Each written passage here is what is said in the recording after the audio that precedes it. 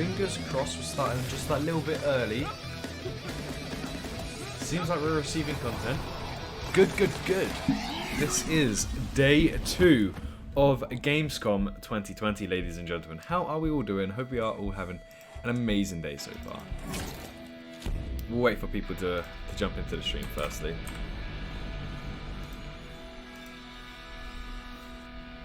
We have 45 seconds left. Oswald, Tyler, Xiao, James, how are we all doing today? How are we doing? You two, get in the room. Come on, let's go.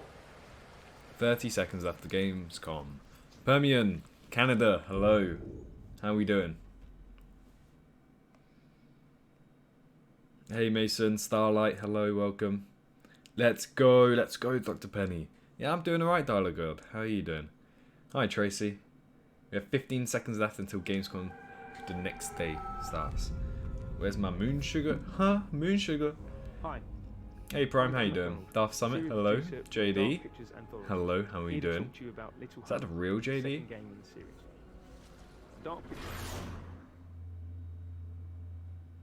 Let's go. Day 2, guys, day 2. There are a few unannounced games to be released today, so we'll have to wait and see what they are. Leon, hello. Charles, hello. Dino J, Dino Boy, Dilo God, Acro, Jennifer, Advait, that's it. Mosek, Starlight again. Leon, I'm doing great. How are you doing today, Leon? Let's see what they have today. Exactly. Advait, please don't spam. That'd be appreciated. It's the official JD. Let's go, JD. How you doing? How's Camstream? Yeah, Advait, please don't spam. East Texas. Let's go, Taylor. Good morning.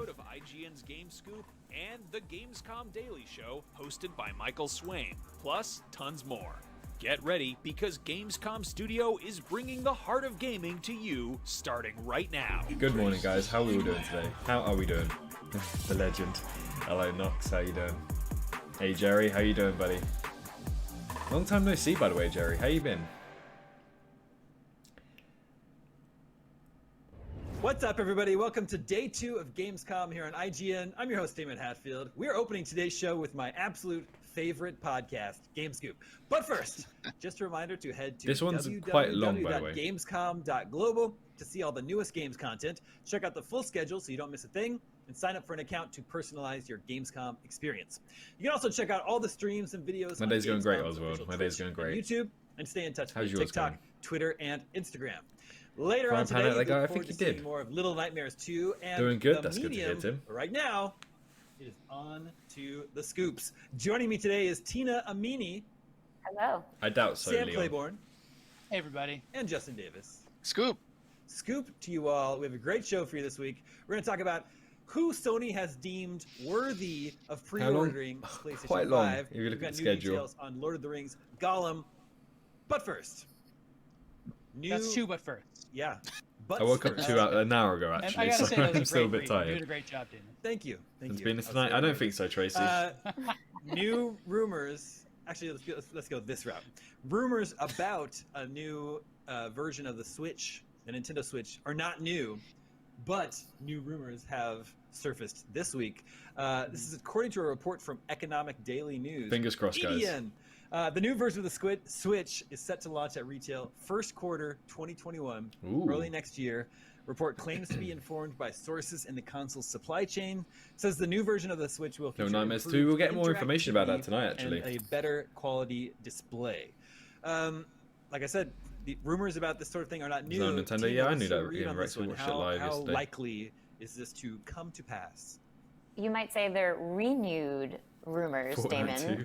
because you're right. It's been kind of like a suspicion for a while, and it would not be outside the norm Kind of of quiet. Wait, you got on of 100? what Very Nintendo loud for could me. do in terms of making sure they're sustaining the life cycle of the I'll try and Switch. turn my voice I up know a a lot little of bit people more. wanted a That might be a Pro little bit Switch. better. There's obviously a lot of conversation around Move the mic closer to the my mouth. power not exactly being up to speed in terms of the current generation, and It does especially look as quite we're cool- entering in the quite next cool. generation. It's kind of becoming more important for Nintendo to make sure that they can step up on a graphical level, as well as the convenience level, because there's so many gamers that love the option of having to play their game on Switch rather than PS4 or the Xbox, because you can just take it around with you. It's incredibly flexible. So if they are able to increase up to like 4K support, for instance, I think that's going to be the kind of thing that brings them a little bit up to speed as we head into the next generation. Now, Tina, you sound a little quiet on my end. I don't know if there's anything you can do on your end, or Chris, who's our TD working behind the Seems fine scenes, for maybe me. he can work on that. Something from Jurassic World Evo today, especially because everything Frantic was saying Sam, I yesterday. believe you've said, I think we just looked too much into it yesterday. A new version of the Switch. You see a trailer for Jurassic World 2 or Jurassic World Yeah, Evolution 2? so what I think No, we won't see it today. now There's nothing is about that Frontier on today. There's probably a good reason that the new Switch is going to happen no matter what. Like, I think like there are parts of that Switch Dinosaurs. that are 3 or 4 years old that are harder to get now than new parts that are better. So we're gonna, you know, like if there's like Basically, if Jerry, that's they were what's just funny saying a about few supply chain things like, this. "Oh, we Like, could if see they're it, but then we actually going can't to see it," funding and then Switches, it was just, remember, it got a it's bit hard to get a confusing from Switch different right now. developers. That's a problem, right? So if they want to Play get Cyberpunk more people 2070? Switches, No, I'm they not might gonna need play to that. change that up. And if they're going to do that, they might as well upgrade it so the screen has more definition as a new processor. Those are like two easy things to kind of go for, and then battery is the other one, right? But those two are 27th? What do you mean interesting 27th? I got I 28th think in it. that Oh, yeah, no, Switch that's is how it was nice when it screwed can up. pace along with having the things like The Witcher and Witcher 3 and contemporary games on it like Doom. If it can't There we go. do Should be updated Cyberpunk, now. if it can't do the things that are still like current generation but are coming at the end of this generation, then I think that's a problem. And that's where I'd like. They're not on the list, well, I mean, man. if They're I'm not really- on the if list I'm to make really an being honest appearance. with myself, Unless I they're would part love of to the play Cyberpunk unannounced on games, Switch. I know it'll they're look not on the good, I list. don't care. There's like It's a 5 or giant 6 RPG that unannounced I'd want games to, that's like, going to be just announced, veg right? out in bed and play, you know? No Just, what do you JWE news besides it being Yeah, on Switch. I consider these, Jerry. rumors or renewed rumors, as Tina put it, No, extremely nothing so far, Jay. credible and plausible. It would explain a We're lot. learning It would about the explain why potential their new release version of calendar the for Nintendo second half of Switch. this year is so light to non-existent. The teams, the subtext being that the teams are probably Confirmed by working on, Dondi? Nothing's Switch ever Plus confirmed by games. Dondi, let's be honest. I'm less sure, that being said, that they can make an upgrade to the Switch hardware that No, that's doesn't alright, Brian. necessarily make it more powerful. The screen, and to be clear, I love my Switch, but in the year 2020, the battery life is very bad. The screen is not incredibly high quality, and it actually has a huge black bezel around the edge. So there's an opportunity. You can see it right there on the screen. Like, they wouldn't even need to change the Switch form factor at all and just make Yeah, that that's why I'm screen here, edge to edge. Terminator. I just want to see what kind of improve the games are battery coming up. life and make improvements like that without necessarily having to make a console that can do 4K output on a TV or something. Leon, like you're that. going to need So, licensing for that. I'm curious to see which direction they go. Like, is it truly a Switch Plus that can do 4K, when docked, and that has more horsepower? Is it just sort of like a Switch Plus that has the same internal components, but maybe is just a little bit, nicer and premium feeling? Tina, It's you funny played. to think that well, I was just going to say, to Tina's point, like, we're about to enter an era in which, like, we all have 4K TVs, and that's never stopped Nintendo from not updating before. But if we all have 4K TVs and we're plugging in something that doesn't have 4K, it's going to start feeling silly really soon, and maybe they'll start caring about that. Well, you're so right about Cyberpunk, though, Sam. Where, like, it's already, even a newer, more Switch powerful 2. Switch is either not going to be powerful enough to run Cyberpunk, or even if it is, it's going to look so much worse and inferior to the version that you can get on the other consoles that, like, it's almost harmful to Nintendo to, like, run in that direction, like, because then they're inviting a direct one-to-one comparison that they kind of don't want.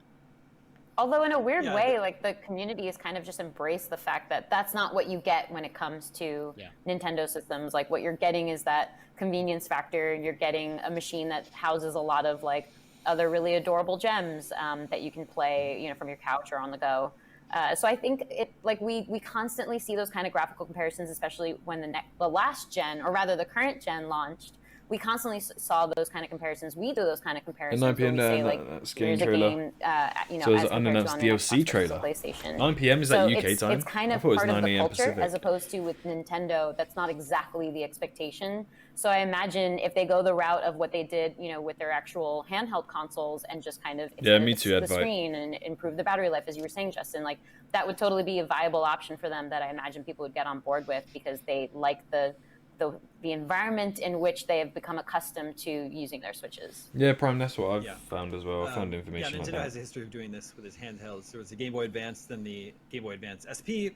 There's the DS, and then the DSi. Yeah, I appreciate the follow this whole on time, Twitch, Mad Lad. the almost 4 years that the Switch has been around, 3.5 years, the sort of ecosystem or the I'm gonna game have to sort library those is all follow those alerts out. incredible Nintendo The YouTube ones exclusives, aren't working correctly. a lot of indie games, and then a sort of a steady stream of ports from older games from this generation that might not be the best way to play them, but they run and they're portable, which is nice to have. But as the two the next-gen consoles launch, PS5 and Xbox Series X, the Switch will at the power. There's no more really DLC coming, Jay, because they just released the complete edition. So I doubt that's going to be the I would love to case. see a slightly more powerful Switch coming soon. Soon after the console launch. Tina, you played The Witcher 3 for the Dr. on Pepper. Switch. Like Sam, would you also prefer to play Cyberpunk on it? No, the reason why it worked, and I was going to mention that too, the reason why it worked for Witcher 3 is because I was late to it, so it felt like the kind of game that I could chip away How'd at you learn in that, between Leon? moments. Where's So, that come from? If we're traveling somewhere, or if I'm at Which is staying 400K with on with Twitch my brothers streamers? or something, like it's How an do you easy waste thing for me to 400K? fit in. But for a new game like Cyberpunk, I think I'm going to want to experience that the same way everyone else is experiencing it, since I'm going to be experiencing it at the same time too. Makes a difference. Yeah, for sure. I want. That's like the sort of like the big premiere game that's closing out this generation and launching the next one. So yeah, I want to play that on my big 4K TV. If this new model of the Switch is coming early 2021. Here's a Reptile House. Sam, what do you think That'd about be the great. prospects of Breath Time of the to Wild manifest 2 for a sort of sequel? launching alongside it to launch? You just this- have to wait and see. You never know this, what's little, being more powerful version. built up on. There's Because at the end of the day, they there's could a big announce problem it with on a that, random and day that's this month Nintendo in September. has never done. So you were talking about the history of Nintendo having like the SP out, or the DSi was a version of the DS, or the the 3DS had some iterations. They're not like 0.5 steps like the like the Xbox One X or the PlayStation 4 Pro. They're not like that. Those are like very incremental, and they can still play the old games. And there's very few exclusives that were kind of for those newer systems.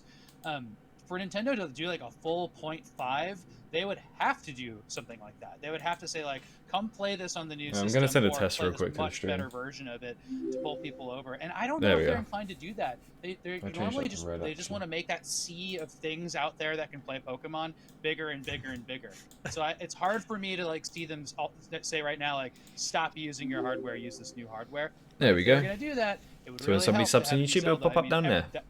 That's how you get the hardcore people over. More gotta Evolution be- DLC or new game? 100% new game. I don't want a Justin, new what do you DLC in this game. Well, It's not gonna live long, is it? It really calls into contrast for me. Switch or, people are gonna be mad. Makes me think about we Oh, mostly it came from talk your head, about and right. consider the Switch as a home console. Much playing Battle. That's alright. But As long as you're Nintendo here, that's doesn't the main have thing. a portable anymore. This is Two the unannounced only game console, trailers. and it's the first Yeah, I time know. in That's why I'm Nintendo's history pretty much ever, watching the whole way since the through. Game There's Boy, loads of that unannounced they games. have not been a handheld and home console company, and so I'd 100% prefer a new everyone game. talks about how There's the a lot Switch more is to a do. runaway success, and it's going to end up being, it's probably going to surpass the Wii as being their best-selling console of all time. But in the back of my head, I'm always thinking about, like, they sold 150 million DSs, and that business is just gone now. So, where they take that Switch line is going to, I think, solidify for me how Nintendo is thinking about the Switch. Is it more like the DS where, they had three, you called out the DSi, Damon, but they also had the DS Lite, That's right. That's right. So they've iterated I had on the that DS Lite, a that was lot great. of times. Or does Nintendo Those in their game own head trailers, sort of there's think any about it chance a little Shizuru bit is going to be more one of them? as I a don't know, home Mohammed. console? We'll have to wait and It's see. hybrid. It doesn't That's have the an fun of it. analog. We don't It know. occupies a really interesting space in the If ever company's Dinosaur history DLC, and gaming that's history the thing, where wouldn't really be I think worth it's it, a would little it? bit hard Hey to James, look how you at doing what today, happened buddy? in the past and draw conclusions. Imagine DLC in general. Sam, it's interesting. You said Nintendo wants to have as many devices out there that play Pokemon as it can. Yo, Louise, I appreciate has the that sub. How you changed doing to today? as many devices out there that can play Animal Crossing? Yeah, seriously, that must have been blowing their minds when that was happening earlier. Yeah, I think they want people to go on to another game now. So I think that's like a big scramble. Okay, I'm going to send another test real quick because I've been having some issues with my alert boxes, so I just want to check. There we are. Because how could they? It was because of a world Okay, event. it's that working we now. Anticipated that we all played Animal Crossing. Probably. We don't have a B universe to compare A universe to at this point. Yeah, I wish we did. Yeah. That we know of. We're in the B universe. Well, we had a way to get there. Yeah, exactly. I have the Game Boy. I have the Game Boy as well. Okay, that's a good stopping point. We have to take a quick break, but when we return, there's going to be even more scoops. So many more scoops for you to just scoop right up and pour all over your face. And right How long down did they your say this? We'll be right back. That sounded that was an innuendo for sure. All right, so here's the schedule. This is all in Pacific time, which. What time is it in California right now? Gamescom 2020 is the heart of gaming, and you can keep to the beat Sacramento, right here on California, IGN. United We States. turn the single It's biggest show in 8:14. gaming in It's 8:14. Gamescom now is your virtual show floor with up to the second live coverage. 8 hours, I believe. Yeah, I believe it's 8 hours. Yeah, 8 hours. I really can't be asked transferring this. So this is gonna go. So we are here right now. We're gonna be doing this for an hour, I believe. So you're more than welcome to come back later onto the stream if you're not a big fan of all of these game scoops and everything. You know, this is just like unofficial, you know, leaked information that they're going to talk about. And then at 9 AM Pacific time, we are going to have a trailer reveal for Genshin Impact, Scarlet Nexus gameplay reveal, which is going to be quite cool. Europlay Games lineup sizzle, Ponpu new game reveal, an unannounced game trailer reveal. Fingers crossed for that, guys. Conarium trailer reveal. NASA Son of Man trailer reveal. Another unannounced DLC trailer reveal. Humankind new gameplay reveal. I don't know if that's Humankind, the Ancestors Anthology or something like that, but if it is, it's going to be quite cool to see new gameplay of it. And then at 9:30, so I mean that's 5:30 British summertime. We get to see Age of Empires 3 developer intro, Little Nightmares 2, which loads of you guys are very excited for, gameplay preview. Next up, we do have a Stronghold Warlords, a new gameplay reveal for that. Morbid, the 7 Acolytes, I think that's how you say it, in a new gameplay. Then at 10 o'clock Pacific time, we get to see all of this. I'm not going to say all of them. Transier, Hark, Zelta, and Overloop. Half an hour after that, you have Sakuna, the Waylanders, and then more Sea of Thieves developer gameplay update, so that's going to be interesting. Medal of Honor. Yo, Advait, I appreciate the sub. Thank you very much. Unexplored 2 gameplay reveal. Crash Bandicoot, developer intro, so a little bit more. Street Power Soccer. This is all at 11 Pacific time. Street Power Soccer, Drake Hollow, Rajan Ancient Epic, Dirt 5 trailer, which I think we saw actually yesterday. Now, what you can keep looking at this as I scroll down. I know they're talking back again, but I believe we are gonna see new unannounced. Where is it? Unannounced game. So there's 2 unannounced games at 1:30, which I believe is 9:30 PM for me. So this is a long stream. It's a very long stream to say the least. But yeah, it's mainly at this time that we're looking forward to seeing anything. And there's also a unannounced something else up here. And also Little Nightmares 2. But we are going to be with it all the way through, hopefully, unless we have any issues. But do stay tuned and we'll definitely be streaming a lot more. Hi Dino Games, how you doing? Massachusetts? To be one of the first people to pre-order the PS5. Sony says there will be a limited quantity of PS5 consoles available for pre-order. So, I don't know. It sounds like it might be kind of hard to get at launch. Those who are interested to There's a lot of trailers. There are a lot of trailers. Receive an invitation to pre-order can share your PlayStation From Nebraska. online ID, and then if you are selected, Sony will email you the instructions to secure a PS5 Any clone at battle launch. lines? The No, I selection of who don't. gets chosen for a PS5 pre-order. It's going to be a long this night. my It favorite is. part, is It based is. on previous interest and PlayStation activities. So, so PlayStation, your PS4 is connected online, and Sony's been gathering. Gonna be a all long this day. data That's about right. you I'm here with you for the past guys. 7 years, and it knows how many. I know platinum not all of trophies you are going to have, stick around so for the whole it knows duration, how hardcore but you're more than a fan welcome to you pop are. in and out. Trophies finally matter. I don't So- know how it's gauging previous interest though, and then unless they're just looking at how much is your account spent in the PlayStation Store. I have an alternative knows? perspective. Okay. Allow me to present a different theory, which Sure. is all of this is lies, and it's just marketing. Well, I was going to They're ask just that like, too. Is this? Guys, we don't know. I don't know if we're even gonna have any PS5. You better give us your credit card number now. Otherwise, we're not sure. you're going to be able to get one in the next year. That's why I'm Oh, getting a I- new Xbox. Sorry, Yeah. go ahead, Justin. No, I'm just goofing. Oh, I actually saw some of our commenters were saying the same thing. Like, is this manufactured shortages so that you're drumming up more interest and drive to kind of get your hands on one of these things?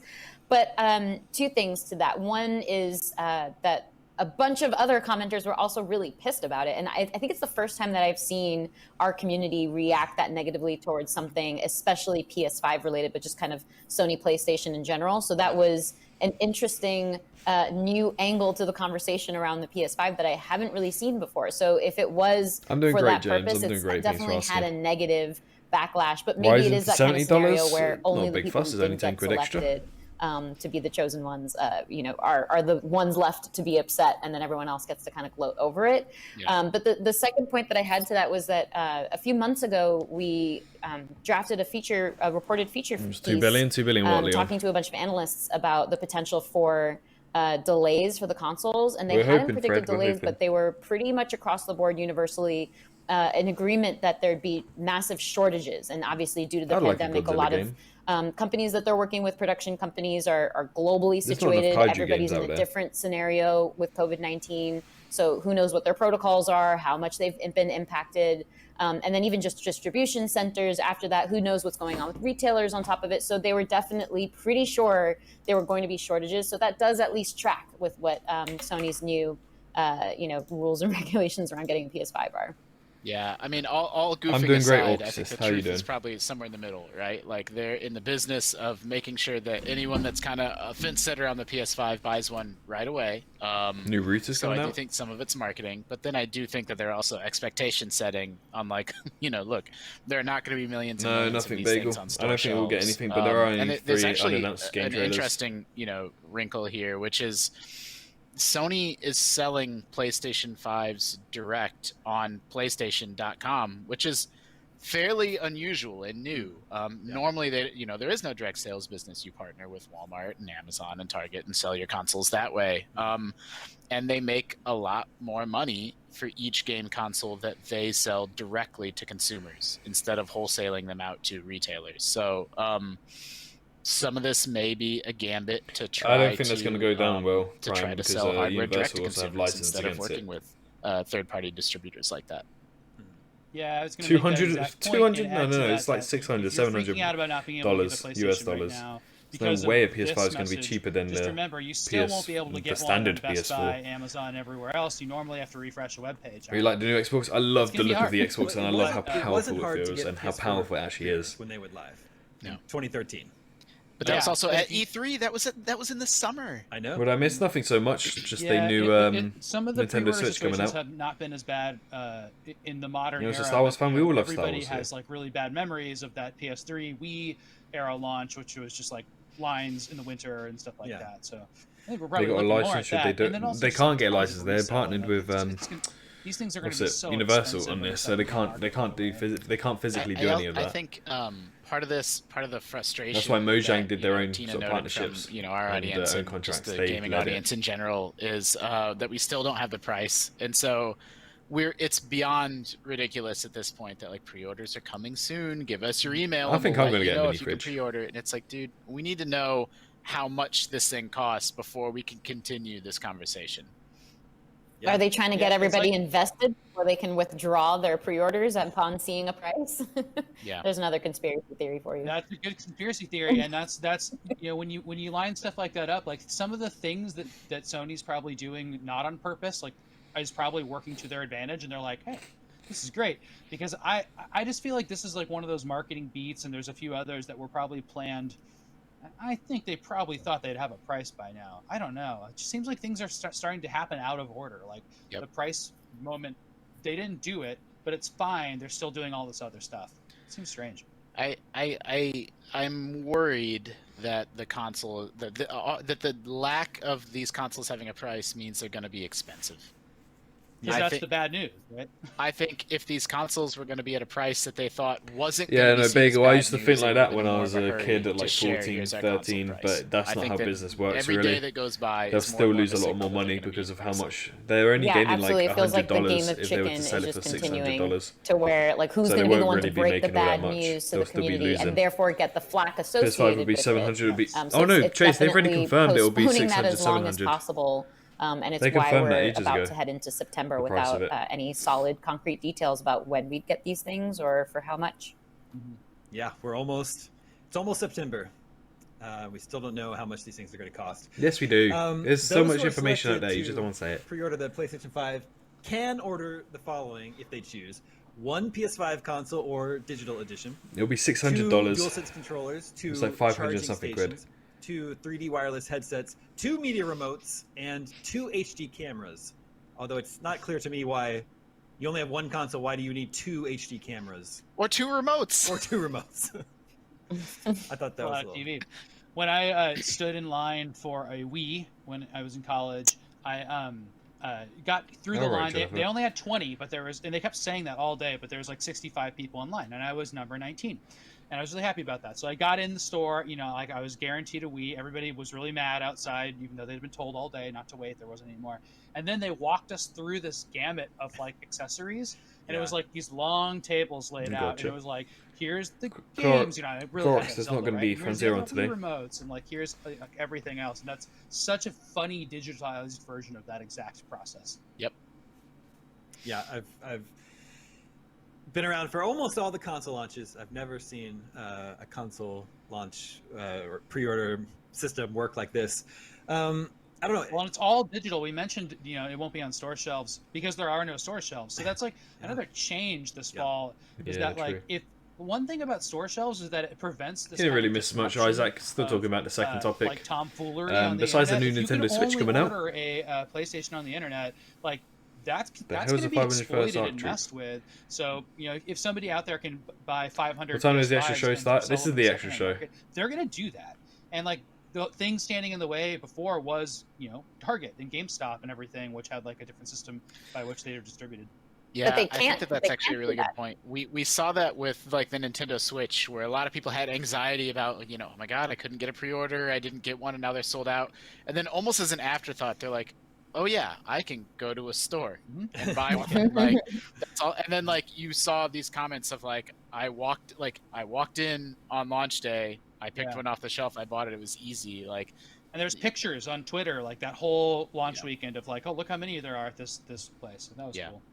But at Not the this very time. least, for this pre-order phase, they're only allowing you one console, and I have to imagine even after that, they're going to be limiting So I don't know it too, how- especially because how of the long it'll shortages, take but also after you because of pre-order it, resellers though. online for sure.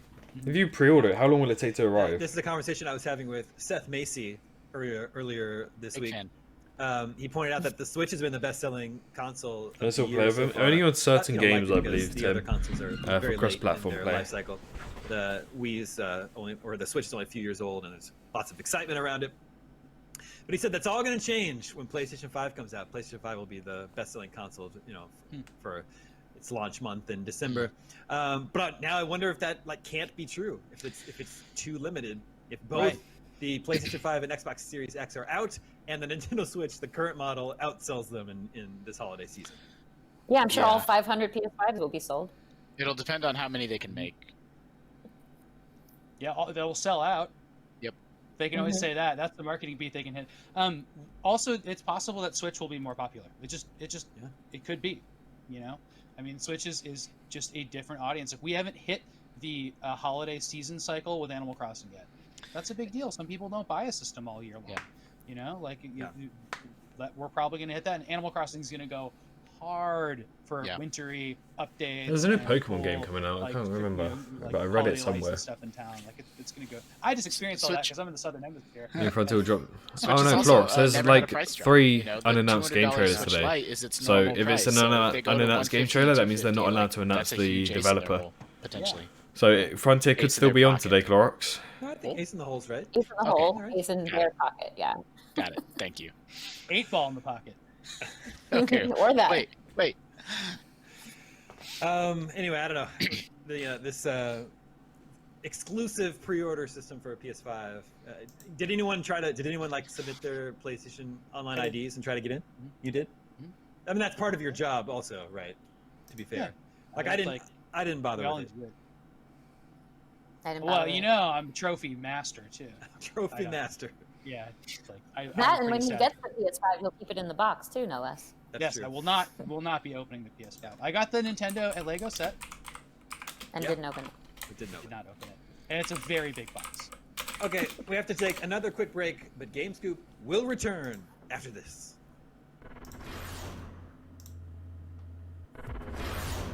Alright, hold on. I'm looking at something here. Trying to see if we can get any sort of information.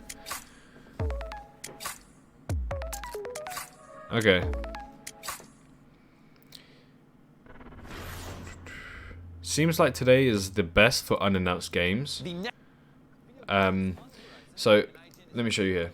So here we have a list of other games that are coming out on day 3. What we're gonna see. Times are subject to change, obviously. So today's the big day. What do you mean, Emmy? Oh, that was squeaky. Switch Xbox and PS5 is too expensive. Oh, Xbox will probably be more, to be honest. It's a lot more powerful than a new PS5. Alright, new gameplay, trailer. More trailer stuff, new gameplay. Yeah, so today's best because I believe unannounced game trailer reveal. So there's potential there, and also here, unannounced gameplay, unannounced game. So there's 3 here on tomorrow. This is all happening tomorrow, by the way, guys. This is tomorrow's schedule. Today's schedule is, it's down here. I believe there's 3. But there's an unannounced DLC for this one. So there's 1.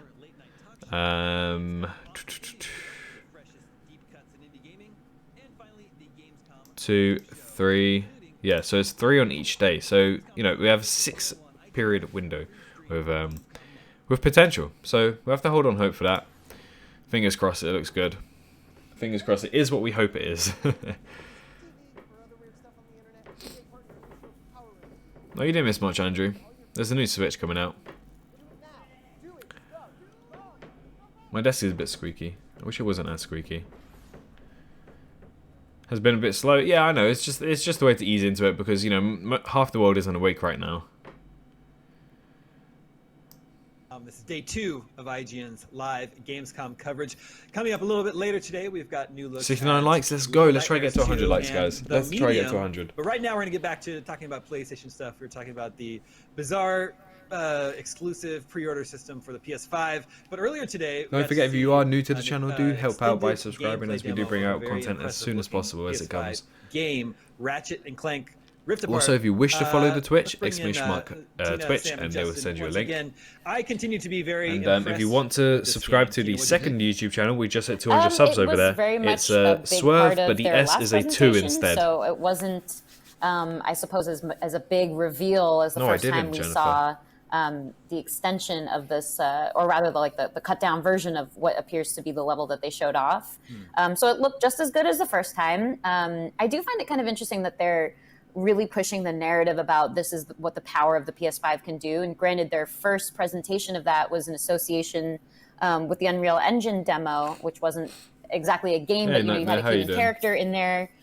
You had these realistic looking environments. Obviously, Ratchet and Clank is a slightly more cartoonish with this like realistic kind of graphical edge to it. So there's a lot of particles flying around. You can see the reflection of windows from the buildings on the floor. There's just a ton going on, and obviously the rifts. Cadu, thank you very much for following on Twitch, the and biggest, Broxy, I thank guess you very I would much say, as well. like next gen part of that presentation. But it is interesting that they're Broxy, thanks for subscribing continuing on YouTube. on that I beat appreciate with it. this game as being like a prominent example of what next gen can deliver. Yeah, and it's you know it's coming from Insomniac, who's also delivering Spider-Man Miles Morales at launch, and Ratchet and Clank is supposed to be a launch window game. So man, Insomniac is really sort of the VIP for Sony heading into next gen.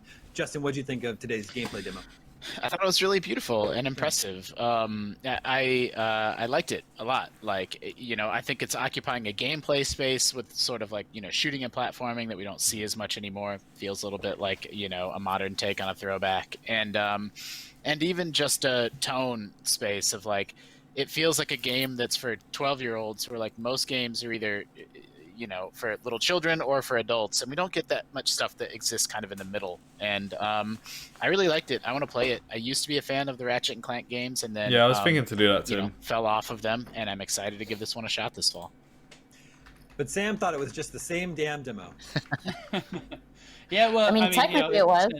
There's what I would have liked to see in this demo is what we all want to see, which is like, you know, the vortex stuff being shown off a lot, and you know, shown off a little bit, but not in the sense that like I thought you could like I would like to see the idea of like where you can like walk around and just zip through them over and over again. Like I really want to see that as like the tech demo I want to see, but this is like more of gameplay, and I don't mind seeing gameplay because gameplay helps me make the decision about whether I want to play a game or not. And this does not look like a game I want to play. It looks more like a Lego game where you just kind of run through it and shoot things. Like I need to see some platforming or some creativity around, you know, how you move around this world like that, like they just showed, which is really cool, and how that works into the game. Otherwise, like, I don't know, man, I can't just shoot boxes and robots and listen to a story. That's just not my thing.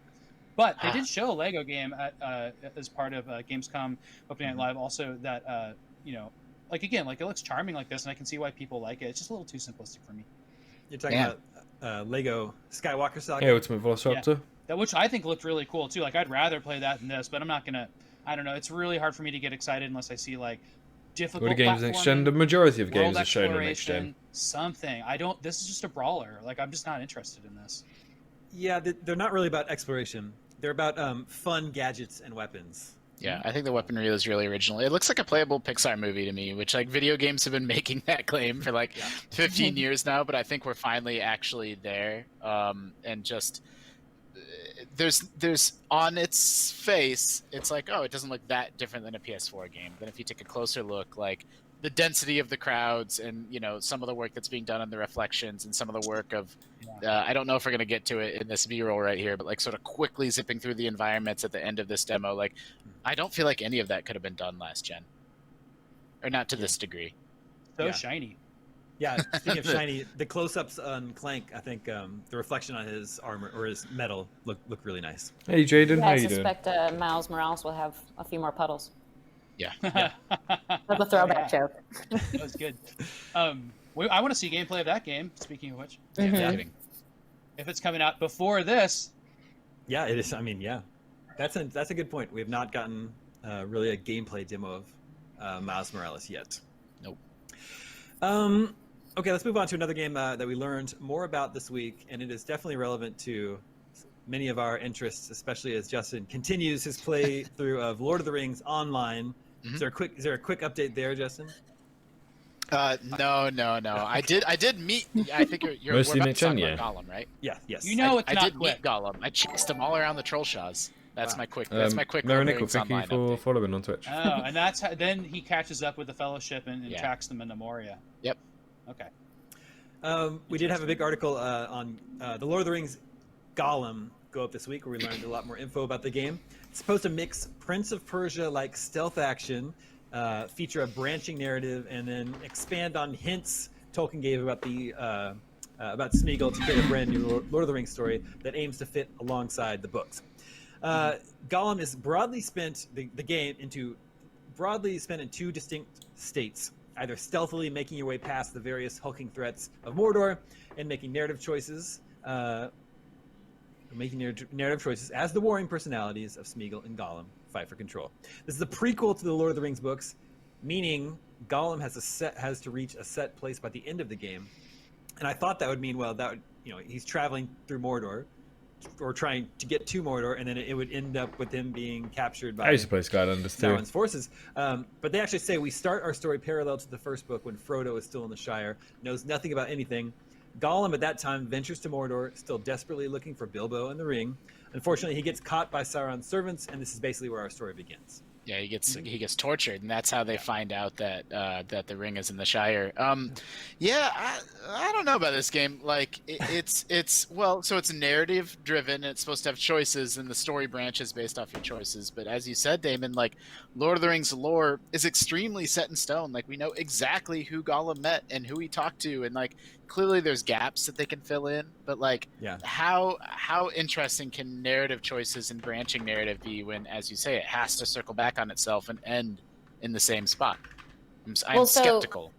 So interestingly, they actually said that yes, obviously it's going to follow the narration that we already know about, or the storyline that we already know about. But there are elements of Smeagol. Obviously, the whole game is about like Smeagol I'm gonna versus try something Gollum, real quick, and if it works. What Gollum wants is to retain the control of the ring again and find Exclamation mark Bilbo YouTube, and you'll be figure able that to out. find a But second there's other channel that way. elements of like what's driving Smeagol. So as your personality is, and then therefore the gameplay is going through this conflict, I suppose there are probably side quests or something else that you can fulfill in taking on the persona of Smeagol, and that might be something that's less explored. Like, I don't know, I can imagine it's going back to his roots, like to who he was as a hobbit, who some of his family members are, maybe where they ended up, and investigating that other life that he once upon a time led before being driven mad by the ring. So I really do like, I think that there's enough meat there for that. And then the one thing that really stuck out to me was that obviously you can't do a lot of combat. Like I imagine he can throw a fish at someone's face and maybe jump on their head and confuse them for a minute and then skulk away again. But outside of that, he's not taking on orcs or anything.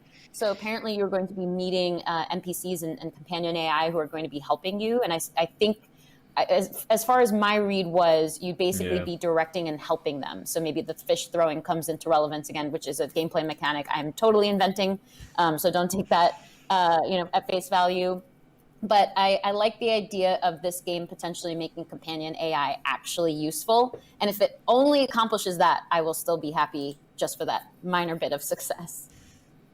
Man, Gollum's really good at Yo, Dragon, how you doing? And that is a stealth thing. Guys, if you put exclamation mark YouTube in the chat, then you will be able to go and check out the second channel. Hopefully, if it works. There you are. You'll be able to check out the second channel. One of your theories matches up really well with the geography of where Gollum ends up.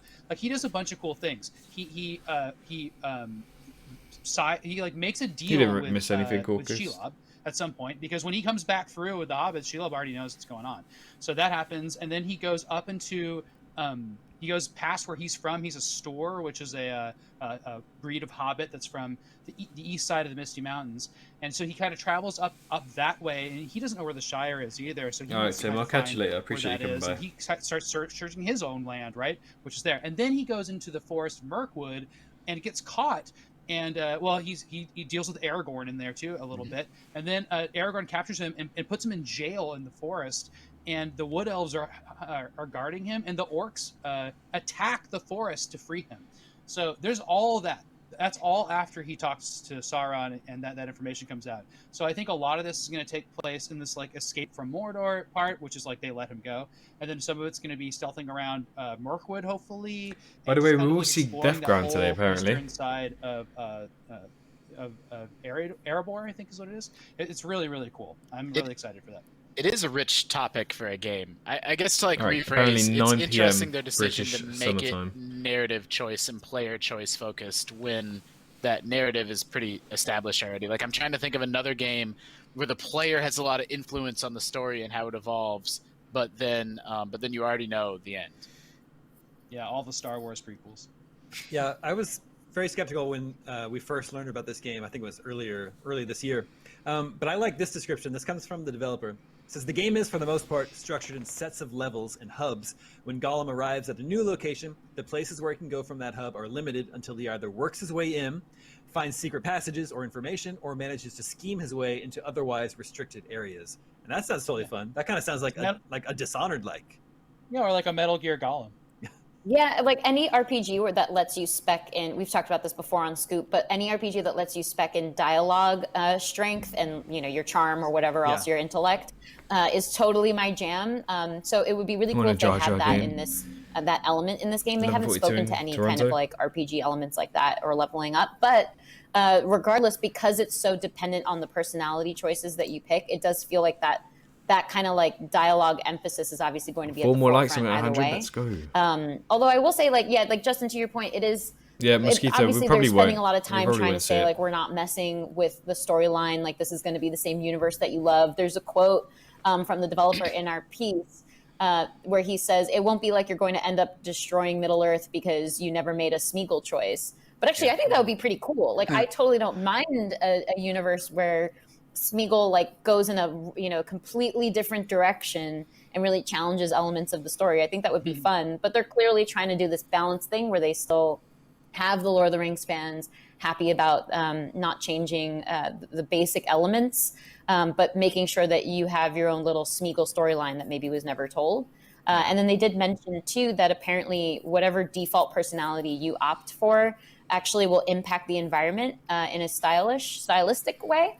Which kind of reminds me of the Saboteur and how, like, basically the environment gets colored in the more that you conquer these little, like, the areas in the game. So that kind of thing is like a cool little aspect of it that seems like it suits the rest of their goals.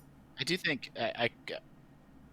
all of that sounds really cool, and I'm also excited to play as Gollum. Like, he's not a hero, he's not a villain. We've played as children and weakling characters before, but never, like, I can't think of a game protagonist that like maps to this. He's just a really, really interesting, well-written, well characterized 100% for fictional Jar Jar. character that I'm excited to Imagine get Jar Jar Binks game.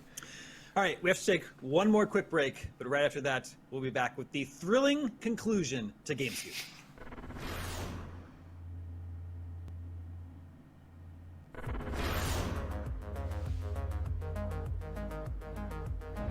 Gamescom 2020 is the heart of gaming, and you can keep to the beat right here on IGN.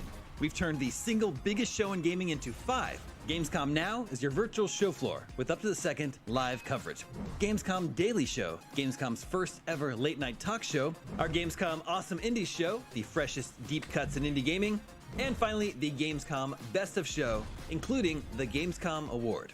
Gamescom 2020 is available on IGN and wherever you stream Gamescom Now.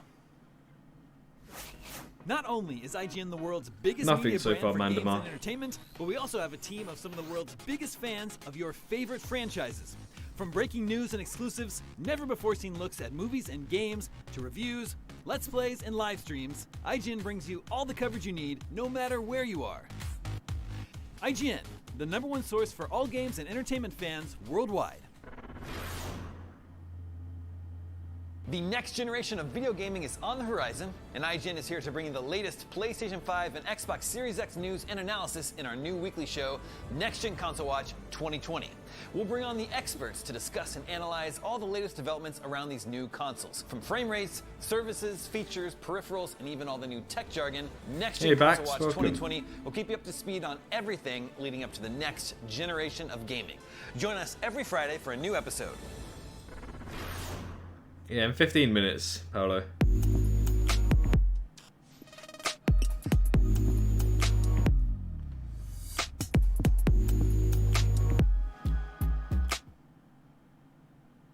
This year, Gamescom is streaming to you on IGN, and now you can watch it unfold on TikTok. World premieres, exclusive gameplay, cosplay, interviews, and unforgettable moments from the biggest show in gaming can now be crammed right into the palm of your hand. Check out IGN and Gamescom's TikTok accounts and use the hashtags Heart of Gaming and Gamescom 2020 to get in on the action.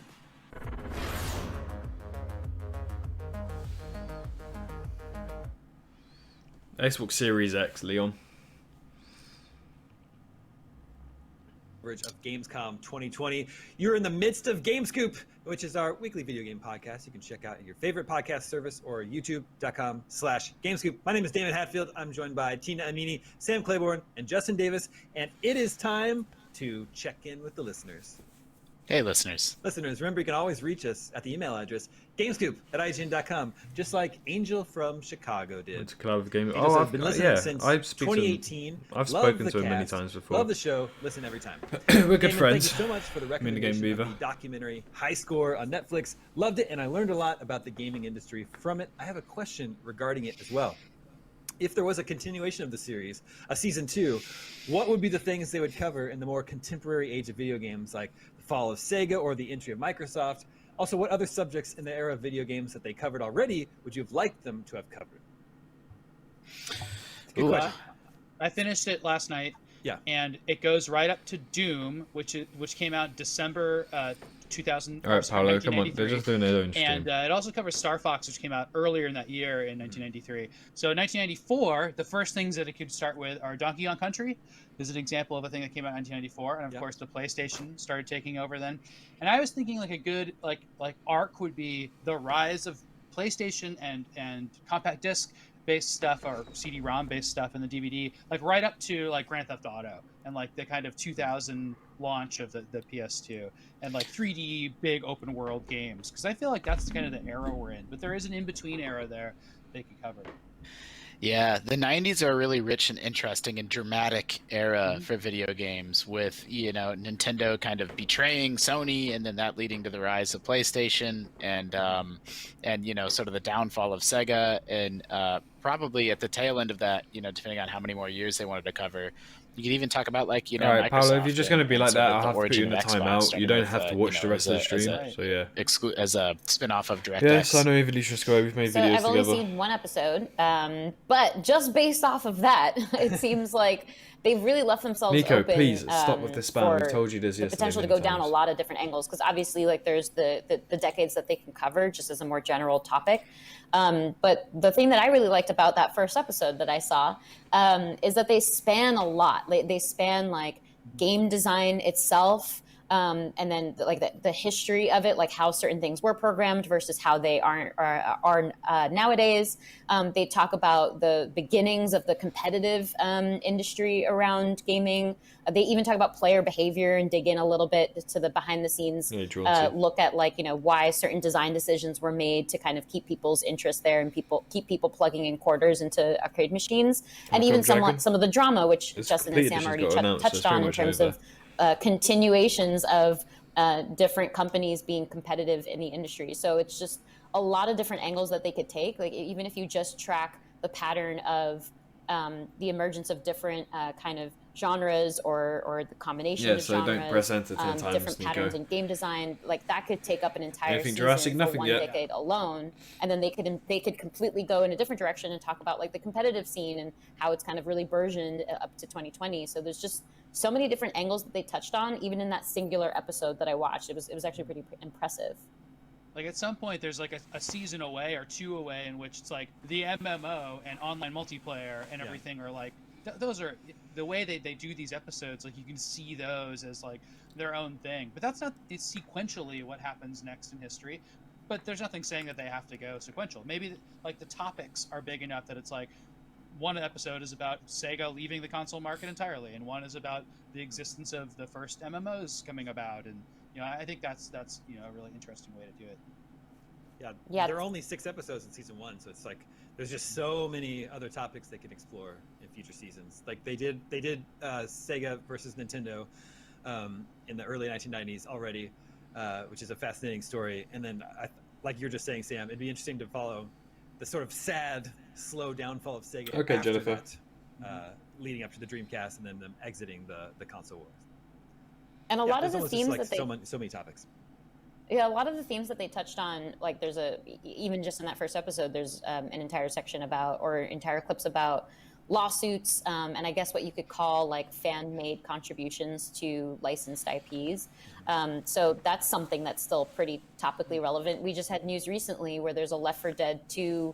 I'm not sure exactly actually what it was. It was like a mod or something that that Valve is officially incorporating into Left 4 Dead 2. So it's come a long way from this kind of like competitive, protective kind of era into another generation where it's kind of the normal way of things that fans are constantly making their own creations or additions or mods on top of games. So that alone could be a whole topic. You could look at like the beginnings of, since Sam mentioned MMOs, you could look at like how MMOs have morphed, and then how Destiny introduced a new genre and how there were so many copycats after that. Like there's just so many even super recent examples that you could spend episodes talking about, and how the impact has been, what the marketing has been around it. I love the clips of like teenage girls reacting to Pac-Man being cute, which I don't get it. It's just like, you know, a block of cheese essentially. Pac-Man's so cute. I guess so. What you're saying there about the research that went into this, I just wanted to call it out. Like, it's unbelievable seeing all the news clips and stuff like that. That's like one side of the research that went into that project that's just amazing. Seeing, commercials and news footage and everything. Then there's this other side where like every game that's shown in it is shown with scan lines, like probably off a CRT or at least like emulated really closely to look like one. It's incredible. Like we do this for our jobs, right? We have to capture video games and talk about video games and do research and stuff like that. So it's really cool to see that done for things that didn't come out in 2020. Like, it's really amazing seeing like new technology highlighting what Donkey Kong actually looked like on the screen in 1980. It's pretty cool. Yeah, they have like I original love- sketches for Space Invaders. They have, and then they do animations for scenes that they don't have. That was really cool too. How they were just sort of like animating some It's pitch not Spark. scenes for ET. It's really not. So they definitely have like a really big multimedia backing to it. The Space Invaders sea creatures was like so mind blowing, because I knew like they were kind of based on sea creatures, but then you see like the one as a crab, and he's like, he doesn't really look like a crab. I know. I love the footage from the Nintendo World Championships, like the finals of the Nintendo World Championships. It's so cool. Yeah. You didn't miss anything, Tracy. Don't worry. Red, how are we doing on time? How much time do we have left? We got 5 minutes left. That means it's time for a video game 20 questions speed round. Speed round. Our suggestion this week comes from Matt Ford, and he only has a hard mode suggestion. So it's just hard Oh mode. boy. 5 Speed minutes round. hard mode. All right. Let the questioning begin. Expectations, set them low. Could this game have appeared in the Netflix documentary High Score? Wait a minute. Wait. Could it have? Well, Based on In what? terms of generationally, off the Yeah. time period Yeah. that the first He is now. episodes covered. Based on the time period. Before that- 1994. Okay. Based on that time period, no.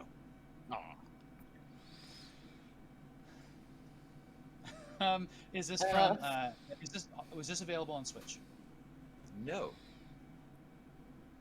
is it current gen though? You guys don't have much time. Is it on current gen consoles? But Tina, I cannot hear you. Oh boy. There you go. Now we I can. hear you. Oh, okay. Is it on current gen consoles? No. Okay. Shit, we're in trouble here. Oh, he swore. Was this game released in It's for- the 2000s? Naughty, naughty. No. No. Okay. So it's from 1994 to 1999. We got this. That's great. Was this on a cartridge? No. That's 5. Was this game released for the PlayStation 1? Yes. Was it an exclusive? At the That's fine. it was for like right at release. It was. Oh, Okay. interesting. Okay. Mm. Okay. Was this game developed in Japan? No. Is it part of a series? I wonder Yes. what it is. Is it a sports game? No. That's Animated? 10. Was this game Yeah. developed in the United States? Yes. Is it 3D? Yes. Animal Crossing. Is the developer still around? Still in business?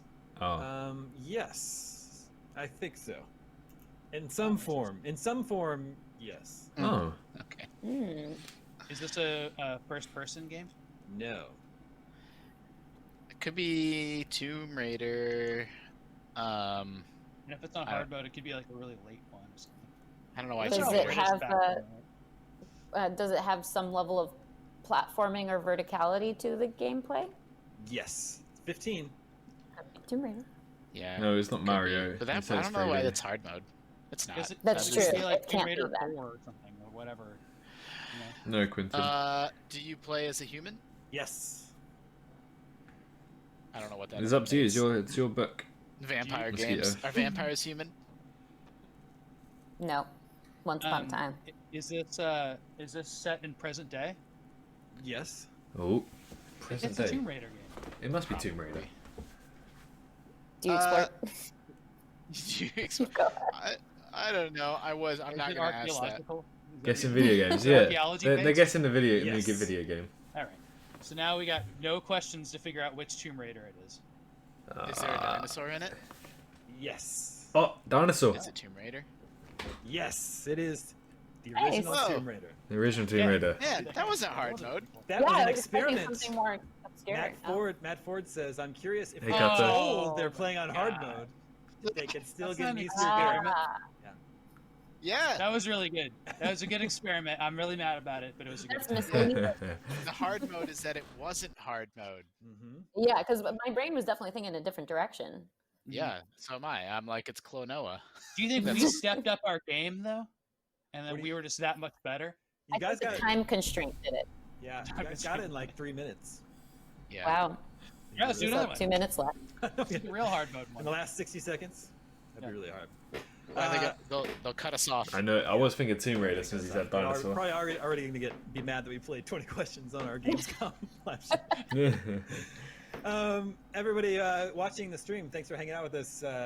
It's early in the morning for us on Friday, almost 9 a.m. for us. So we hope you enjoyed That the is show. early. We're going to hand you over. We're going to take a quick break, then hand you over to the rest of our Gamescom live coverage for the day. We Let's will be go! right back. Gamescom.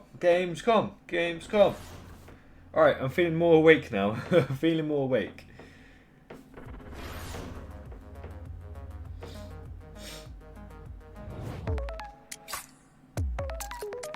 They actually done some really nice face masks, Gamescom. They did some great face masks. I still have my Gamescom band somewhere.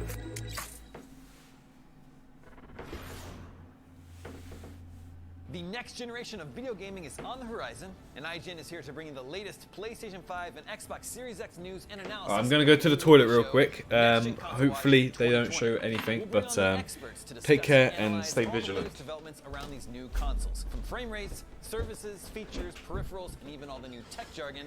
Next Gen Console Watch 2020 will keep you up to speed on everything leading up to the next generation of gaming.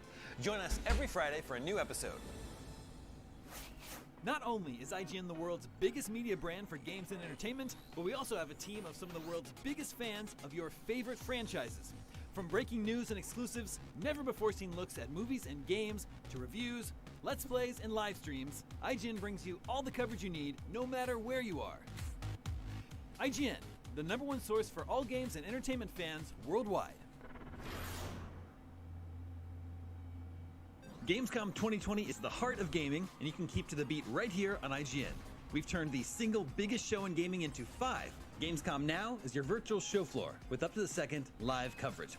Gamescom Daily Show, Gamescom's first ever late-night talk show. Our Gamescom Awesome Indies Show, the freshest deep cuts in indie gaming.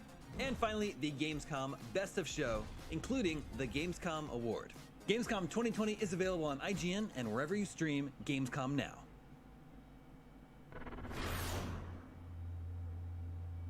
Hey there! Do you have opinions on games, movies, TV, or other weird stuff on the internet? You can take part in our new show, Power Ranking, where you can vote on all your favorite things on the internet. Do it now! Do it! Just go! Vote! Go vote!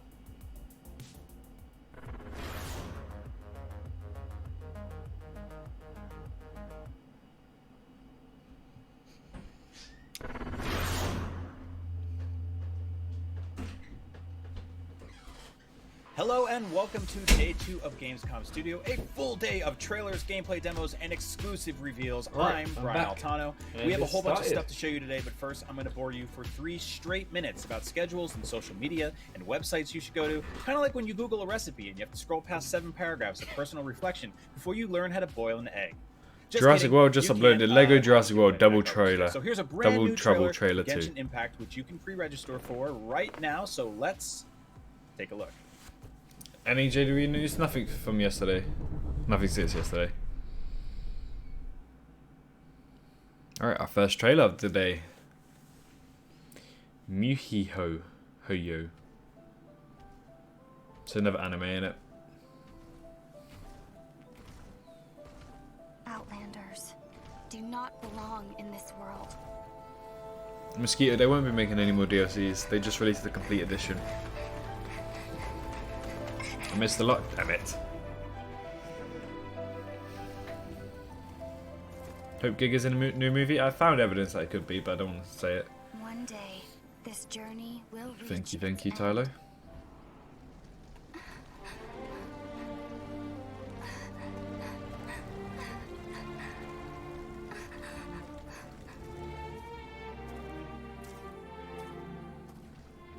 What's with all these anime games? Until the abyss has engulfed the thrones, my war with destiny will see no end.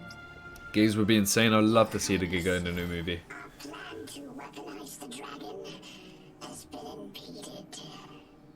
By the Animo Archon, he rises again for the dragon's sake. No, not the Archon. Pyroraptor? Pyroraptor's probably going to be in it. Because that's a feathered Velociraptor size thing. Watch W. What's Bot W? Outlanders, your journey ends here. It's like Fire Emblem from Water. How you doing, Water? No, Darth Simon, that's hentai. We will be reunited, dear brother. But not here. Not now. Yeah, sadly not yet, Super. We will meet at this. No, it just means that they're done with releasing content for Jurassic World Evolution. Settled. Then you will understand. Yeah, what's the point in bringing back the Spino just to have another fight? I don't see any point. I want to see the Spino walk around, swim, stuff like that.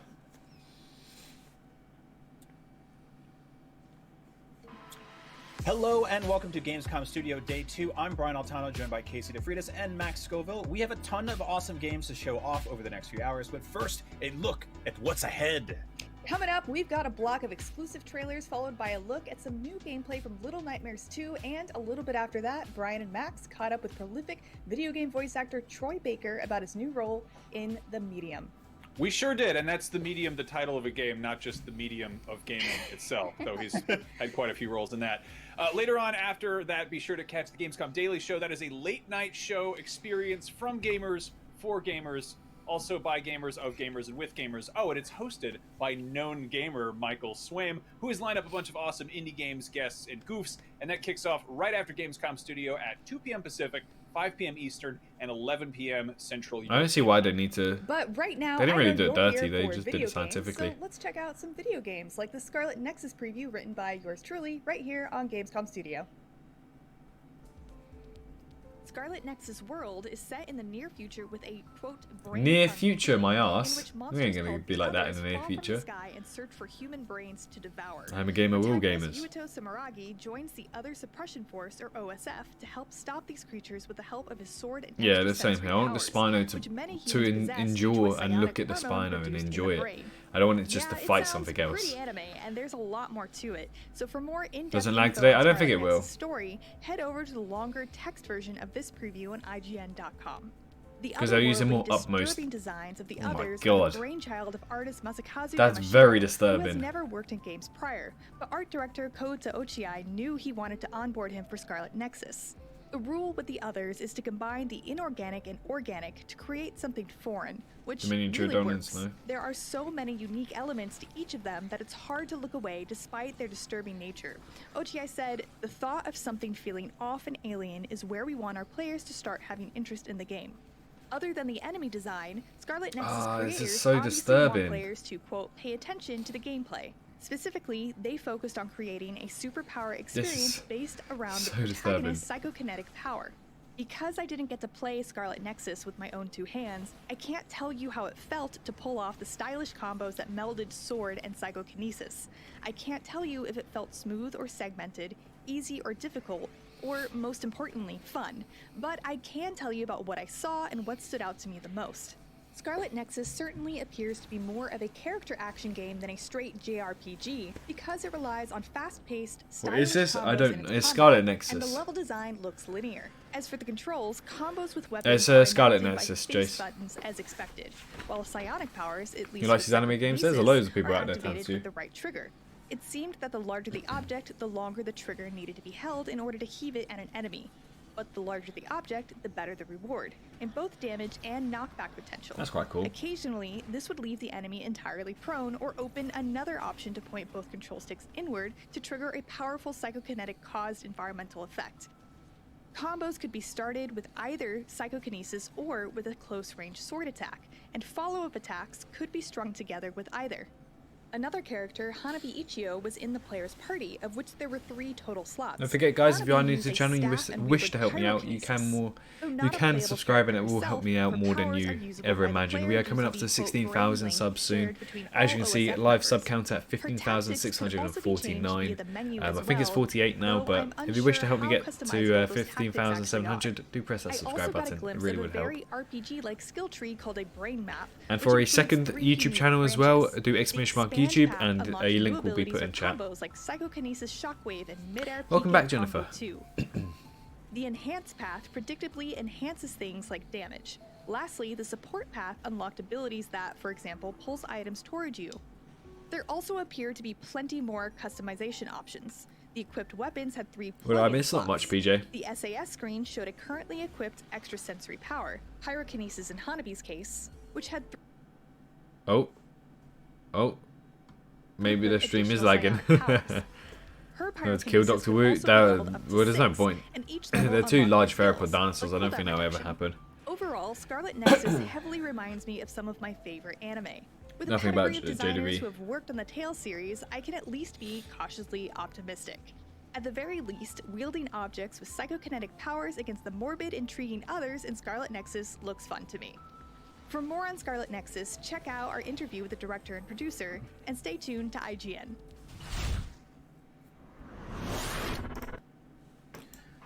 And welcome back. Billed as the Eurovision of games, Gamescom's first ever Europlay Games contest showcases 15 as of yet unreleased games from 15 different countries, and each of them won its own national event to qualify for this. The first ever Europlay is delivered by UKI, the UK Games trade body, in partnership with 14 other national games trade bodies, and it's sponsored by Dead Good PR, an amazing UK PR company focused on supporting game developers. Plus, it's hosted by Mr. Midas, a real man made of real gold. That last part is not true. Or is it? Stick around and find out. To see the real gold man, this is Gamescom Europlay. Gold!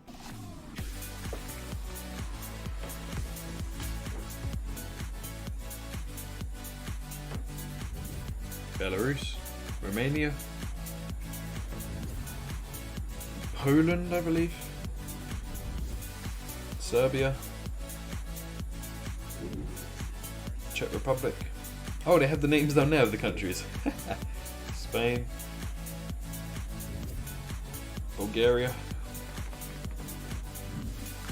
Latvia. See, I'm not even looking at the countries now, I'm just looking at the flags. Let's go. Switzerland. Quite cool. Belgium, Netherlands, Ukraine. I love flags, guys. Australia? Yeah, it's Australia. What? Jurassic Alien's coming with a 50 Danish, I believe, Krona super chat. I appreciate that so much. Thank you. I only just saw it pop up now. You can't make Surprised my Streamlabs hasn't connected that, but thank you so much for the super chat. How you doing, Jurassic Aliens? Multiplayer game with a really cool art style. Here's Bob Marks with a closer look. I did, Nico. I said I know. I've made content with her. We've made like 6-7 videos together. Rajasaurus would be better. Welcome back to Check Out This I'm Game, here, where welcome. we highlight exciting, Welcome, Eagle, under-the-radar welcome. games worth your attention. We're kicking off the second day of Gamescom 2020 with an exclusive look at Pawn Poo, a game that puts some wild and stylish twists on the classic Bomberman formula. Here's a first look at one of the bosses. Not sure why the super chat hasn't come through, but I appreciate Jurassic Aliens. Thank you.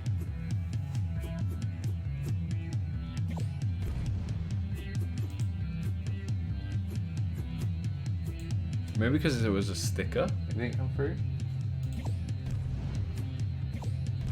I don't know. Maybe because it was a sticker, it didn't come through as a super chat.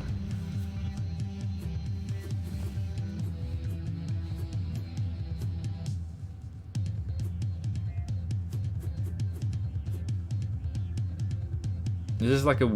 Okay, no, it's not. I thought it was like a snake.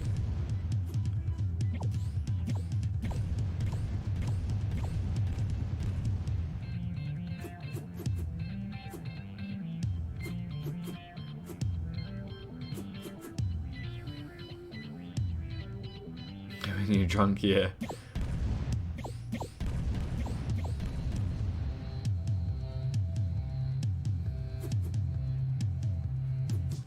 Jurassic Aliens, how are you doing today?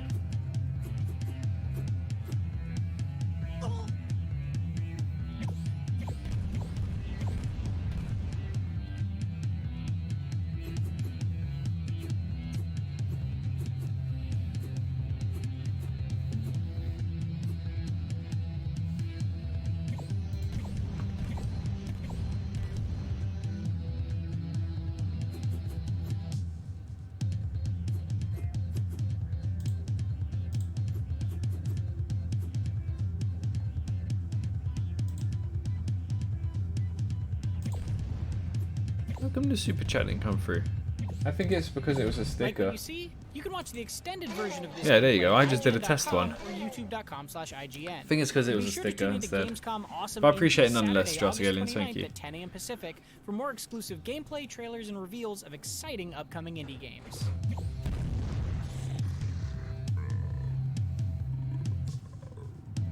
Of course, Mohammed, of course.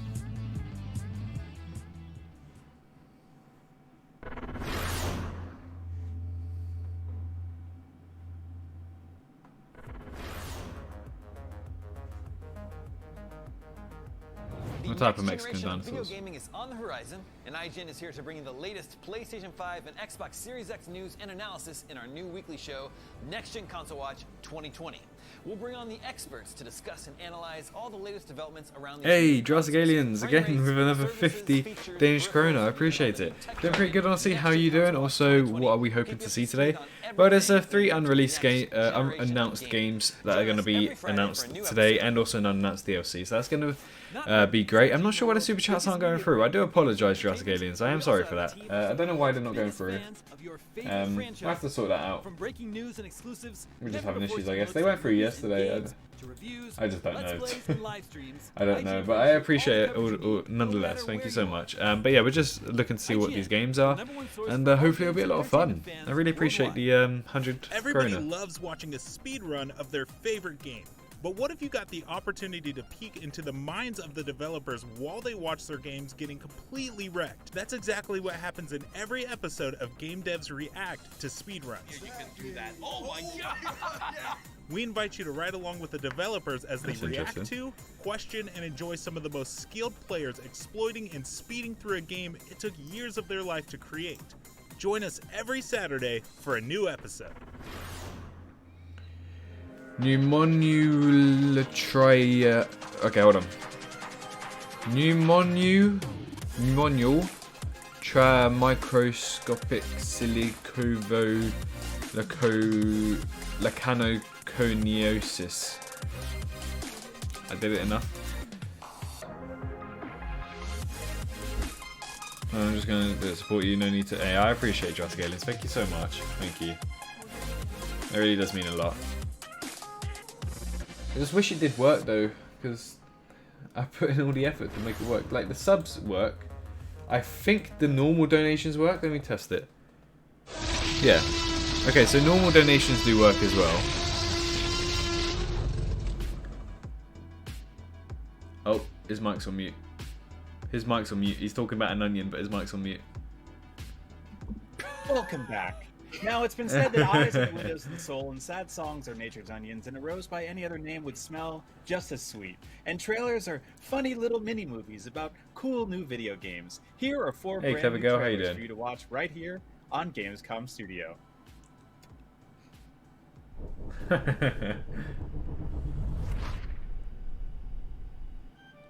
But yeah, there is a donation link in the description if you wish to donate through Streamlabs, because I think that actually does pop up on screen. Don't worry about it. That one definitely will. I have met others that will assist me.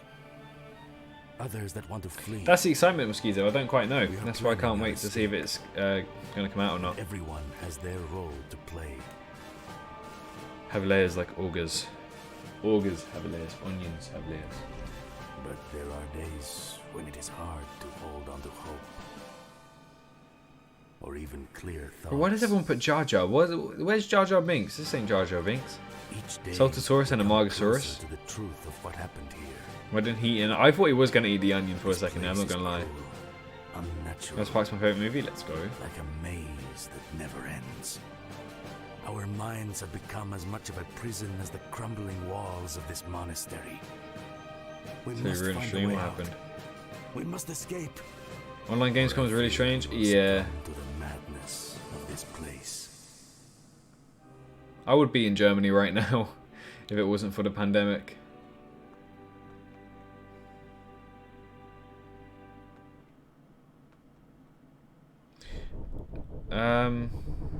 I don't know, Terminator. There's Wait, they actually have a translation for laughing. For real? Why do they have a translation for laughing in Spanish?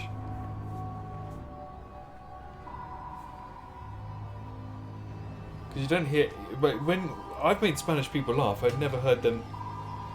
Wait, what just happened? Whoa! Jurassic Aliens! My man! Coming in for £7.50 donation. There you go, haha. Hopefully it works. I appreciate it. Thank you so much. Okay, so it seems like we're just having an issue with the super chat then popping up on screen. Good job they pop up in the chat. But Jurassic Aliens, I really do appreciate that. Fun little fact actually, YouTube take 30% of super chats. However, Streamlabs only take 2% of donations. Has Frontier showed anything? Just got here? Not yet. It's said the same way. But... Oh yeah, because jalapeno... Okay, I get it. Oh, right, I get it. I get it. Jalapenos. You don't say jalapeno. Okay, makes sense now, makes sense.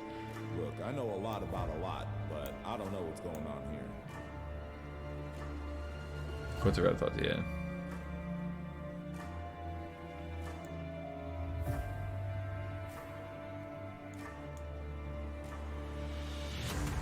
Yeah, because I've made Spanish people laugh. They laugh with ha-ha pronunciation. Never thought that they'd spell it as with a J. I don't think about that.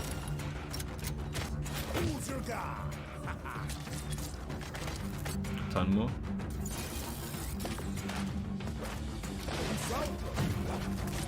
Hey, Jurassic Aliens, did you gonna remember that for the next stream of yours I watch? Yeah, I appreciate it, my man. The link will always be in the description, but you know, you don't have to. But I noticed, did you pick the little gift to pop up before? I only just noticed that.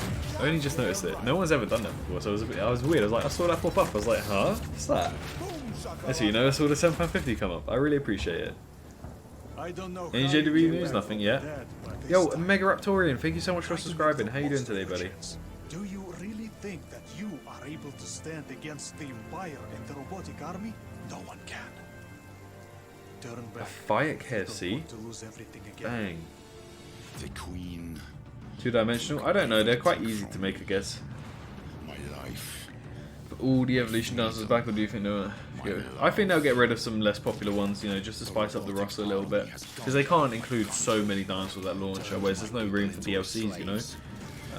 And it'll be, well, they'll probably get rid of dinosaurs like Huangosaurus, Gigantospinosaurus, you know, dinosaurs like that. But then they'll include others. Their last different way. The Queen took everything. Why is their last? Wait, how so? Tell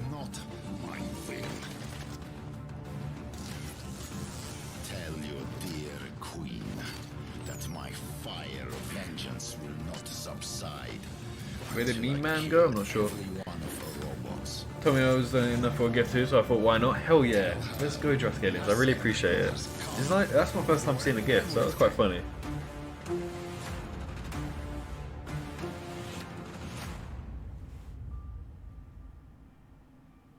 But again, I really do appreciate it. Thank you so much for supporting me in that way.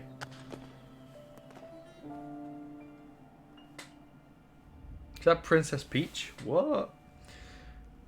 Want one new dinosaur game? Me too. It sucks that it'll be next year, but you know, you just gotta go through the hype. Try and go through the days until it's released. Alright, this looks quite cool. Fluffy dinosaur.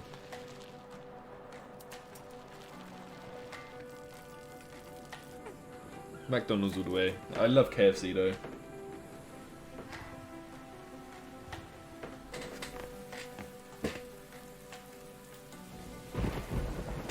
This is quite cool. Is it open world? I might get it if it's open world.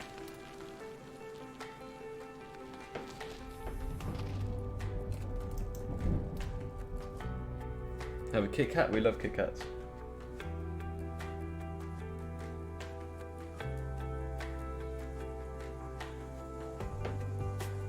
What game is this? This looks awesome. Yeah, we do. That's actually a good thing though, because that's a good business site. Downhill. Wait, what's it about? Dang. They're not gonna say. Would we buy it? I We don't just know. got Would you buy trailers it? for The Stone of Madness, Canarium's release on Nintendo Switch, Nazer, Son of Man, and the DLC for Lonely Mountains Downhill. Oh, it's a What a DLC. sentence. Let's discuss. And we can start with The Stone of Madness. So before I toss it to Max or Brian, I just have some quick trivia about the Stone of Madness, because as a general term, it's actually a hypothetical stone in a person's head thought to cause madness. And doctors would go around in the 1400s extracting these stones from people's heads. Max, what do you think about this game? Hey, I This appreciate that, also, I aliens. think we Thank you just so announced much. that That there really wasn't does mean a whole lot to go me.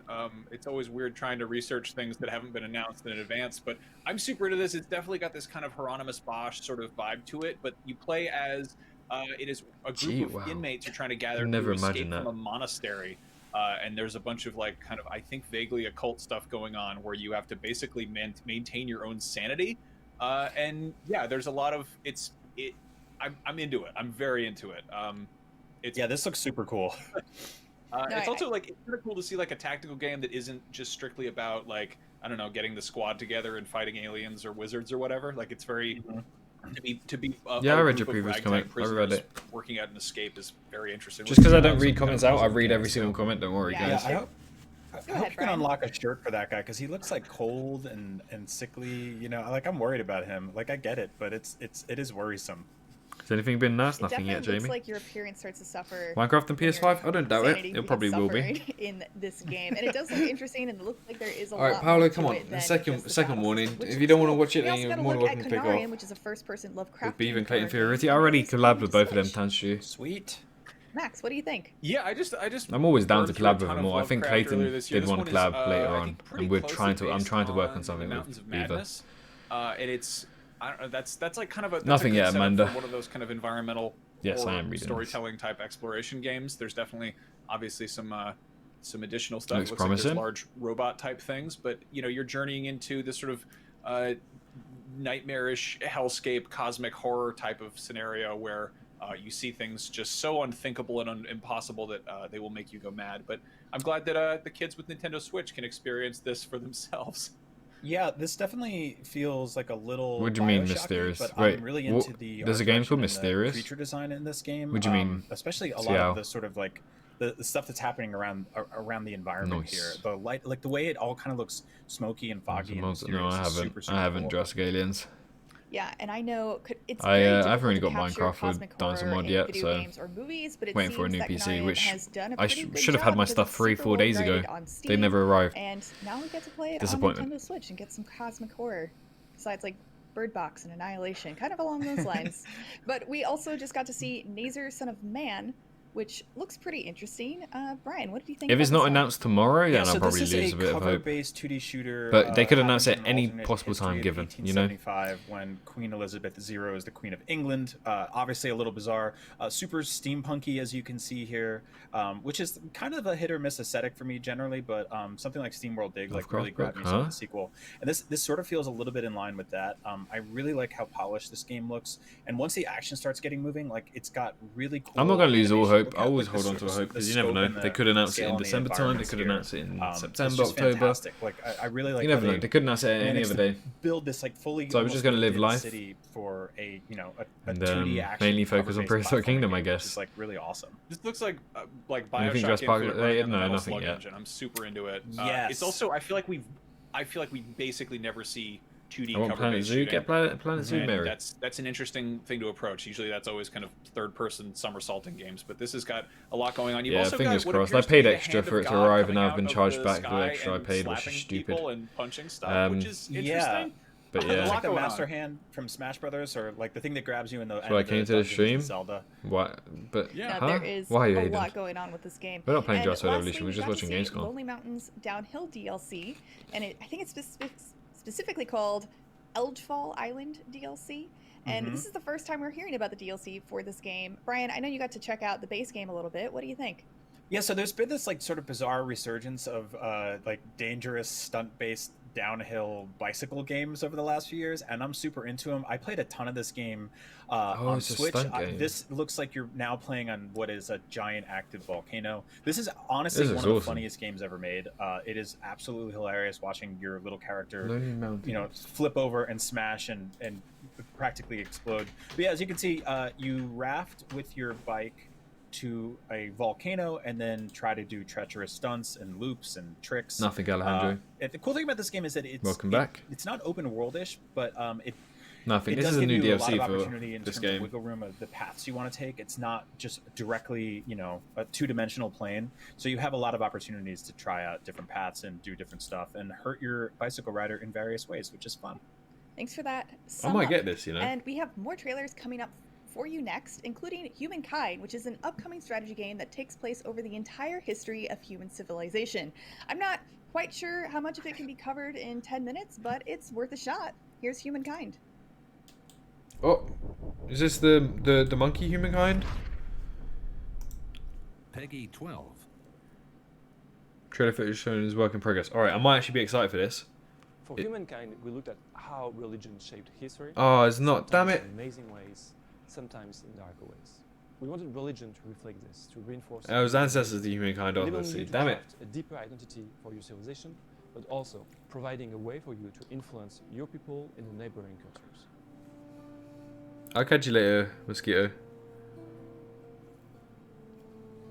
Dang, I thought it was the sequel or something. I was like, that was quick. Now, religion evolves over the course of the game. It's volatile at first, with one religion for every civilization. Religions slowly consolidates into a few large blocks. Civics also allow you to decide how religion is handled in your civilization. So once your population has grown enough, you're able to found your first religion. And then as the number of followers of that religion grows, you can add new tenets to the religion, which add bonuses. You can also adopt historical. I agree, George. Like, if just because it's not your type of cup of tea type of game, don't slag it off in my chat if that's all right. This faith is then used to spread your religion across the map. If it's Dino related, a territory is producing more faith than its neighbours. Excuse me. Just something about Tomb Raider. That's about it. Neighbouring territories will convert to your religion. You should note though that this can cause grievances. Like the only civilization type of thing that I enjoyed was Spore. Has a state religion. If enough followers of a different religion though are present within your Let's borders, go, Mohammed. Grab some snacks, guys. There's going to be a long stream, so grab some snacks. There'll be got another impacts 4 on hours to go. bonuses or penalties based on what proportion of your population follows your state religion. So you'll want to go along with what your population wants. And there are various other reasons why you might want to change. For instance, empires might be able to justify wars against you if you're of a different religion. Or you might want to adopt a neighbor's religion because it's quite strong, because it has a lot of tenets and bonuses. Bear in mind that only the religious leader, so that is the civilization which controls the most holy sites, is able to pick the next tenets that will be added. Yeah, I'm surprised there hasn't been many games like Spore. Spore was amazing. I'd love to play some Spore. I still have the disc somewhere, but obviously modern day PCs like the one I have don't take discs anymore. They don't have disk drives, so I don't really know where to find it online, to be honest. So you can pursue your Is it on the religion Steam very store? aggressively, expanding its borders, going to war, persecuting or banishing minorities. Combination of Or all you the can game go somewhere much platforms, more open. but it was just amazing. Like, it was actually a game where you can invest hours of your time and you can just have so much fun. And I believe there's still a market for games like that. Like, you can create your own creature and stuff. Maybe a neighbor's religion that's stronger than yours. Is it on the Various Steam cultures in store? the Let's have a game look. use religion in a number of different ways. For instance, in the early game, the Olmecs, with their emblematic district, the Colossal SimCity? Head, are particularly good at spreading their religion. Because See, I like the ability faith. to control though. Other cultures have It was a big hit. It synergy was bonuses amazing. and gain economic benefits when they're building next. Is it to on Steam? religious It is on Steam. districts. Jesus And others Christ. as well Still might for have 18 military quid. bonuses, Quite a for bit. instance, the Teuton culture. Their I bought Teuton I bought my race, disc gain for combat freaking strength what do you call it? bonuses against units belonging to religions other than theirs. 20 quid back in So, 2010 or is something. one additional way for you to shape your own Favorite dinosaurs: Giganotosaurus, Spinosaurus, Pyroraptor, stuff like that. Really. How many FIFA memes there are? Well, I mean, like I can make one now, and it'll be one at least. It's at least one meme. The most pirated game of all time? I think so. I think it is the most pirated. That was Humankind right here on Gamescom Studio, and there's still more to come. We're minutes away from it has the fully DLC. remastered Age of Empires 3, and later £36 on for we've got DLC. Little Nightmares 2 and lots more trailers. But right What now, does this it's include? time for a quick break. Gamescom Studio. I remember will when people used to buy continue dinosaurs. after It's this. 33% off right now.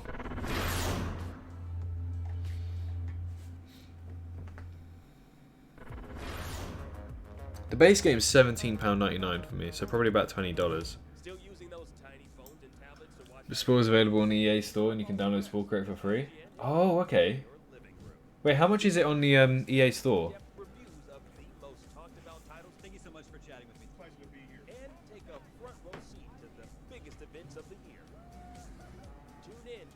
I saved £17 apparently.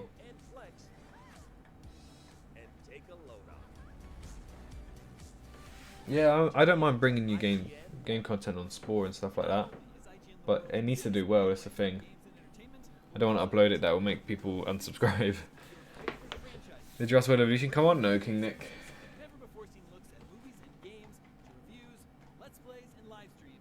Yeah, I really want to play Sport. I have the, yeah, it's right here. I literally have it right here. Hold on, I'm gonna switch the scene real quick. I'm gonna try and stay out the camera because I'm not really looking the best I can. But let's change it to.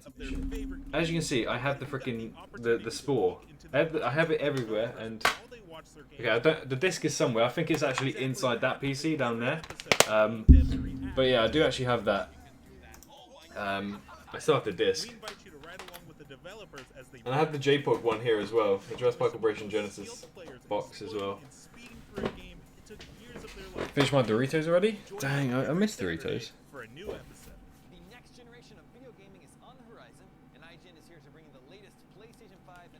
What's happened? Nothing's happened so far. Probably $30 or less? Jesus, it's a bit pricey for an old game in 2008. Favorite theropod? Probably Giganosaurus. Why do they need breaks? Yeah, but they're not going to talk for 6 hours straight. Christ, even I need breaks. But I'm taking like little in-between breaks. Please do facecam. We're not going to do facecam for this type of stream. If you want facecam, you can go follow me on Twitch. I do facecam every single stream on there. Walking Dead Onslaught, nothing yet. Welcome back. Gamescom Studio is flying by at a steady clip, but don't worry because there are Red Bull. two He's got more Red Bull. I want a full Red Bull days now. of it. And if you're having trouble keeping track of all that, head to www.gamescom.global to see all the latest games content and get the full Pizza schedule vanished. so you don't miss anything. And What you meme can should I even make? It's up to personalize you. your entire Chili Gamescom Heat Wave. We love experience Chili by Heat signing Wave. up for an account. Tune in tomorrow for the Only awesome fans. indie show. That starts at 10 a.m. Pacific, 1 p.m. Eastern, or 6 p.m. Central European Time. It's going to be a really fun variety showcase of indie game premieres, announcements, gameplay demos, and some great special guests, including Robot Tom. That's going to be weird. That's right. And after that, you won't want to miss 3 solid hours of Earth's most Yeah, but I look at deadly JPOG and animals there's a competing store tooth and nail near with your favorite influencers a to store escape called from a CEX burning near submarine my before it university sinks that and are selling like explodes 4 at the copies for same time. £8 Oh, of JPOG. no, they canceled that one because So there's people bidding on it for a lot illegal of money. on literally every level. But then but the awesome I indie found show it should be really fun cheap. Anyway, in the anyway store. Brian, what's coming up next? Like, there's 4 copies of it. I didn't buy any. Either of way, them, 15 but- years ago, Age of Empires 3 took the real-time strategy gaming world by storm. Fast forward to today, and it's finally getting a Well, remaster, 511 and followers fans on Twitch, couldn't that's possibly be more excited. Let's take a look. I'm Ryan McCaffrey. Today we're talking Age of Empires 3 Definitive Edition. It is out October 15th on Steam, Windows 10, and Game Pass PC. I'm joined by Adam Eisgreen, Joss Ellis, and Bert Beekman from the various development teams that are working together on this. Guys, thanks so much for joining me. I want to start with Adam. Adam, for the new, There's my maybe a OnlyFans, newer guys. You generation can enjoy of that. PC gamer who likes £2 million. strategy That's my games, OnlyFans right there. maybe they just, for whatever reason, Where can I they buy haven't JPOG? found Online Age probably. yet, but you've got Very this rare to find it in Age store. 3, definitive out Lucky you. very I know. soon. I didn't think it was a bargain until I've seen how much people were bidding for. Now I can't even go there anymore because I need to take the train and shit, and obviously because of the pandemic. No trailers yet. Plenty of trailers, Dutch. Loads of trailers. How many days will Gamescom last? Up until the 30th, Eric. We're a series of real-time strategy games that has always been about embracing what is amazing about humans and how we've come so far and how we've moved through history as different civilizations and which ones have kind of grown up and which ones have Age of fallen under Empires. the weight of time. I said Age of Age Ultron. 3 is a great example of a very unique game that's set in kind of the colonial period of history. Hey, Godfishy, how you doing? Americas were being discovered and great civilizations were expanding with control. Age 3 is a unique beast within real-time strategy games because not only is it a strategy game that featured a tremendous amount of physics for the time. Almost at 210 subscribers on the second channel. That's insane. If you wish to sub to the second channel, you can do YouTube and check out there. Look at his poor little dog in the background right there. Shut out. Aww. And beyond that, it's He's got a nice house though, to be fair. Game with a ton of different units and 16 different civilizations that we've got that you can play as that center on the Americas, South America, Europe, and Asia. That you can all kind of bring into Conquest and just have a great time, not only playing a wonderful real-time strategy game, but learning a lot about history along the way. Joss, on the tech side, just bringing an older game forward, making it relevant and modern from a technical perspective, what have you guys been able to achieve with Age of Empires 3 Definitive Edition? Well, we did a complete grassroots kind of rebuild of it. So, I mean, the art looked good for the time. Start barking. Yeah, that's probably where I looked them out. Rebuilt every single model, every single texture. We've moved it from DX9 to DX11 with a PBR lighting model. We've got ambient occlusion. We've got loads of nice little touches. It's also modern. I have no clue what the first question is. Lightsaber I use my own one. Or Mace Windows. We've done all of the water. The ability to make streams that sort of meander properly. There's kind of no area that we haven't not touched. We've got That's quite cool with the whale jumping out. Systems in there. We've got a complete refresh of Havoc. We've obviously moved their system on a lot in the intervening years. So Destruction has got a lot more fidelity to it. And in fact, you know, when you will see some of the before and after pictures of some of the units that seem to be pretty good in the old game, when you actually look at them, they're just kind of like hacked. They kind of look like they're made of chopped wood kind of thing compared with the new one. I think it just brings the whole thing of richness and vitality to being able to put a lot of this stuff into it. Bert, on the gameplay side, you guys have added a couple new game modes here, right? Hello, Pedro. Yes, indeed. When we worked on Age of Empires 2 Definitive Do we have news? It depends on what you want. This thing called Art of War, and Art of War is really a way to help people learn the game the way it's played today, because a lot of people like to play against AI and then play a multiplayer game, and they see like, oh, there's a massive gap to bridge. Especially because everybody who has been playing this game has been playing it. Monster Hunter, not really a fan of it. I know about it. 10, 15 years. Right. And that's an enormous knowledge gap that we wanted to bridge. And that's why we added the Art of War methods to kind of help explain those more advanced pieces of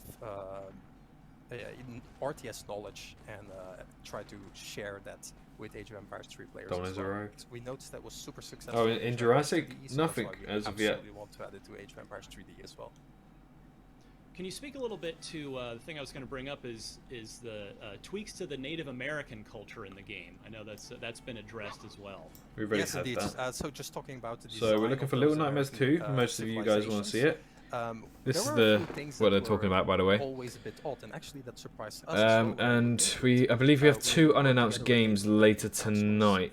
And they basically told us quite much later. There we are. Yeah. Hey, these guys never 9:30 p.m. my time. It's currently 5:41 p.m. But we have 2 unannounced games here. So I have to wait and see what they are. Of the game. How can we work around that? And so we made basically a replacement to the whole gold mine mechanic. With some sort of trade. Oh, I work as hard as I can, Nico. Eventually we'll get there. That works out pretty that has well, been. Yeah, I really want Doritos as well. I haven't eaten today, and I really want Doritos. It's quite a challenge to get those things right. Adam, what have you and your team learned? I appreciate it, Godfishy. Doing the previous 2 definitive editions. Okay, George, I gotcha. That you've been able to apply to make the Age 3 definitive edition even better. I think the most important thing that we've learned and grown along the way as a studio is in listening to our fans and working with them on these definitive editions. Every single one that we've done, it's become more and more imperative and obvious to us as we engage more with everyone that loves these games that they have a strong voice in what needs to be in the games, and we wanted to make sure we could deliver on that. You know, our goal with all these definitive editions, with an Age of Empires, actually Age of Empires all up even, is just to make sure that we're making wonderful games that can stand the test of time. And one of the reasons this franchise has been going so long is because of such wonderful fans that love the games and they love history. And so, I mean, all of our learnings have been everything that's kind of been brought to us by fans. And what we've been trying to do is every single definitive edition that we've done, we're Okay, kind of cheek. leapfrogging each one. So we'll find something that works really well in one and we'll continue it to the next one. Yeah, and the that next doesn't one. simplify at all, Daft Summit. You know, even sometimes retroactively, How expensive my we'll go back and setup? put into features, or Expensive we'll be enough. putting in features that have resonated so well in the others. And, you know, I fully expect that to continue into Age 4 as well. So The dog's something sitting like up. Art of War, I really want a German which, Shepherd. has gone over really well because we wanted to teach players the fun of real-time strategy games and why they're great. And because we've been doing these kind of unique versions of each one, Art of War is not the same, by the way, across the games. Hey they dive Nisa, into how are you the doing today? nuances of the actual game Again, Jurassic itself, Aliens, like if you are here, I do theory appreciate as the well. donation. Really does mean a lot. That we're gonna continue Nisa, to how you do. doing? We're You gonna seem continue tired. to listen to fans about Time's game 12:43, mine's modes and 5:43. methods of play, Hey, Sacred interface. Power. There's all kinds of things that we've learned along the way. It's been a great Michael experience, Myers like, franchise, not really a opening up fan. to the fans, Again, I know letting about them it. be part of the conversation and how we develop these games. Bert, we've talked about the couple new game modes. There are two I new have a headache, civilizations in this as well, yes? Yes, indeed. We noticed that when we worked on H2 as well. We added a few new civilizations to the definitive edition, and people just loved that. People Halloween loved to Halloween is 2 months explore away. More content, to explore more cultures. And with Age of Empires 3, we had an excellent opportunity to Sweden. add some new civilizations to the games as well. So we've Jävla added helvete. Sweden and the Inca. Especially the Inca. Just woke were up, I'm very alright. interesting What about you, my because they were friend? Yeah, I'm such doing a great, massive Nisa. I'm culture, doing great. the largest empire in South America, fitted How do you perfectly sleep? in this whole Whistle blow. Empires 3 time frame oh, and game flow. And then on the other hand, we have Sweden, and this one is very interesting because it's the first time Sweden is ever in like any Age of Empires games, and that's because they're such a small country, really, that's really punched above their weight during the 17th and 18th century, which is kind of the era of Age of Empires 3. And that makes them super interesting, like such a tiny nation that had such a profound impact on history at the time, to be able to put that in Age of Empires as well. Joss, Did I miss something? before Nothing so we, far. Start to wrap up here. I just built a new gaming PC. I'm looking right at it behind the camera here, and so I've got the whole thing like just decked out. How can I fully take advantage? Like, what is the max amount of like frame rate and resolution? Like how? I wish how I can could put my new full PC on my advantage of desk, but I literally have new no PC room for it on my desk. Okay. I'll quickly add, we've gone to huge pains to make this game work on pretty low-end systems, so you're going to get a good experience across the board. If you want to crank it to the max, it's fast CPU. Do I like Fortnite? Hell is, no. one of the big things. Fortnite bad. For little kids. Gigahertz. You don't necessarily need a ton of cores, but a fast CPU and a decent GPU. 4K is fully supported. Anything obviously. interesting so far? Nothing so we far, can actually Jack. span any number Depends of what you're monitors. looking for, You really. get 5 of them, and you We've got Little Nightmares coming drag up. the window across the lot if you want to try. I want to see someone do that. So yeah, we've really gone to pains to try and support everything from a very bottom end, kind of like literally a Surface Pro 3, right the way up to an epic gaming rig. With NVMe drives will help a ton, tons of RAM. You don't need an RX 3000 series though. No, I don't think it's boring. It's nice to know how games work and what's going to be compatible with what. I'm thinking about all the specs in the PC, how much it'll cost, and how they work, and what will give the advantage for what type of game. Age of Empires 3 Definitive You Edition. learn from other games. Pick You it learn up to put them in October new games. You learn 15th about experiences that you can have Windows that will 10 be better. PC, or if you're an Xbox You like Game art? Pass, I do like art. For PC subscriber, you can snag it from there as well. Gentlemen, thank you so much. Was there anything Star Wars or JDB? Nothing Star Wars or JDB. That was Age of Empires 3 Remastered. In just a moment, we're taking a look at Little Nightmares 2, but first, let's take a quick break, if you dare. Double did we dares. use that one already? I'm not sure if we used that one already. Anyway, stick around for more Gamescom because it's going to be bananas. Oh my god, this guy is... he's so cheesy. Age of Empire 4. Everybody loves watching a speed run of their favorite I'm actually game. interested in But what this. if you got the opportunity to peek into the minds of the developers while they watch their games getting completely wrecked? That's exactly what happens in every episode of Game Devs React to speedruns. You can do that. Oh my god! We invite you to ride along with the developers as they react to, Do I like question, Minecraft? and Love enjoy some Minecraft. of the most skilled players exploiting and speeding through a game it took years of their life to create. Join us every Saturday for a new episode. Not only is IGN the I might do a world's speed biggest run of media Jurassic brand Evolution. in entertainment, but we also Can't really have do it some because of they the require you to world's wait biggest for so fans long. of your favorite franchises. From breaking news and exclusives, never-before-seen looks at movies and games, to reviews, let's plays, and live streams, IGN brings you all the coverage you need, no matter where you are. Whether you're on IGN.com, the IGN app, YouTube, Facebook, or Snapchat, we've always got you covered. IGN, the #1 source for all games and entertainment fans worldwide. Like to joke with fans? How Still come? using those tiny phones and tablets to watch IGN? Give your eyeballs a rest because IGN has moved to your living room. What? Get first looks and in-depth reviews of the most talked about titles. Thank you so much for chatting with me. Pleasure to be here. And take a front row seat to the biggest events of the year. Mullen. Tune in on your Samsung TV Plus, Pluto, and Flex. And take a load off. What about Rick Ashley? Love the guy. Tune in to IGN 1. The next generation of video gaming is on the horizon, and IGN is here to bring you the latest PlayStation 5 and Xbox Series X news and analysis in our new weekly show, Next Gen Console Watch 2020. We'll bring on the experts to discuss and analyze all the latest developments around these new consoles. From frame rates, services, features, peripherals, and even all the new tech jargon, Next Gen Console Watch 2020 will keep you up to speed on everything leading up to the next generation of gaming. Join us every Friday for a new episode.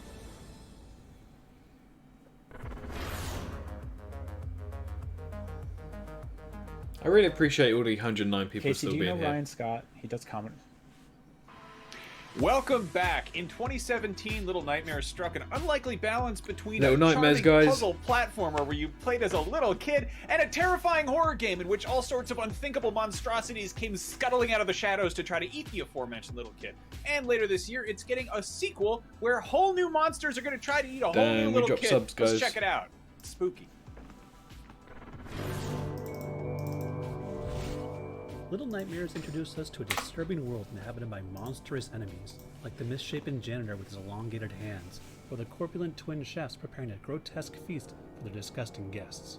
Following a hands-on encounter with the first adversary in Little Nightmares 2, I'm happy to say the sequel is proving to be just as unnerving. This particular tale puts you in control of Mono, a diminutive figure who adorns Don't miss his head anything, with a nothing yet, paperback me, and man. oddly cute fashion statement. Where the first installment had you navigating the tight confines of a ship, this sequel introduced me to a foreboding yet equally oppressive woods. It wasn't long before I hesitantly Yeah, explored Leon, the I said I basement of do. an old shack to find an imprisoned child who turned out to be 6, the protagonist from the first story, minus her signature yellow raincoat. Too much water. True to its predecessor, Little Nightmares 2 will have you navigating the side-scrolling world and interacting with often Dinosaurus oversized and I feel environments to bad. overcome obstacles, uncover paths, and dodge traps. Hope you're doing well, Nisa. Or worse. Oh, The locations are suitably haunting as they are engrossing, with every discarded item and object telling a story you Hello, aren't Jack. quite sure you want to hear the ending to. The true danger in my hour-long demo took the distorted form of the Hunter, a truly disturbing bag-headed foe armed with a trusty hunting shotgun. The Hunter's appearance is marked by some excellent use of ominous lighting and skin-crawling sounds that made quite the first impression. Unlike some of the enemies in the first Little Nightmares, surviving this encounter wasn't about staying at Hi, breach, Amir. it was about avoiding detection and scrambling for cover when the former failed. Escaping the demented Elmer Fudd may not have been overly difficult, but it did provide several tense moments of cat and mouse. Having an AI companion in 6 proved to be an interesting change, even if it didn't alter the flow of the game that much. Hello, Danny. I was able to beckon her over to assist in certain puzzles. Nothing's but been most nuts of the yet, time Andrew. felt like she already knew what to do next. I also noticed that by following my Yo, lead, Red Star, she appreciate the didn't follow on present Twitch. herself as Thank a you. target to the hunter, and honestly, I'm glad for that. Nothing turns horror into frustration like an AI partner that's more trouble than they're worth. But I do hope that 6 gets more chances to prove herself. My time in the forest of Little Nightmares 2 felt well paced with the right amount of tension that never dragged on for too long. The demo reached its end just outside the towering structures of a city that looked as though it had sprang out of a deranged children's book. I can I'm only doing great, excitedly Jack. guess I'm doing what great. fresh How are worlds you? I'll find waiting within when Little Nightmares 2 releases on PC and consoles later this Argentina. year.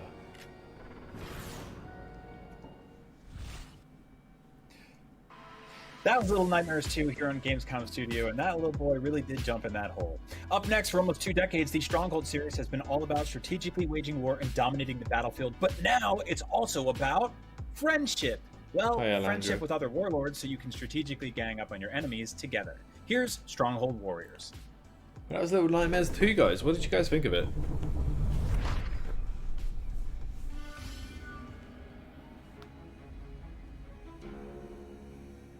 To go into it. I have a feeling it's tomorrow. Firefly's classic real-time strategy series. Stronghold Warlords is the latest in the line of Little Nightmares 2 on fire. I love the look of it. And I'm back. Did I miss anything? Just Little Nightmares 2 if you're interested in that. Jurassic Aliens. Creators of the original Stronghold and Stronghold Crusader. Stronghold Warlords introduces new RTS mechanics. So you catching a cold sweat? No, I'm fine. I'm fine. I just woke up recently.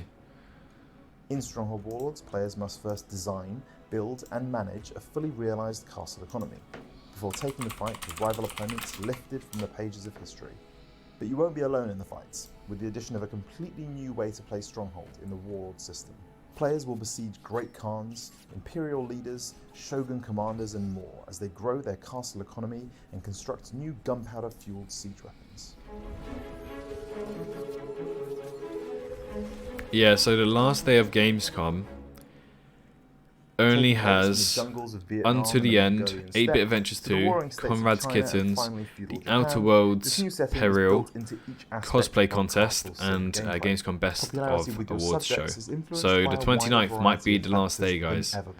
A granary full of rice, meat and vegetables might keep your peasants from revolting, but in order to raise taxes, an army, and get the most from your workers... Gives me a weird vibe. I know, it's like a weird, strange vibe, but it's quite interesting. Housing, Red Indominus, thank you for following on Twitch, I really appreciate it. Devices all have a role to play in the continued happiness and obedience of your peasant population.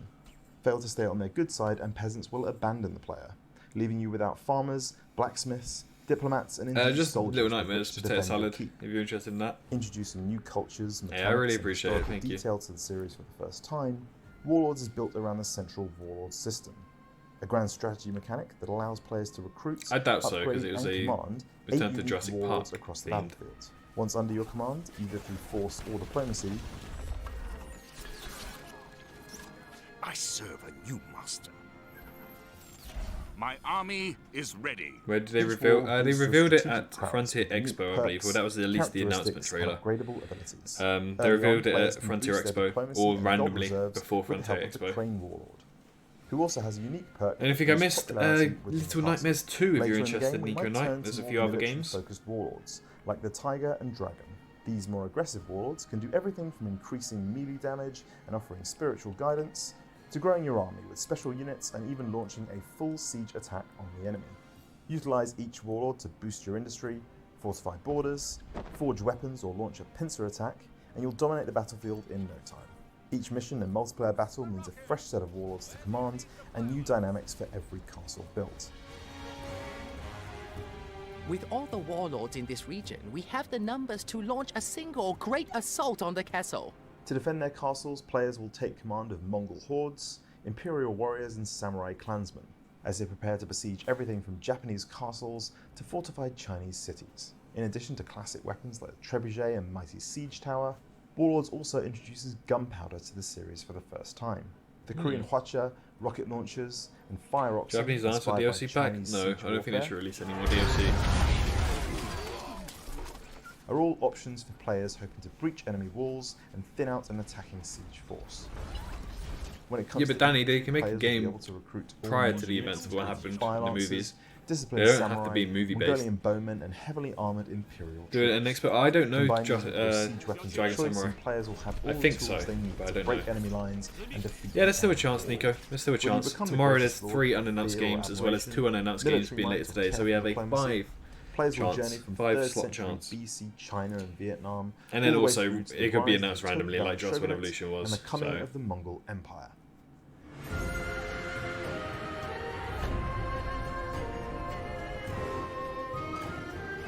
Maurice, are you able to translate that into English? Is that possible? I'm not the best at my German.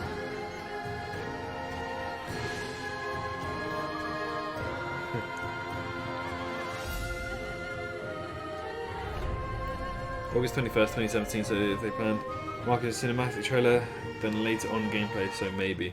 Possibly, Penny.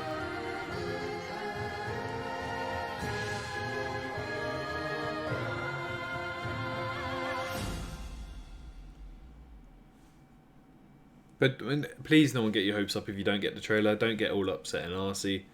I've had people like that, and it's just like it's honestly a mood killer.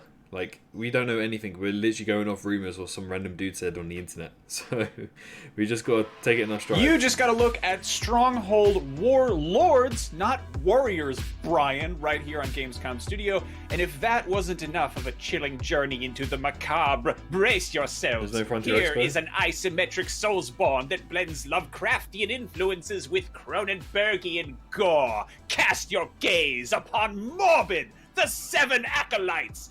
If you dare. We definitely didn't If You Dare already. Are we doing another one of those? If you Here it is, If You Dare. Check it out.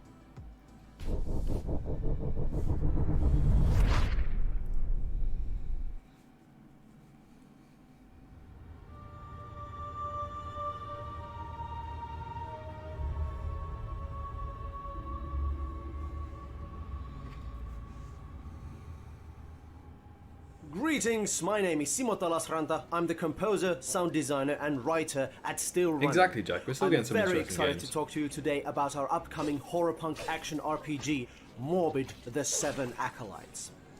Morbid: The Seven Acolytes is Not the today, most I have high gruesome hopes for take on tomorrow. isometric Souls-like genre yet. The game is all about Lovecraftian horrors, Cronenbergian gore, and exploring an immersive fantasy world of gothic steampunk aesthetics, abundant with deep and tragic lore.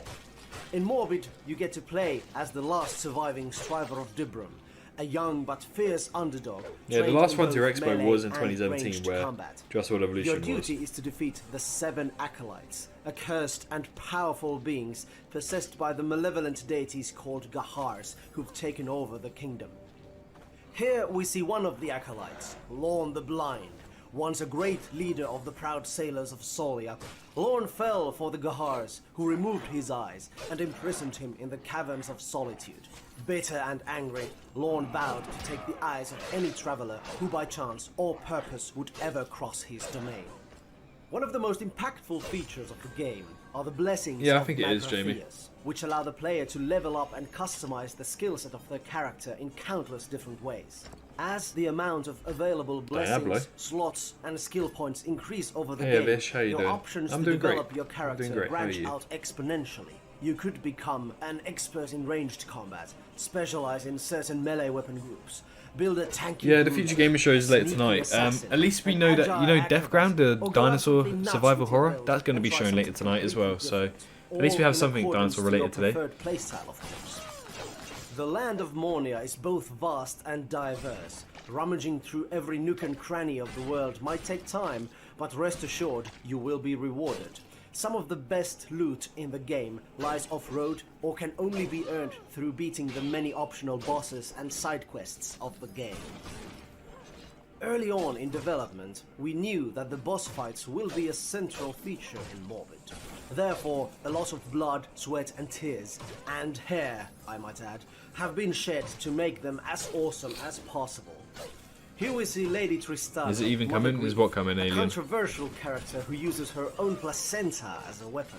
We Ew. really wanted to do something unforgettable. As with a that weapon, one. that's And disgusting. thus, each new boss fight aims to bring something fresh and exciting to the table. Do you have upping any of the those things? ante, both I'm getting conceptually my and some gameplay-wise chicken till the cooked right very now. end of the game.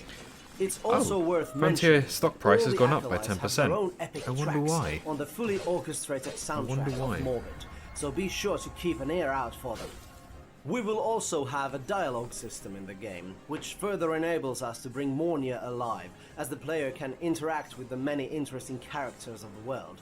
But more on that on a later date.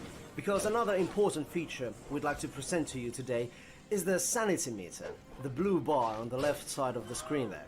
Sanity has both thematically and mechanically a large role in the game, as the player has to manage her mental health whilst facing the abysmal horrors of the accursed kingdom of Mornia.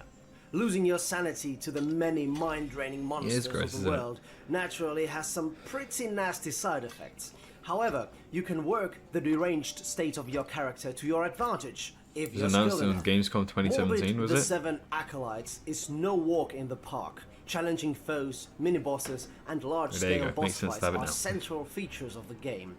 To overcome these obstacles, you must master the combat and the mechanics of the game, as well as improve your character and gear through various RPG elements, such as quests, perks, runes, upgrades, and of course, looting.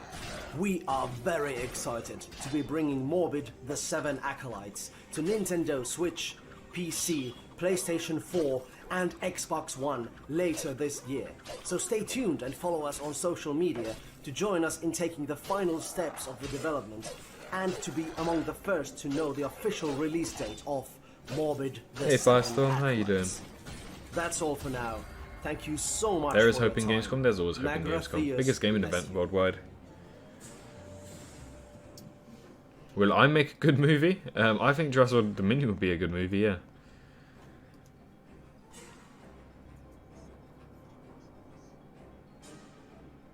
Whoa, hold on.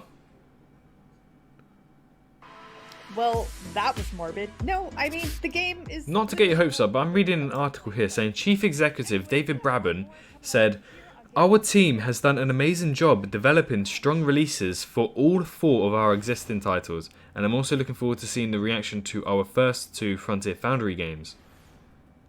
Never mind, I read too much into that. Ignore me. Ignore me. Gamescom 2020 is the heart of gaming, and you can keep to the beat right here on IGN. We've turned the single biggest show in gaming into 5. Gamescom Now is your virtual show floor with up to the second live coverage. Gamescom Daily Show, Gamescom's first ever late night talk show. Our Gamescom Awesome Indies show, the freshest deep cuts in indie gaming. And finally, the Gamescom Best of Show, including Hold on, what? the Yeah, they said Gamescom Award. originally they said Gamescom 4, and I was like, 2020 hold on, is we've only available on known IGN 3 and wherever things you that have stream happened. Gamescom Now. So yeah, no, I read too much into that. Don't worry. Not only is IGN the world's biggest media brand for games and entertainment, but we also have a team of some of the world's biggest fans of your favorite franchises. From breaking news and exclusives, never-before-seen looks at movies and games, to reviews, let's plays, and live streams, IGN brings you all the coverage you need, no matter where you are. IGN, the #1 source for all games and entertainment fans worldwide. The next Welcome back, generation Leo. of video gaming is on the horizon, and IGN I is did here a to bring Vish, the I did. latest It PlayStation was 5 great. and Xbox Series X news and analysis. Anything in been our revealed new yet? weekly Loads show, of things have been Next Gen revealed, Console Jaden. Watch It's Gamescom. 2020. We'll bring on the experts to discuss and analyze all the latest developments around these new consoles. literally the From same frame article, rates, just services, rebranded. features, peripherals, and even all the new tech jargon, Next Gen Console Watch 2020. Frontier will keep you have up to speed broken on the everything billion leading dollar up to the next valuation generation barrier. of Let's gaming. go, Frontier. Join us Congrats. every Friday for a new episode.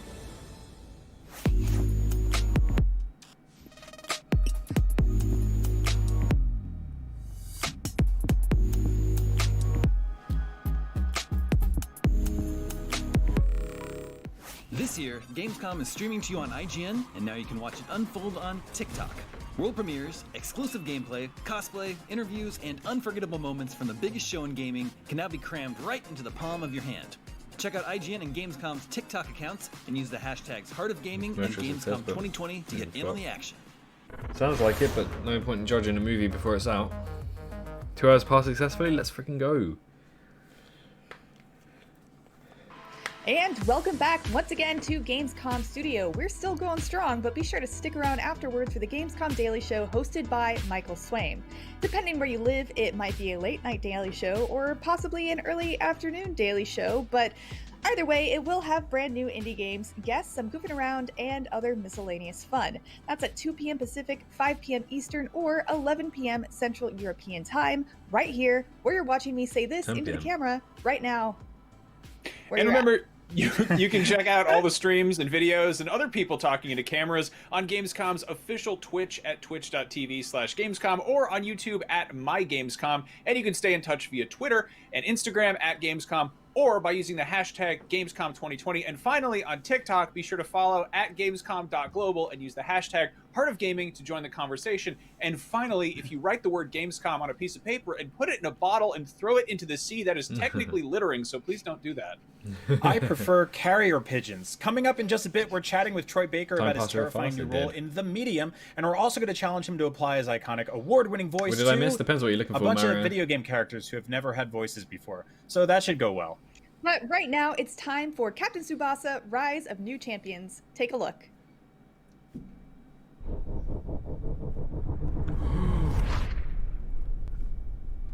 Hello, I'm Simon, and This is I'm a joined soccer by game. Joe. Hello. We're going to play some Captain Tsubasa for you. I'm going in this quite blind, Joe, but I've done a little bit of research. I didn't realise quite how storied the history of Captain Tsubasa was. Yeah, I think it's worth pointing out up top the reason we are doing this is because we are both fans of the game of football/soccer. Yes. Not because we understand Captain Tsubasa. We are neophytes for Tsubasa. No. Remember, You are guys, playing remember as about Captain this Tsubasa's article team. right here. Many attempts have been made to make games based upon Jurassic Park and Jurassic World franchises, with mixed success. 2018's Jurassic World Evolution, a park building title from Frontier Developments, is one of the better examples, but many Fossil fans will no doubt be looking for something a little more action heavy. Could Jurassic World Aftermath deliver a dinosaur-filled action adventure on PlayStation 4 or even PlayStation 5 and Xbox Series X? The title is yet to be formally announced, but a trademark was recently spotted online. Current speculation suggests that Aftermath is a return to the cancelled Jurassic World Survivor, which was billed to be an open-world survival game set on the islands from the movie. Unfortunately, there aren't any details to go on right now, but with the trademark filled, hopefully an announcement will be made soon. A new game in the franchise would make sense given the next film, Jurassic World Dominion, is set for 2021. It's possible that Aftermath could be taking place during or after the events of the upcoming flick. Given what happens to the previous movie, a focus on action or survival seems more likely. However, with just a title to go on, it's obviously early days. But yeah, remember that article, guys. There is a copyright, there is a IP bought under the name Jurassic World Aftermath. So Large combos we have to wait and see. characters to use special moves that only work in certain areas. Could be at PAX this so I September. think, They could be, there's Jack. a lot They could to be. dig into under the surface, and it's sort of unexpected how much of that seems to draw from other types of games. Who are you looking forward to seeing play today? Well, honest, I'm not Don't looking forget, forward Jurassic to World the gameplay, Aftermath but I know has you've been got bought out. Wakashimazu in goal, who is a beast in appearance and ability. So I'm quite worried about that. Yeah. All right, this Let's is just this is no simulate that he will FIFA. not look out of place in Motley Crue. I like to think we'll see him very soon, to be honest. No. There also seems, from our short time in the game, no fouls, which you may have just realised from that challenge. Oh yeah, absolutely. Why would you want fouls? Here we go. Yeah. Tsubasa himself. Shoot. Come on. And then you get these beautiful things. Oh, that kind of ruins it. There he is, Mr. Motley. But you do get some very tasteful animations. 8 o'clock UK time. I didn't The either, and then I saw animation's IGN so were actually posting a few new things. So you know, just to be on the safe side, we started This the has stream actually earlier. made me want to check out the My anime. I apologies, know it Jay. started as a manga. Do you know what year Captain Tsubasa was created, Joe? No, I don't. Take a guess. Take a guess. I'm a gonna wild say punt. 1994. 1981. Different survivor game. Yeah, we're just going off the name Captain Jurassic World Evolution Tsubasa's 2, 'cause, so much you know, older it than me. Basically means the next creator, dinosaur game. Takahashi, That's what was we're going off inspired the name by for. the 1978 That's a goal. World How does Cup. he save He's in that? Argentina. Oh, that's really nice. Isn't he only 11 in the lore of the game? He started out at 11. He I've was never a school done. student dreaming of winning the World Cup. I just want to point out I've never done a corner kick in this game before, so I'm just going to work out how this works. Oh, that's not bad. Oh, you've hit that hard. That's a good one. Oh my lord, what's happening? I don't know. No way. Oh! A battle! What? This looks awesome I now. think I won it. You did. It hasn't gone in the goal, so I think I won it. So to explain, when you get those dead ball moments where it's sort of It'll be a park dropped builder. up I hope into so the too, air, but I think it might be a survival. You have a button bashing moment, which you will absolutely have been able to hear through our mics. My basic game plan here is to just stop it from ever going to Hugo, because he scares me. Oh no! Same What a with terrible pass. Tsubasa. Keep it away. I just want to kind of get the ball in your half at the moment. That's kind of what I'm hoping for. And I've done it. And that's the end. Oh. See you later, Hugo. Absolutely Ran battered out him. of. So your yellow boss is like it's called is it your spirit gauge? It is your spirit bar. Yes. So you can do special moves once that's full, but sprinting seems to drain it quite. Yeah, you don't want to be quickly, so you can't sprinting just- too much. You want to be taking this more leisure. Oh, Dragon Samurai, there's way too many to answer that. It's a game for your Pirlos, not your Sterling. Why do they scrap so many things? Takasugi. Loads of companies go and scrap loads of things. Because if they're in launch, people are like, but if they're released later, they'll be like, oh, I you don't know, think it's a psychological trait. If they've aged with time over the series, I think at this point they may be in their teens or 20s. Okay. Because I don't know about Captain Tsubasa. Banana It's shot! Quite the career, Joe. I've just done a banana It's shot. green. It's going in. Oh, it's not. What a keeper. He's very good. Did you know, Joe, that Is this your fact sheet? Yeah, this is my fact sheet, which is very hard to read whilst you're playing. But he started in Japan, but then I think at the age of 17, he moved to Sao Paulo to play Home in of Brazil. football. Or the home of good football. Yes. And there... he Hey, met, Dino guy, and I how you thought this doing? may be of interest to you. He met Flamengo star striker Carlos Santana. Yes! Shoot. That's brilliant. I thought you were going to... Oh. Oh. He's just... That's an incredible... What a block. That would do break there? his ankle. General Kobe. I suppose. That's How you an doing, ankle Benny? breaker. Yeah, but that's the guts that leads to the glory, my friend. Carlos Santana was That's an described as example, a yeah. prodigious yet emotionless talent. Would you call him Smooth by Rob Thomas? I'd love to have an M-rated game. Well, Oh my all god, that'd over be here, but amazing. I'm kind of playing for the... Like, look at this game. What was that? I do a Play little for? bit. Just lulling you in. Oh, I Keep my won't, Jack. thumbs, They just released the I'm trying to complete play edition. football. Complete Yeah. means Should be trying to done. play It's Tsubasa. completed. Should be trying to play anime. Yeah. You want all the big jumps. So I don't think we're getting any other content for it now. You want the things where they make you shout beforehand. You know, I'll catch you later, Darlo. Nope. When Tsubasa gets the ball, that little red thing above his head. The ball is my friend. Oh, this is a Bearer goal. of This has to be a victory. goal. I'll put my keeper out. I think he'll still get it. Oh, Oh, it's in. That's a foolish mistake. Dumbfounded the goalie. Oh, That's what you want to see. You want to see the hero scoring a big goal. you do. The ball is, my friend, is his motto. Oh, is it? Yeah. Did you say that When there are real football teams that have appeared in the anime? It's very true. There is. I don't know if they've, and a lot that they've kind of they've rebadged it. Oh, okay, right. So it's not an official. So I don't know licensed how many appearance. of them are actually official, but like after Sao Paulo, he did move to Barcelona, but they are called FC Catalunya. Yeah, but in they'd quite. I imagine they'd Yeah. quite like to be called that anyway. yeah, very true. Taki, Kitsugi, bullet shot. Oh no, I'm getting absolutely done. Oh, This keeper's he's amazing. So good. But do you know what? Who he was managed What is by JW? at Jurassic Barcelona. Evolution. Please tell me it was Anderson. like Rude Hullet. You're not far off. It was someone called Van Saal who was modelled on Louis Van Gaal. Oh, that's brilliant. I really want to watch this show now. What is this? What? That was incredible. Do you know what? I'm going to stop with the facts briefly and try and score a goal. You're not. Oh, Okay, no. Quentin. No, I'm going to go back to the facts. The ball is my friend. Goal Oh getter. no, slid in there. Shibutsu trio. Here we go. Oh no, No. I didn't charge long enough. So you'll see when you go for a shot, you've got to charge for as long as possible. Which again, very. Yeah, Anderson, I said it's Jurassic Evolution. Oh, he's on his way. Oh, I'm stopping.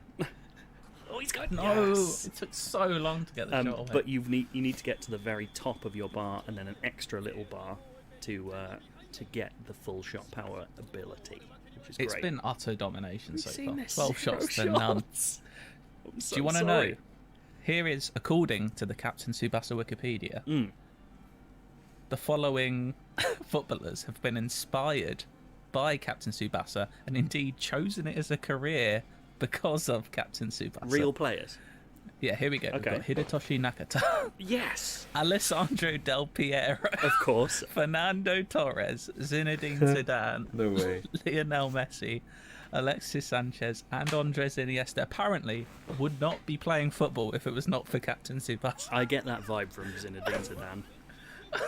Although, to be fair, anime is very big in France, so there's every But do you, chance. are you telling me the world would not have had Messi if it wasn't for Captain Tsubasa? I think that's Yeah, a Mr. given. Henry, he's not starting a fight. He's just debating. I think that's. talking about it. And speaking of, Shay Given also Given Shay Given, inspired yeah. by Welcome back. Captain Tsubasa. Takasugi. No, I love him.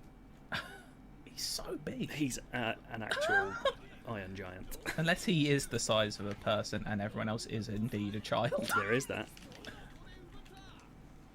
Pass the ball. Oh my! That's the Can't thing. get past him. We're probably just not paying attention to the law at all. No.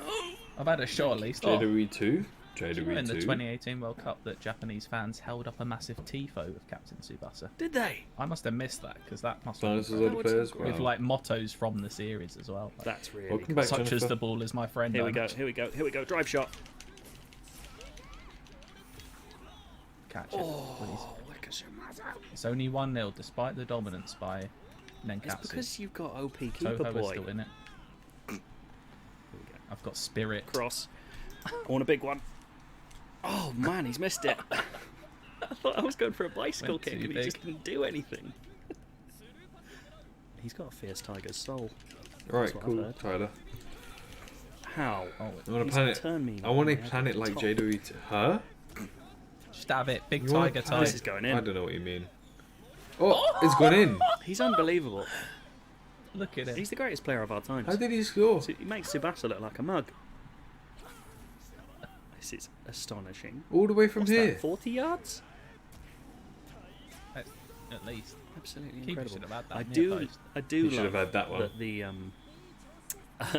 big shots leave scorch Give me marks on the straight. pitch. Yeah. Which I think is a really It's a nice touch. lovely touch. Reminds me of my first ever PS1 game, Actua Soccer 3.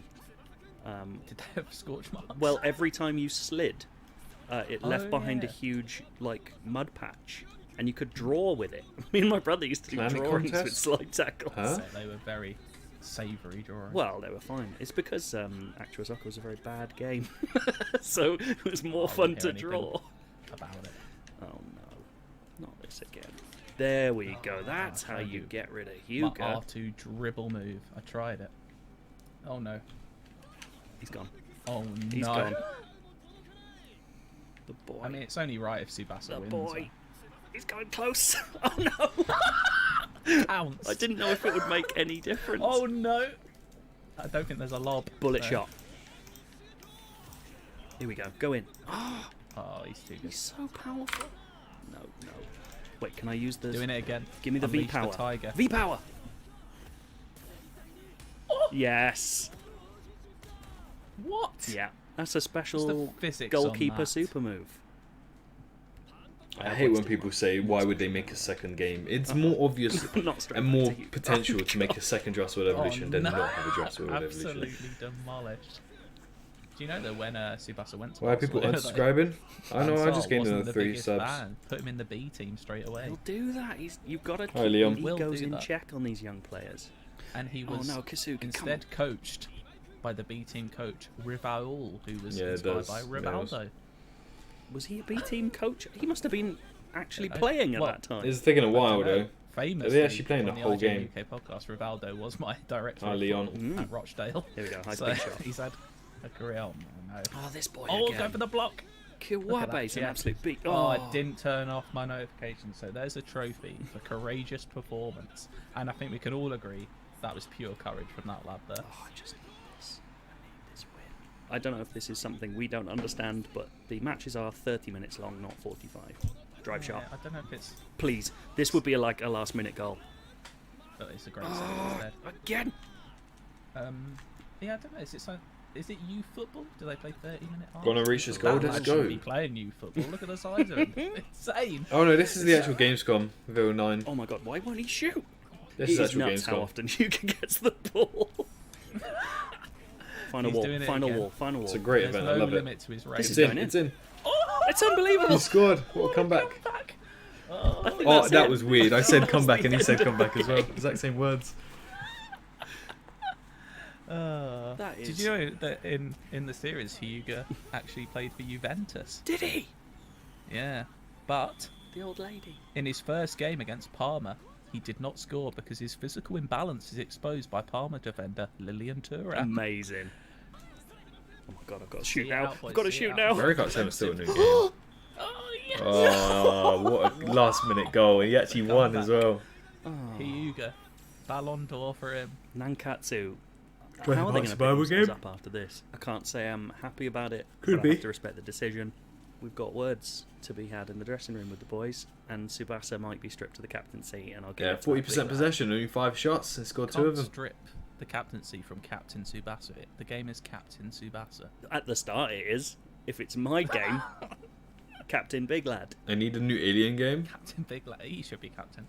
So real It's a football different games when table people football. are getting Can into agree on their that. Absolutely. one game, it is like they forgot Big, about powerful, all the other games. fiery one. Yeah, but they do Dragon expand each Football event over Z. time, so it's fair enough. How you doing, Would old have been tree? better if you hadn't stumbled at the end, but yeah, call it Yeah, there. okay. See ya. Bye. Right, hopefully we get some more information on new games.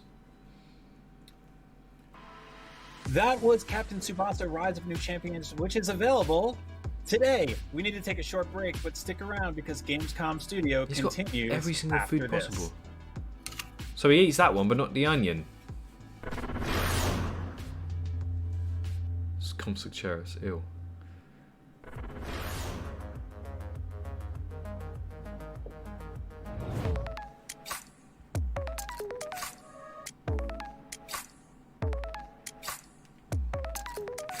What did I miss? Depends what you're looking for, Forza.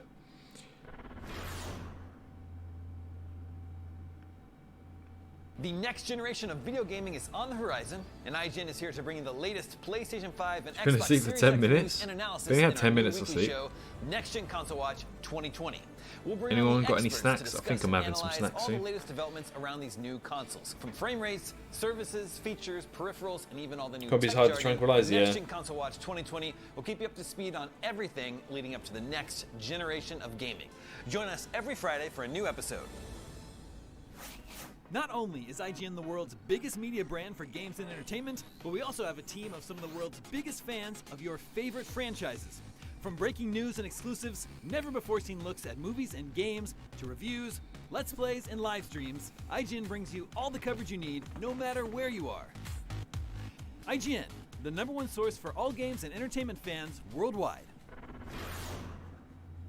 J. Louis is Jurassic World Gamescom Evolution. 2020 is Anderson. the heart of gaming, and you can keep to the beat right here on IGN.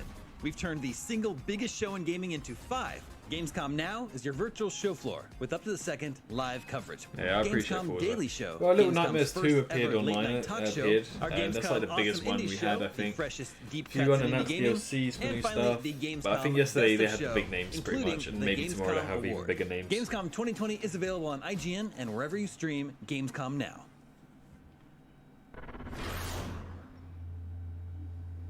Hey there! Do you have opinions on games, movies, TV, or other weird stuff on the internet? You can take part in our new show, Power Ranking, where you can vote on all your favorite things on the internet. Do it now! Do it! Just go! Vote! Go vote!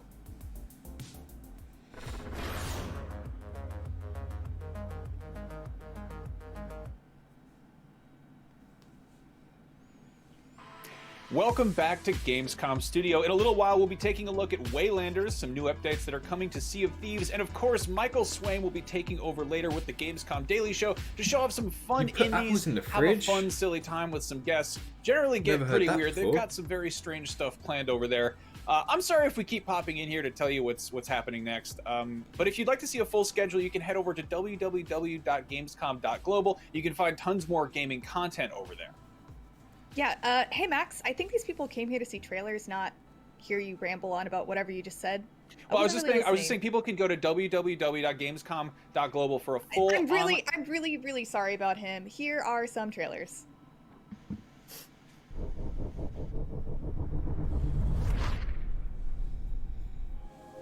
Exclusive trailers. No, we saw it. Once more you enter this place of desolation and ruin. Long have I In the watched freezer. Damn, you're trying to break your teeth. every passing.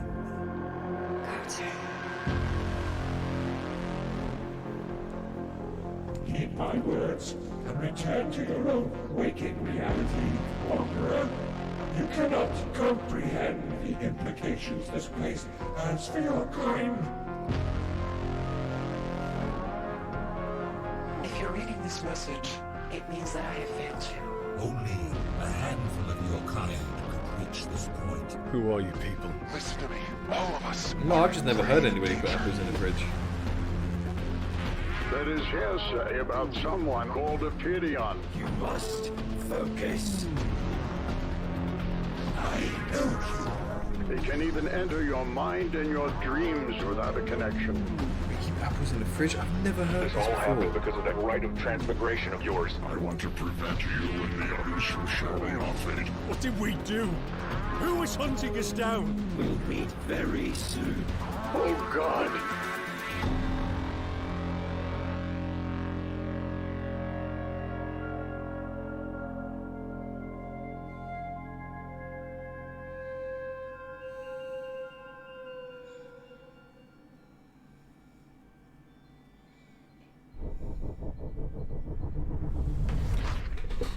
Yeah, they rated Jurassic Evolution quite low.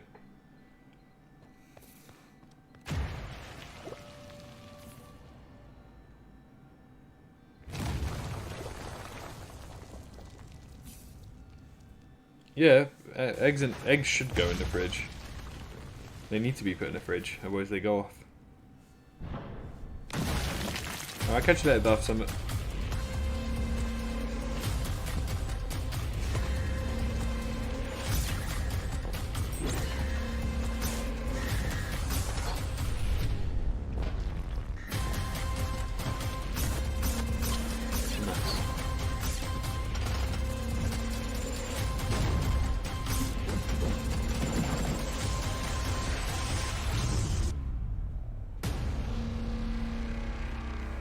Alright, Mr. M, please don't be so hostile towards him. He's not really doing anything wrong.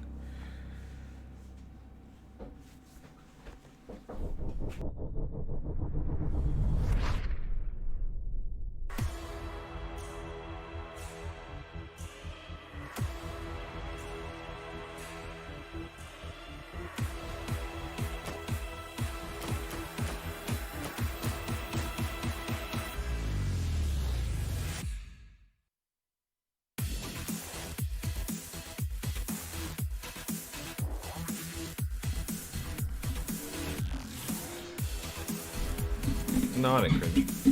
I'm back, something happened. What happened?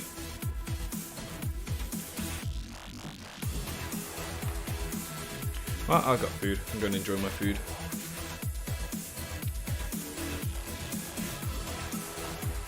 Yeah, I read it, Alejandro. I can't read it out loud.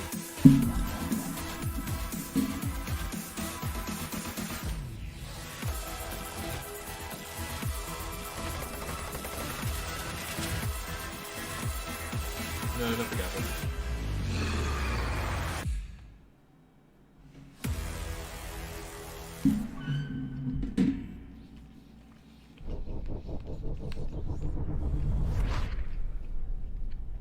What would Yeah, I've happen played to the Ark. world in which appeared a device capable of cloning anything?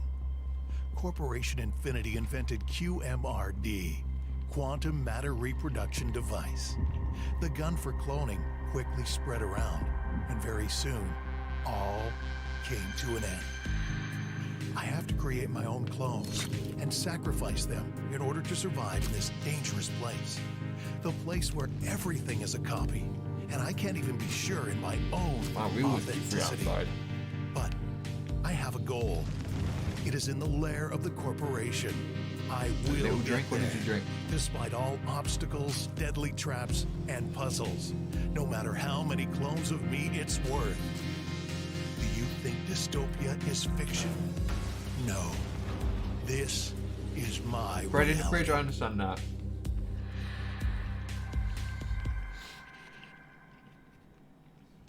Alright, Alejandro, come on, slot. We just saw trailers for Transient, Hack, Zelter, and Overloop. So let's discuss with Transient. So this is another HP Lovecraftian game that was made by the same people who Nico, made I the said other nothing has been HP announced yet. Lovecraftian game we saw earlier today. Max, what do you think? Yeah, it's the dev team behind Canarium, or Conarium. I don't know how to say it. Anyway, this one I think is immediately way more interesting to me. It is blending cyberpunk themes and Lovecraftian stuff. It's kind of cool that we're seeing between this and Observer, this blend of like cyberpunk and horror, because you know, really vanilla cyberpunk is just sort of played out. Like get crazy with it. But yeah, this looks terrifying and also really cool and colorful, which is kind of an odd blend. But yeah, I'm into it. I don't know if I'll actually play it because I'm a huge scaredy cat, but I like the aesthetics we're seeing on display here. I You am could always also... tiptoe, you know, just walk very, very slowly through the game. Sometimes I feel like it's even worse. Like when I'm playing PT, I just kind of run as fast as possible while screaming and hope nothing gets me. But yeah, that's Transient. It looks pretty cool. Made in the Unreal Engine 4. It looks neat. But yeah, too spooky for us. But we also got to see Hack, which is a Metroidvania-inspired action platformer where the main character has a cool cape. Brian, you like Metroidvanias. What do you think? I love Metroidvanias. Casey, also, you and I host Nintendo Voice Chat together with some other wonderful people, and we luckily get to talk about Metroidvanias constantly. This one is on my radar because it looks a little sort of different than the usual Metroidvania. Like the art direction is a little darker. It's got, I guess you would say, like a slightly Limbo aesthetic, but also like the movement's a lot quicker. You got this cool sort of grappling hook thing, as you can see how dynamic the character's whipping around. I'm really into like sort of action platforming combat stuff, and with a Metroidvania angle on there as well, it sounds like it's going to be like really fun to kind of whip around and explore. I finished playing Carrion a couple weeks ago, and like that same sort of deal, like Probably the way you tomorrow, move around though. these games is really make it or break it for me, and this one looks like it's going to be super fun to explore. I love Metroidvanias on an exploration level. It's the whether or not the platforming is super punishing. That's kind of where it loses me. But this one, I really love the aesthetic. And if you showed this game to me in like 1995, my brain would have exploded. It looks like such a wonderful kind of progression of 16-bit aesthetics, but throwing in some sort of anime influences there. Speaking of which, we also saw Zelter. We were talking about this before. We're trying to figure out why it's called Zelter. It's shelter with a Z for zombie. I think that's the joke. It's because that sounds about right. I can't believe I didn't figure that out.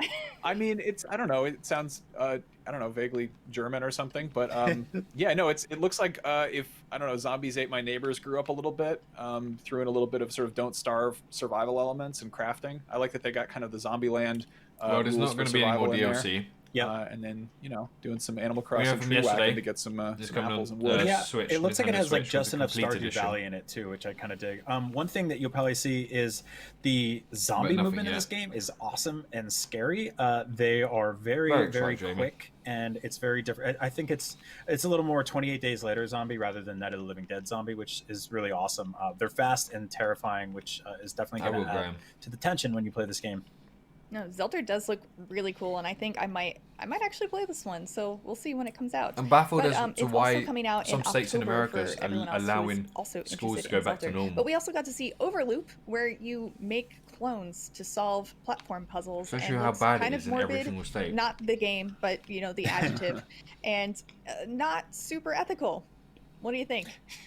Yeah, there's definitely a lot of like thrusting your personal clone selves to the death, so you can keep going, which is kind of not very ethical. But I really love the sort of chunky pixel art style here. The little tie he has on, like, look at this. He just basically goes, "Yeah, you're dead. I'll keep going. Thanks." I like the sort of the tone they struck with the VO in the trailer is very I don't know. It's obviously got some sort of Portal influences here of being like, maybe these corporate scientists aren't up to any good, and let's use this weird futuristic gun to solve some puzzles on the way to deal with them. Yeah, of course. The story definitely has me very interested, and I kind of want to know what the corporation is doing and what he's going to do when he gets there, because they didn't really tell us that in the VO. But now, before we move on, I would like to take a brief moment to talk to you about trees. The Gamescom Forest is this year's sustainability project. Gamescom has partnered with the reforestation experts at Tremer to rebuild a climate-resilient mixed forest of at least 10,000 square meters near the German town of Bayreuth. Gamers worldwide can donate to plant more trees at tremer.net/gamescom-forest.html. That is a URL. Let's plant a Gamescom Forest together. Gamescom Studio will be right back.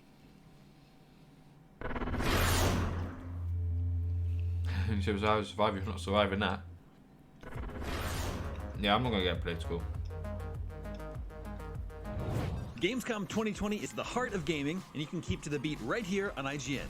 We've turned the single biggest show in gaming into 5. Yeah, Gamescom Norway's now fine. is your virtual show floor. You look at with the up size to of second Norway. live coverage. You look at the cases Gamescom per million. Daily Show, Then you look at Gamescom's America. first ever Then you look at late-night the cases talk per show, million. Our It's Gamescom ridiculously Awesome different. Indie Show, the freshest deep cuts in indie gaming, and finally the Gamescom Best of Show, including the Gamescom Like the UK are quite bad, but we split up Gamescom into our own 2020 country, is so available on England themselves IGN are and wherever you sending stream children back to school in Gamescom September, now. late September, as we usually do. Not only is IGN the But world's with biggest measures, media brand for we have to games wear. and They have entertainment, to wear but we also masks have a in team every of the single world's biggest communal fans of area. your favorite They have to wear franchises. masks if you're From breaking above news the and age of 11 in exclusives, schools. never-before-seen looks at movies and games, So it's quite a lot. reviews, There's loads of let's measures plays, being and taken. live Social streams. distancing, IGN brings you all the coverage you need, reduced no classes. matter where you are. IGN, the #1 source for all games And we're still and quite bad, entertainment but fans we're not worldwide. as bad as America, and they already sent people back. The next generation of video gaming is on the horizon, and IGN is here to bring you the latest PlayStation I'm 5 saying and Xbox Series X news and analysis in our new weekly show, Next It Gen is so Console easily Watch avoidable. 2020. Like, send them back to We'll school, bring on but the experts tell to them discuss this is and your new analyze schedule. all the You'll latest come in developments around Monday, these Wednesday, new Friday. consoles, from You'll frame have to wear rates, masks constantly. services, features, If you peripherals, don't follow by and those all the rules, new you have to tech stay jargon. home and homeschool Next Gen yourself. Console Watch 2020 will keep you up to speed on everything leading up to the next generation of gaming. Join us every Friday for a new episode.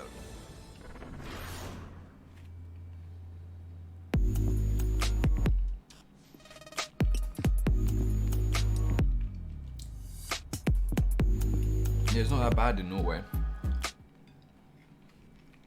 This year, Gamescom is streaming to you on IGN, and now you can watch it unfold on TikTok. World premieres, exclusive gameplay, cosplay, interviews, and unforgettable moments from the biggest show in gaming can now be crammed right into the palm of your hand. Check out IGN and Gamescom's TikTok accounts and use the hashtags Heart of Gaming and Gamescom 2020 to get in on the action.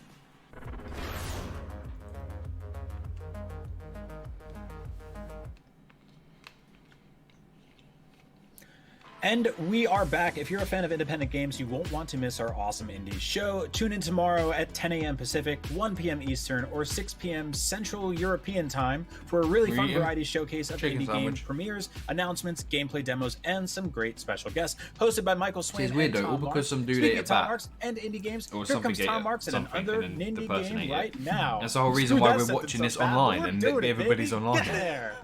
Because of the pandemic. I'd be in Germany right now if it wasn't for the pandemic.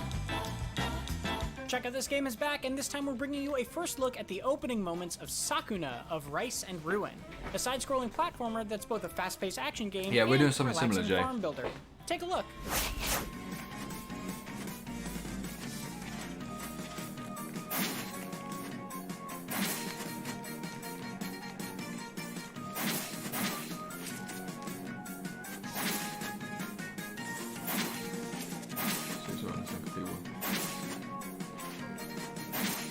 Exactly. Like, you can study yourself. If you really want to do well in school, you study yourself. No doubt about it, that the next generation who really need it this year but can't have it, they're going to struggle. But if they really want it, then they go out and show that they want it.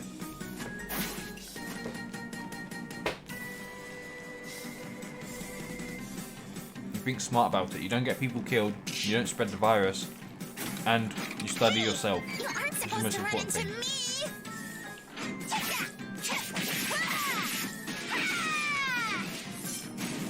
She just obliterated that man. Oh my god.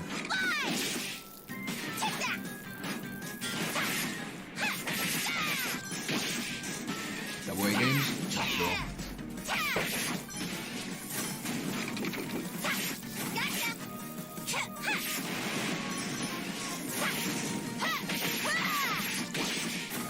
Over here!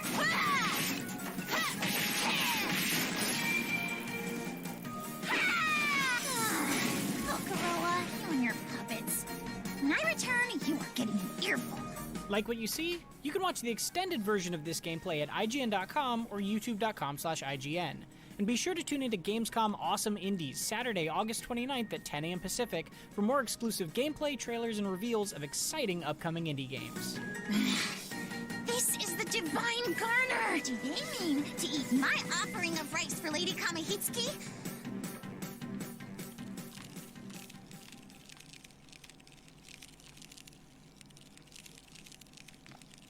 You've done it What's this game now. called? I'm not sure. I shall Yeah, that's etch a the name of it. painful reminder of your hubris upon your lowly human souls. Hello, Crazy.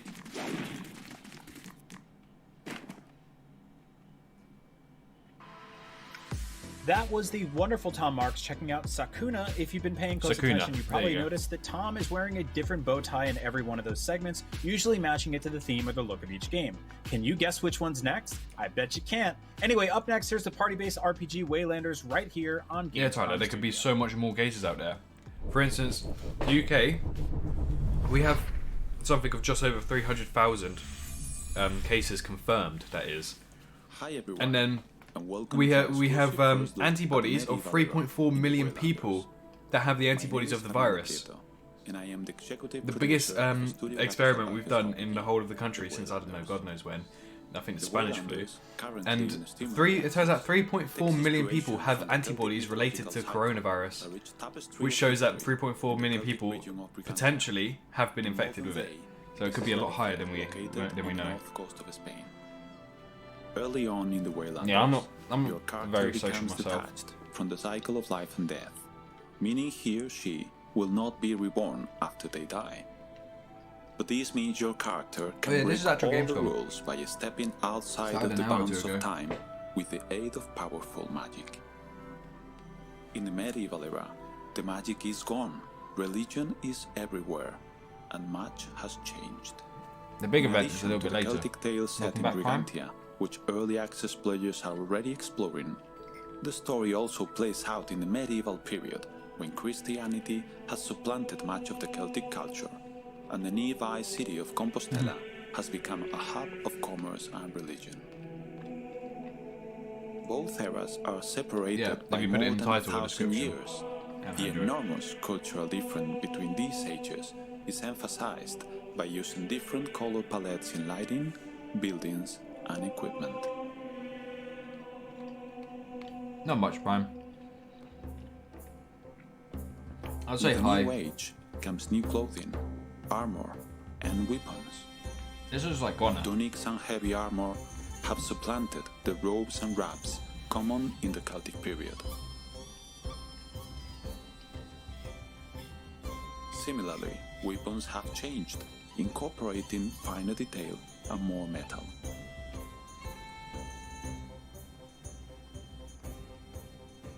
The vivid color-saturated locations visited in the Celtic period transform into desaturated landscapes where grey, brown, and Bit like cold Halo, blue yeah, I was thinking that. are more relevant. Alright, I'm gonna go take my plate down and grab a quick drink of water. Keep enjoying Gamescom. I'll be just a minute or so.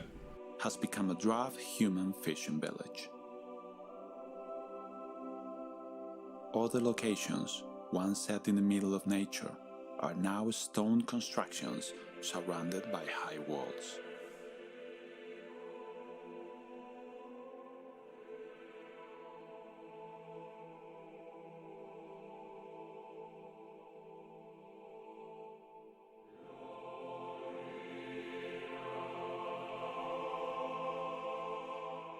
The Tower of Brigantia, once a magically significant monument, has been replaced by Roman construction.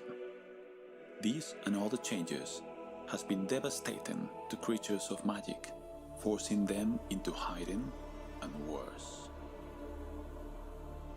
Jumping forward in time has had its effects on those you once know.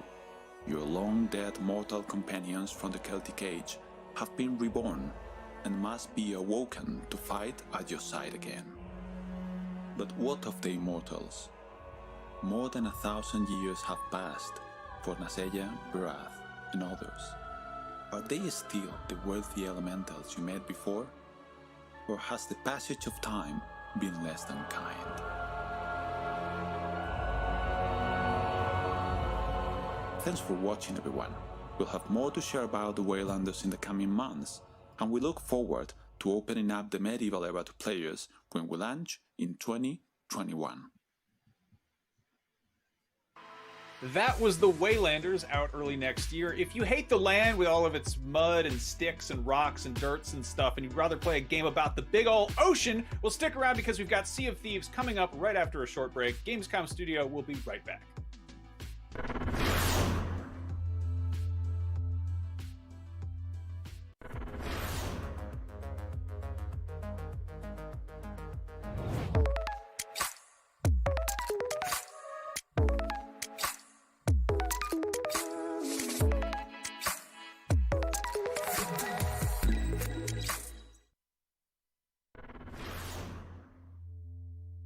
The next generation of video gaming is on the horizon, and IGN is here to bring you the latest PlayStation 5 and Xbox Series X news and analysis in our new weekly show, Next Gen Console Watch 2020.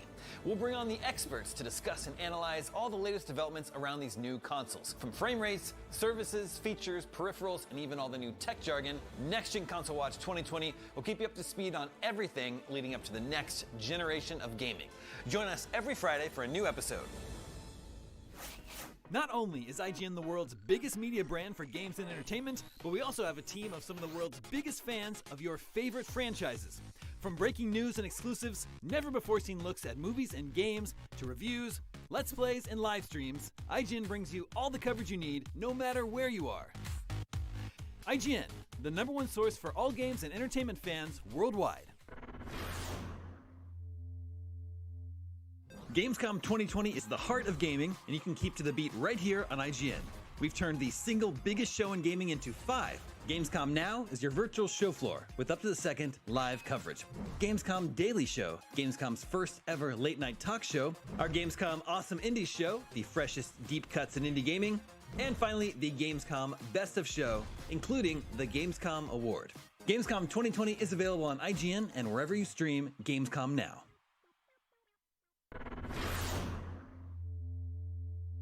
Hey there! Do you have opinions on games, movies, TV, or other weird stuff on the internet? You can take part in our new show, Power Ranking, where you can vote on all your favorite things on the internet. Do it now! Do it! Just go! Vote! Go vote!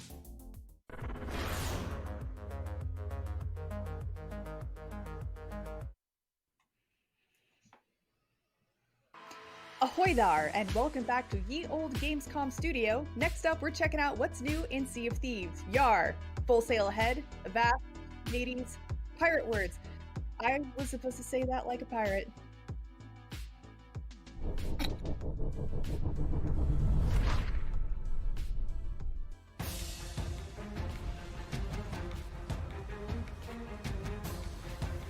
Launching on Steam has been a great moment for Sea of Thieves, and we've seen a great reaction from players. Right, did I miss anything, guys? Did I miss anything? Did I miss anything? 30% of our monthly active users. I'm back, and they're all I went to playing get a via drink of crossplay water. with everyone else, which is awesome.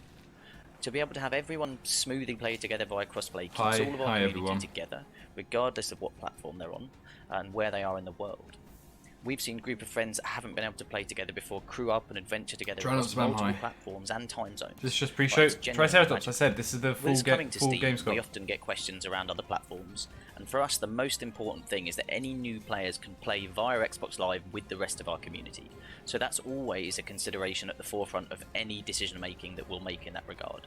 We continue to have huge plans for the future of Sea of Thieves with a balance of regular Sea of releases Thieves, no. and live events alongside those to keep our community engaged. But we've also got some big surprises up our sleeve as we look over the year ahead, and I genuinely believe the next year is going to be the biggest one yet for Sea of Thieves. With that in mind, our next update during September is where we finally bring dogs They to showed Pirate JD2, Emporium. damn it. We brought cats to the game earlier in the year, which went down incredibly well, and now we're finally answering the demand for dogs. The team have lavished their usual love and attention on our furry best friends, ensuring they bring charm and humour to the game in the usual Sea of Thieves style, but unfortunately they also bring other pretty familiar dog traits, so mind where you step when you're out on the boat. There's a bunch of other stuff coming in September, including an exciting new voyage type for the Gold Hoarders that will be a permanent addition to the voyage choices alongside X Marks the Spot and the Riddle Maps, but we'll be sharing more information on that as we get a little closer to the September release. We'll be continuing to update the game on a monthly basis with a combination of new features, quality of life improvement and bug fixes, whilst also growing our range and the visibility of the live events that we've been running the last few months. Hey Godzilla, how and you our doing? aim is to have something unique for players to do throughout the month, and not just looking towards Can you imagine the this? update. Our next And game we're that we really are excited about the showcasing today possibilities here, is something a especially when we bit think about how sharp, we have this with really rich teeth. sandbox Yes, to the utilise that, original we've been Jurassic World active for 2.5 Evolution has years. taken off by But then storm if you in add the in last other 2 players years. and the social But dynamics what is that something brings, that something we've that just people got some wanted really for a long, long interesting and time? exciting ideas Well, for how to make this the next most of trailer this with here our live is events, so a I'm really game interested to that's kind of see very how that similar, unfolds, and as hopefully we you move enjoy. forward. And And if then you're it a new goes to player the or you're looking for a reason to come back to Sea of Thieves, there's always going to be something new to do. And with No our spamming in horizontal chat, progression please. system, there's nothing to stop you. Yeah, You know, we 300 love seeing second people timeout, join in spam. after 2 I've had years, enough 2.5 spamming now, years, and too many realise that people they spam. can just go out on adventures with their So friends from who've now been on, playing for ages. if anybody There aren't any spams boundaries, at there's all, nothing you will get a stopping you. 300-second timeout We're as because I've had excited enough of today it. as we've ever been working on Sea of Thieves, and I can't wait for players to see what we have in store. It's never been a better time to jump in and adventure with your friends. Thanks for listening, and as always, we'll see you on the seas. Sorry, Anderson. I hope you still stick around. It's only 300 seconds. Up next, we are venturing forth into even more unfamiliar territory with Unexplored 2, The Wayfarer's Legacy, right here at Gamescom Studio. Let's take a look.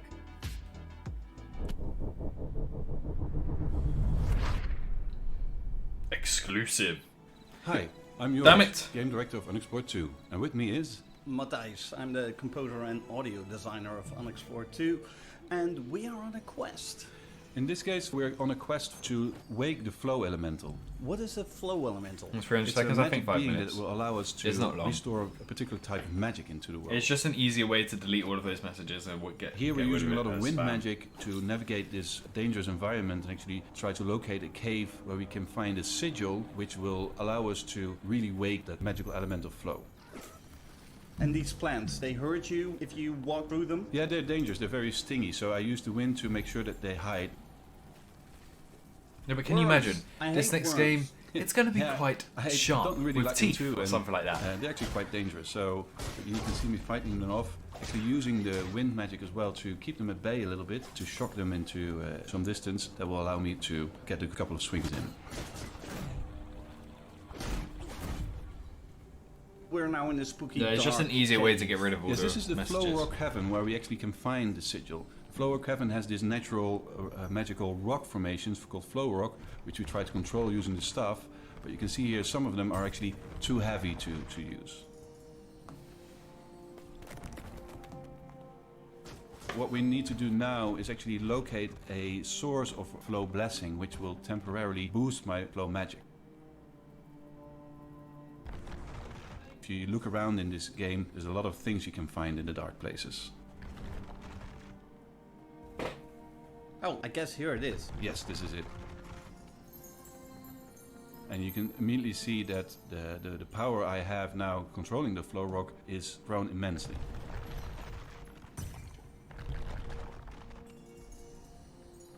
You will be able to lift the heavier stones. Yes, which will be demonstrated right now. Now we can get past these heavier stones. And we'll get rewarded for that. Here we find a sigil. Oh, the sigil that you were just talking about. Yeah, we need the sigil to get water walking, and we'll see that later. It's a sort of natural magic source that we'll grab from this environment and take with us. But now we're in a different location. This is more worms! Oh yeah, I'm going to use magic to kill them. Oh yeah, this I like. But we're here in a bone temple because we're following up on a clue that to find. Okay, don't talk over the fact that you just you're summoning meteors. I'm summoning meteors, yeah, but we're here for information. It's not about the magic. No, we're here following up a clue where we can find the actual exact location of the flow elemental. And now you're summoning something good. I get no. That's not good. That's it opened the door, but it also summoned some screaming skulls. Kill him. Yeah, I will kill him eventually, but I'm also running away using a side door here. So running away is always an option. Yeah, but here we are actually at the location where we came to. WB2 comes out. Is on the PS4 and Xbox One. I don't think it will be. Hopefully it won't be actually, because it will just ruin the game. What is a fortune test? A fortune test is a system that we use where a traditional RPG would use a dice roll, a simulated dice roll, and it offers a little bit more options, a little bit more gameplay. So we found the I'm not sure, location, Mackenzie. and now What would we you are add? at that location. We're approaching this huge plant. Yes, because the flow elemental Saga is to be complete. found out on the lake, and to get there we need to be able to walk on water. And this water lily, by restoring it, by giving it the sigil, it will give I us. really a hope blessing it's that not will allow on us to old gen, get there. or if it is on old gen consoles, then it's And minimized. now we're water walking, and whoa, that's the elemental. Yes, it is. Yeah, I want like but a the JPOG elemental is not feel alone. to the It has a guests. protector. This is Laylee, a character that you can find in different locations, but in this case she's actually going to test us before she is allowing us to wake up the elemental.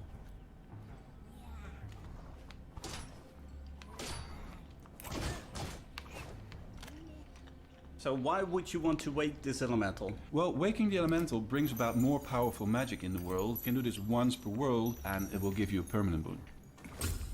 It'll probably come to next gen consoles because they can handle a lot more than current gen.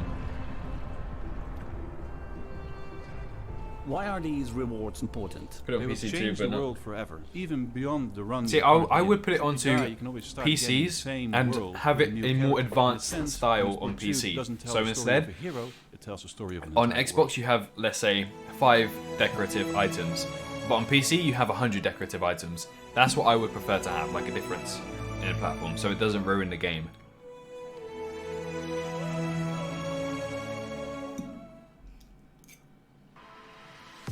Well, the three of us are just about done with Gamescom Studio for the day, or night, or morning, or evening, or whatever the hell time of day Well, I can just move my mic closer to my mouth and Ian But at this before point we in wrap time. up the show and hand it to three people who didn't have to wake up at the butt crack of dawn this morning, let's talk about some of our favorite games that we saw so far today. Max, let's kick it off with you and Little Nightmares. Yeah, Little Nightmares 2. I'm really excited about this. I really enjoyed the first game. The best thing I can compare it to is playing it managed to make me scared in a way that I haven't felt since I was a little kid and still scared of picture books. Like, it's got this very kind of primal, kind of like fairy tale horror to it, and it's very much akin to sort of Limbo. If it's a or JW2, Inside. it won't It's got come that out kind just of, on like, PC. If it's his just own game, beautifully probably. realized puzzle platformer kind of approach with a lot of Like I don't Planet even know if it Jurassic? counts as sort of cinematic. I would say like If that's a thing, diorama-esque it'll come only on moments like PC. this, but it looks really creepy, and I hope it's just kind of more of the same. The first game was good, pretty short. It got some DLC, but yeah, this has been in the works for quite some time now, and I'm happy it's coming along. On the note of sort of just horrifying things, there's also the Stone of Madness, which we got to look at for I think the first time today, which is that tactical game about a bunch of people trying to break out of a monastery. Which the more I think about it, the more interesting that sounds. I love like a good prison break. Yeah, but that's after 5-4 years of story, and I development, feel like that's Dino. one of those things that isn't really tapped into PC that bias, often of course. in games. It's like Consoles are the that's reason how why PC games are a lot of getting Elder ruined. Scrolls games start, but it's sort of to make that the core So much concept potential, of a bunch but of people then trying to get out of a PC monastery, and they're consoles not, are the ones that they're ruin it. not like ultimate badasses. They're just regular people. We got that game a way back that you and I played the first bit together, but this looks, obviously way different, a lot more darker and a lot more insane. Casey, you were talking about how the Stone of Madness is basically a physical object that people believe hit aren't on could today. develop in your brain and make you go crazy. Yeah, so that's they- fun. But they might be on would an use- unannounced I can't remember games. what the tool is. Trepidation, where they would Mhm. drill into your head and remove a piece of your skull, and to try and get a stone that didn't exist out of your head. And though that procedure does have practical uses to relieve pressure if you get a concussion or something, it doesn't really do anything for any Yeah, they kind do. of Yeah, no, they psychological. They do their fans plenty of justice. You've illness seen is Planet not caused Coaster for by years, brain what they rocks. added. That's a whole You've seen different Planet Zoo, what they're adding. Elite Yeah, Dangerous, we're not sure, amazing but game. we are sure that Casey's really into Scarlet Nexus, which looks awesome. Tell us all about it, Casey. So I know we did get to see. They listened to my what we video wanted from Jurassic World preview Evolution. They added earlier it in today, but the through written preview what they has could a ton more without- information. if it about wasn't the for consoles, they story could have and added a lot also more. about the genre of the game. So the creators and developers Day one tomorrow? decided to dub Scarlet Nexus I haven't seen as one tomorrow either, brainpunk. but it might be And unannounced that is games as well. because basically everything in this world is centered around the brain. So it looks very technologically advanced, and that's because people have these psionic hormones in their brain that let them control things in the world. That's So the thing, kind you of look like at how Prehistoric we Kingdom, talk they don't have a to, I console don't know, version, Siri with and their look how voices, amazing they it's can just already do it looking. with their minds. These people also have special extrasensory powers like psychokinesis and pyrokinesis, and they use those powers to fight these crazy Now, monsters. if called somebody starts the working Others. now, a How decent animated job. does all that sound? It's It doesn't super even have to be a animated. decent job. But I was They really have enough to hoping- save up for I was a really PC for hoping I'd be Prehistoric able to Kingdom. show you more concept art of the enemies, because man, There's it some. is so cool. They are Is that really, some- really interesting. Is that some right now? It looks like a goat wearing high Yeah. heels. I'm Yeah. into it. I guess These- the idea was to take inorganic and organic and mash it together to create really disturbing things. You also liked Genshin Impact. We'll talk about that one very quickly. Yeah. That's Yeah. definitely really cool. I'm expecting it's probably I to really be just wanted to tomorrow. mention this. We've Tomorrow's been like the hearing last about day this for a reveals. ton, but we finally know when it will come out to the PlayStation 4 from today's trailer, and that is September 28th. Yeah, which people are calling Breath of the Waifu, which I dig. Name more Breath of the Wild style games. I really like Morbid. This was a sort of top-down Lovecraftian, Cronenbergian, Soulsbornian game. That's They a can't handle lot. it differently.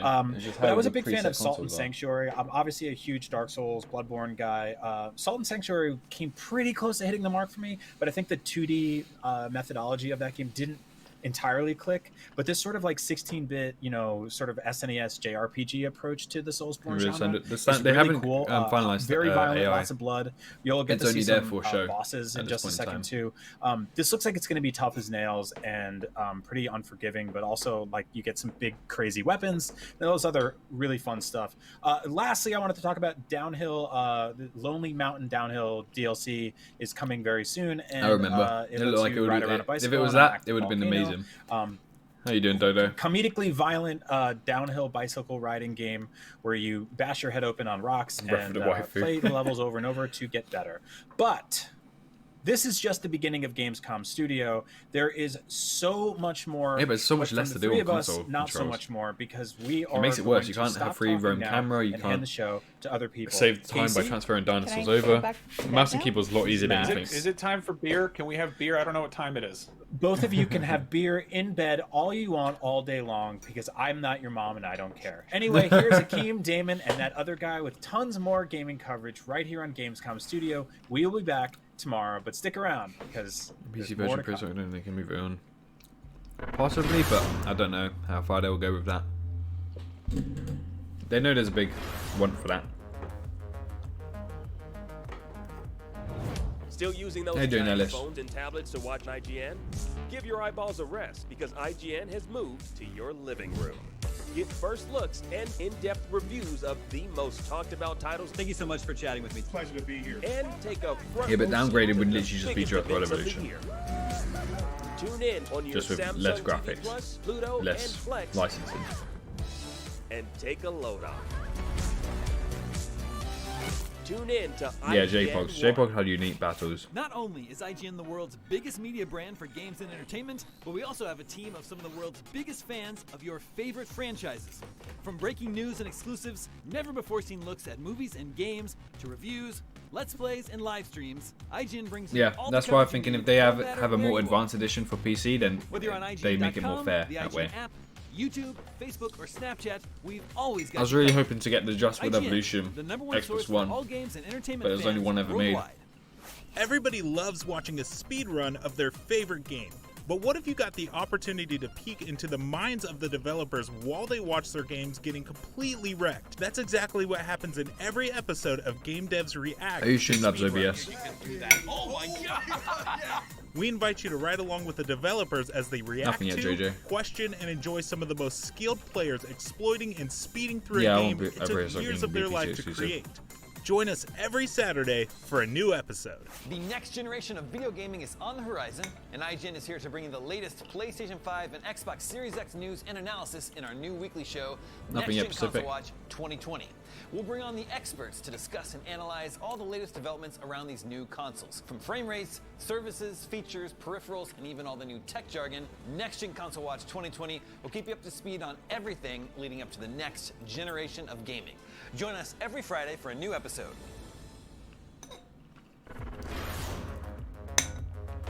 Like what happened? Nothing happened, Tracy, don't worry. Yo, welcome Exactly, back that to way, Gamescom console Studio. people get it. I'm Akeem Lawanson. Coming PC up people get it very at a better shortly, price. we have some brand spanking new exclusive trailers to check out, and in a little while after that, Max and Brian are having a chat with Troy I said why I wanted to be Baker, PC a exclusive. voice actor Console whose ruined the dulcet development of tones you probably games. heard in a video game or two. They can't or handle what three, maybe PC four. can. Speaking of dulcet tones, joining me right So if now it's, is if it's none put on other PC than and consoles, the that same velvety edition, voiced then it will just ruin songbird it. of IGN, Damon Hatfield himself. Damon, what else is going on? I am like a bird. I'll only fly away. If you're a fan of independent games, you won't want to miss our awesome Yeah, it's indie IGN, show. That's Triceratops. tomorrow, Saturday, August 29th at 10 a.m. Pacific, 1 p.m. Eastern, or 6 p.m. CET. It's a fun variety showcase, jam-packed with indie game premieres, announcements, gameplay demos, and some great special guests. And later on, Michael Swaim takes over with the Gamescom Daily Show, which features games, guests, and lots of fun. It's called a daily show, but it's formatted like a late-night talk show. And depending where you're watching from, your experience may vary, but it should be a good time no matter what. That's at 2 p.m. Pacific, 5 p.m. Eastern, and 11 p.m. Central European Time. Right now, though, we don't have time for fun. Sorry, Damon. We We're have time here for on dinosaurs. serious business. Here's a hard-hitting, no-holds-barred deep dive on Well, no, Crash because Bandicoot. consoles have to pay more anyways. That's just how they are. Most games We're release running at out around of £50, time $60 because Crash Bandicoot 4 on It's old About gen. Time is So going to soon be hitting consoles, and I cannot wait you get to dive more into this game. for the I'm a same huge price fan of the Crash in Bandicoot PC, so franchise, it's and for a better thankfully, price. I That's can what I spend meant. a little bit of time, and I promise I won't do too many more time. No, Ellis, I'll have made the video on Talking it if to it Lou has. Studdert from the Toys for Bob team, a producer on Crash Bandicoot 4. Lou, thank you so much for joining me.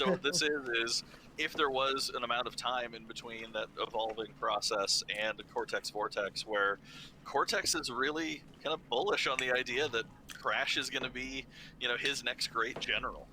And so from a They can have storytelling mods, but they'll perspective, destroy it was it. really fun for us to come up with I'm not some being fun anti-consumer, lines you're not and some listening fun to me. audio for Cortex and some of the other scientists, where they're really positive on I literally Crash's said have a progress better and version really for excited PC, to see and you can make the what console he could boys feel become, happier. without knowing that he'll actually be their future nemesis. I love that because it is, as someone who's been a fan of the franchise since that original trilogy. They it's shot great to themselves in the see foot, I sort of guess, but at the same time, they kind of made a lot of twists money off it, a lot modern of profit, and retro so that the team they didn't sort of really seems at the to same be time. bringing to this. And one of those things that I want to talk about because everything that I've loved that I've seen about the Not game to mention that so over a many third present- of presentation players elements. were And on one of those PC big as things well. is, of course, that was something revealed a So few that's a weeks lot back, more but the expected, inverted mode, a lot which is more the than they mode expected. of the game. For those who may not have seen that initial reveal, or for people looking for a little bit more, can you sort of give me just like a brief overview of how inverted mode plays into the rest of Crash 4? Sure, absolutely. So inverted mode is what we call our souped Again, up Bill take 9, that's on not what I'm saying. mirror mode, but it's not just We flipping have- the Yeah, screen. that's and why I having that said mirroring. if you're It's talking also about brand deals, so introducing it's these Sony brand with the new new games, kind it's of not Microsoft with the new visual games. aspects and presentational aspects to each of our dimensions. The And console so, itself, one, you can be Xbox is going, better. in But if you're talking about brand what we deals call the Neon and Wastelands, or games, then you have to talk about the Sony and hazardous Microsoft. waste You with can't talk a about crazy consoles. neon filter, and so everything's black and white, and it looks like it's lit up by neon, and the light will actually fade. Not to mention how much Sony are paying for exclusives, and most exclusives are set to end in 2021 to 2025, with Xbox buying most of them back more as like well. you're underwater. And so some of these have really fun gameplay altering effects. Some of them are purely visual or really excitingly visual, like one where you're in a black and white world and you're spinning, and spinning causes paint No, to it's not spill console out war, it's just and evidence. paint the world. So this inverted mode is something that players will unlock part of the way through their journey in the game, and it allows players, once they've beaten the level, to access the level in this new mode with a unique Because that's feel, not and a also business just strat, more Nico. goals and challenges for them to take on. You can plug a mouse love and it 'cause keyboard it's, into your there's this Xbox wonderful balance with some of wanting games. to bring You people can play into mouse and the keyboard Crash world, on it, but also to really but give that level of, I think, depth they just can't. that Crash long They time can't fans afford expects, to but keep also that making difficulty high-end that fans expect. consoles and there's just and such a then wide sell them for breadth 300. of They'll make something high-end consoles you and sell the them for team have shown off. 1.5k. It's been so incredibly rewarding as a fan to see, like, oh, there's this new layer, there's this new layer. It really does feel like this incredible full package for celebrating Crash's history. And No, the only reason why consoles are popular is because they're cheap. Yeah, absolutely. I mean, it was very important for us to have 300 to 500 pounds. This That's cheap. foundational aspect of These new that consoles are original set to be trilogy of 500 to games, 600 and that kind of pounds. unique, what we call that perspective So a little bit shifting more expensive. platforming. But if they try That's to make really tied PC-worthy to consoles, the execution then you're of looking at a skill and minimum of precision. 900 pounds. But to take that Potentially as our to foundation, 1,500, which is like and continue to $2,000. iterate and continue to bring in new aspects, from quality of life things of our Looks modern bland, it and looks retro strong. modes, which allow you to. The if you PlayStation want to 5 looks play, bland to me. Like you could where drop it and if it'll you- break. If you die, you You always drop come the back to the Xbox, the checkpoint floor will versus break. having the need to earn lives. That's to why I love just the look of this new additional Xbox. things for players to do to Just grow looks strong in that overall. skill, because the more you play this game, the better you get. The more efficient you get. The way that you see we have a death tracker now, and you see that thing shrink the more you play these levels. And then with inverted mode, we said we wanted something that played against that. We wanted something that took your muscle memory and threw it out the window and gave you a whole new fresh experience. And so from a new player coming in, it's a really welcoming start to joining in the franchise. But then for that classic player, we've got some devious things, like these flashback tapes are just crazy, and the fact that you have to get to access them without even dying is just another layer. Yeah, and as you were saying, sort of as we wrap up, it both speaks to the death routes that were there in the original trilogy that definitely drove me crazy sometimes, especially when I was younger, but also the chance to have a new version of that here really does speak to, I think, sort of what this game is aiming to deliver, which I love seeing so much. This Crash As we Bandicoot is sort of looking wrap up, quite I good. did quickly want to bring up, of course, because we've seen now Neo-Cortex and Dingo Dial as other playable characters, and I was just sort of wondering on sort of a broad level the team's approach to these new characters, because I got a chance to go hands-on with the controllers Cortex are fine as level they are. in the preview version of the game. Just the PlayStation PlayStation is What I very loved was flimsy. I felt at first, I was like, oh no, this doesn't play like Crash. I'm going to have to rework my whole brain. And then it was like, oh, I could see a whole spin-off around the way Cortex plays. It felt like very They well weren't thought through. retroholic. It felt very fun in its own right, but also fresh and unique, and not just The specs have been released for PS5. They're so far off from a normal Oh, PC. fantastic! Yeah, From a for standard us, gaming making PC. these alternate heroes, So far the off. way that players are going to get access to them is that as they play through the adventure, there will be level Scarlet, one of the introducing originals, I kind think. of them to this The original character red like ones. Cortex and Dingo that will teach them how these characters Probably play. Tomorrow Phantom. And then from that point There are big on, ones they'll released actually interact yesterday. with them in This one's like optional kind of levels minuscule where ones. these characters will be in what we And then call tomorrow, timeline there might be a levels, big one. where you see how Few big their ones. This is the parallel last reveal day. stories interact with Crash and Coco's adventure. And for us, when developing these, what we wanted to do was make sure that they were all compelling in their own right. They have some kind of core fundamentals. Like we didn't They want just aren't to, Dino. make Dingo Dial into a 3D There are going to be some really cool reveals later game. on They have later, some though. We're going to have a core, dinosaur reveal foundational elements of a 100%, Crash so game, stay but then tuned we for wanted that. to give them their kind of unique play styles, their unique focus, and so for I know for a fact we're going to see Cortex, some he's a bit dinosaurs more tonight. puzzly, right? So He's if about you want to stay tuned figuring for out that, and where to you're go, welcome how to to come back. change enemies, how to interact with them. And then for Dingo, he's kind of jokingly our demolitions expert. You know, he's all about breaking through stuff. He's picking up TNT barrels with his vacuum can and launching them. I hope there's no 9-year-olds. My content's for crates. 13+. You know, he's a big boy, so he's slamming through things as Suitable he goes. 13+, aimed as at opposed to kind of 16+. having more of a finesse style of play than Crash. So it's been a lot of fun for us and for the team, not only to come up with the movesets for these, but then also just reinvent kind of how we develop levels for them and to come up with really fun, new, and unique interactions for these characters. Yeah, the Cortex level was such a fresh surprise, and I love. No, you guys can enjoy the developer intro. I'm going to go grab a cup of Dingo water Dial real and quick. How this all factors into the full campaign really plays out, because I'm very excited to see that full package. Before we do wrap up, I briefly did want to have to ask. Of course, I know the game's just a couple months now away from launch, a little over a month. Is there enough time to put a John Carpenter reference in there now that we know he is looking forward to Crash Bandicoot 4?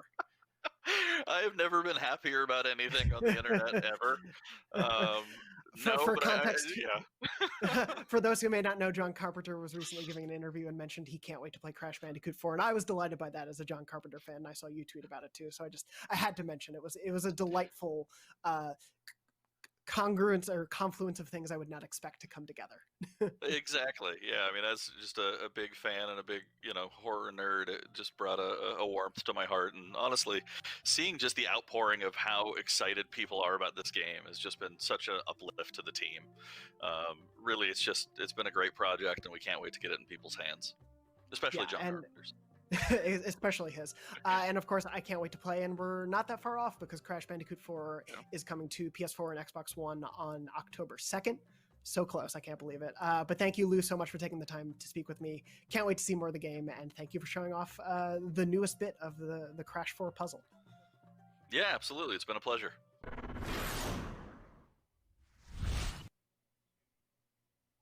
That was our good old friend Crash Bandicoot right here on Gamescom Studio. And now it's time for a quick break, guys. Gamescom Studio will be right back faster than you can probably say Wumpa Fruit. Give it a shot.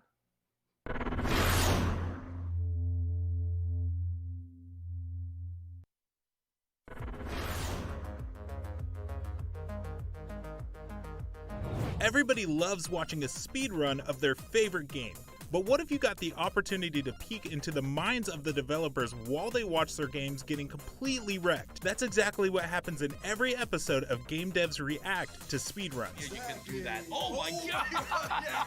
We invite you to ride along with the developers as they react to, question, and enjoy some of the most skilled players exploiting and speeding through a game it took years of their life to create.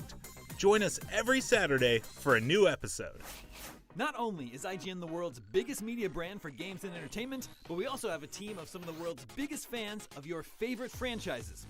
From breaking news and exclusives, never-before-seen looks at movies and games, to reviews, let's plays, and live streams, IGN brings you all the coverage you need, no matter where you are. Whether you're on IGN.com, the IGN app, YouTube, Facebook, or Snapchat, we've always got you covered. IGN, the #1 source for all games and entertainment fans worldwide. Still using those tiny phones and tablets to watch IGN? Give your eyeballs a rest, because IGN has moved to your living room. Get first looks and in-depth reviews of the most talked about titles. Thank you so much for chatting with me. Pleasure to be here. And take a front row seat to the biggest events of the year. Tune in on your Samsung TV Plus, Pluto, and Flex, and take a load off. Tune in to IGN 1. The next generation of video gaming is on the horizon, and IGN is here to bring you the latest PlayStation 5 and Xbox Series X news and analysis in our new weekly show. Oh my god, Jurassic World Next Gen Evolution Console 2. Did I miss Jurassic World Evolution Watch. We'll bring 2? on the experts to discuss Did I miss and Jurassic World analyze all Evolution the 2? latest developments Oh around no. these new consoles. From frame rates, services, features, peripherals, and even all the new tech jargon, Next Gen Console Watch 2020 will keep you up to speed on everything leading up to the next generation of gaming. Join us every Friday for a new episode.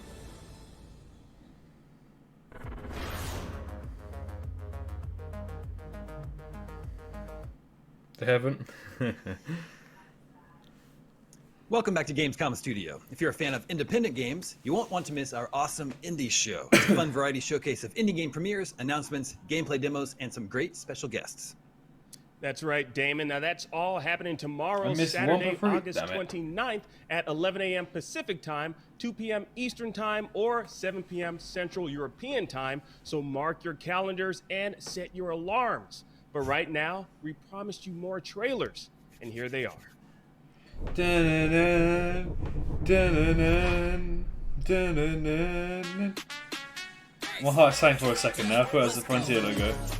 Oh. Ball out all day, all hours. Take it back to the streets. Wake up, take it back to the streets. What? Street power. Ball out all day, all hours. Take it back to the streets. Wake up, take it back to the streets. Take it back to the streets. SPF, back on the beat. They know us from the west to the east. You play us, then you restin' in peace. See the ice on my wrist, that's Cartier. Big tricks like Seiya and Garnier. I'm a ball, can't stop till I got a plane. Wanna call, wanna talk, then they gotta pay. Tokyo, Paris, London, New York City, Manhattan, stunting. New flow, we pass discussion. Yeah, imagine I go down to get some water and then the whole Jurassic World Evolution 2 trailer plays. Y'all choked, we stood tall. Freestyle on the field or futsal. Yeah, we playing street power football. Street power, ball out all day, all hours. What? Take it back to the streets. Wake up, take it back to the streets.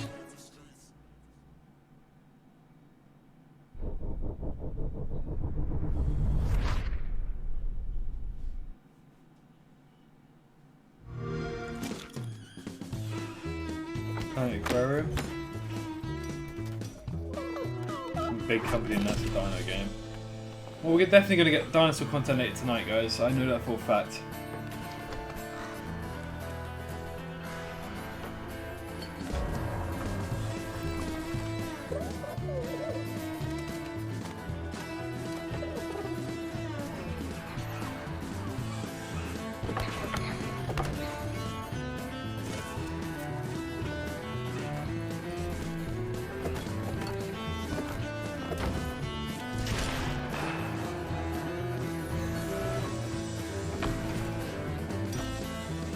Weird Pokemon type of stuff.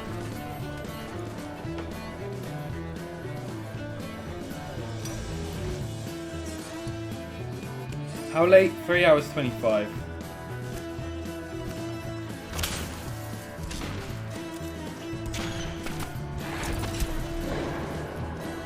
How justify my reason for what?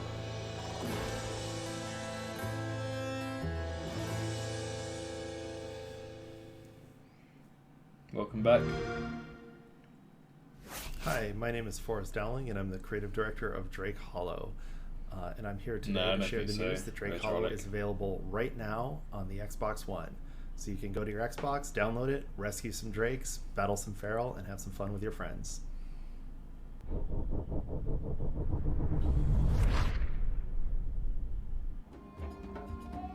Nope, still not Arthur. Nothing yet, Jesse.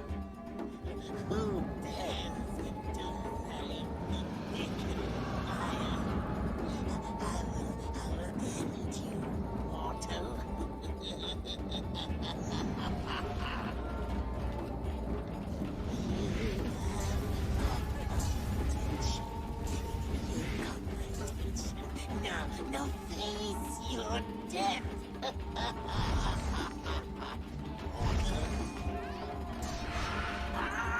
You dead, my wonder.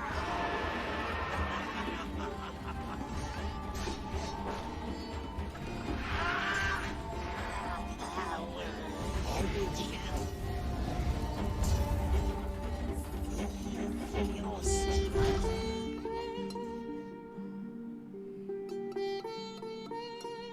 Morse code? Why would you name Morse code?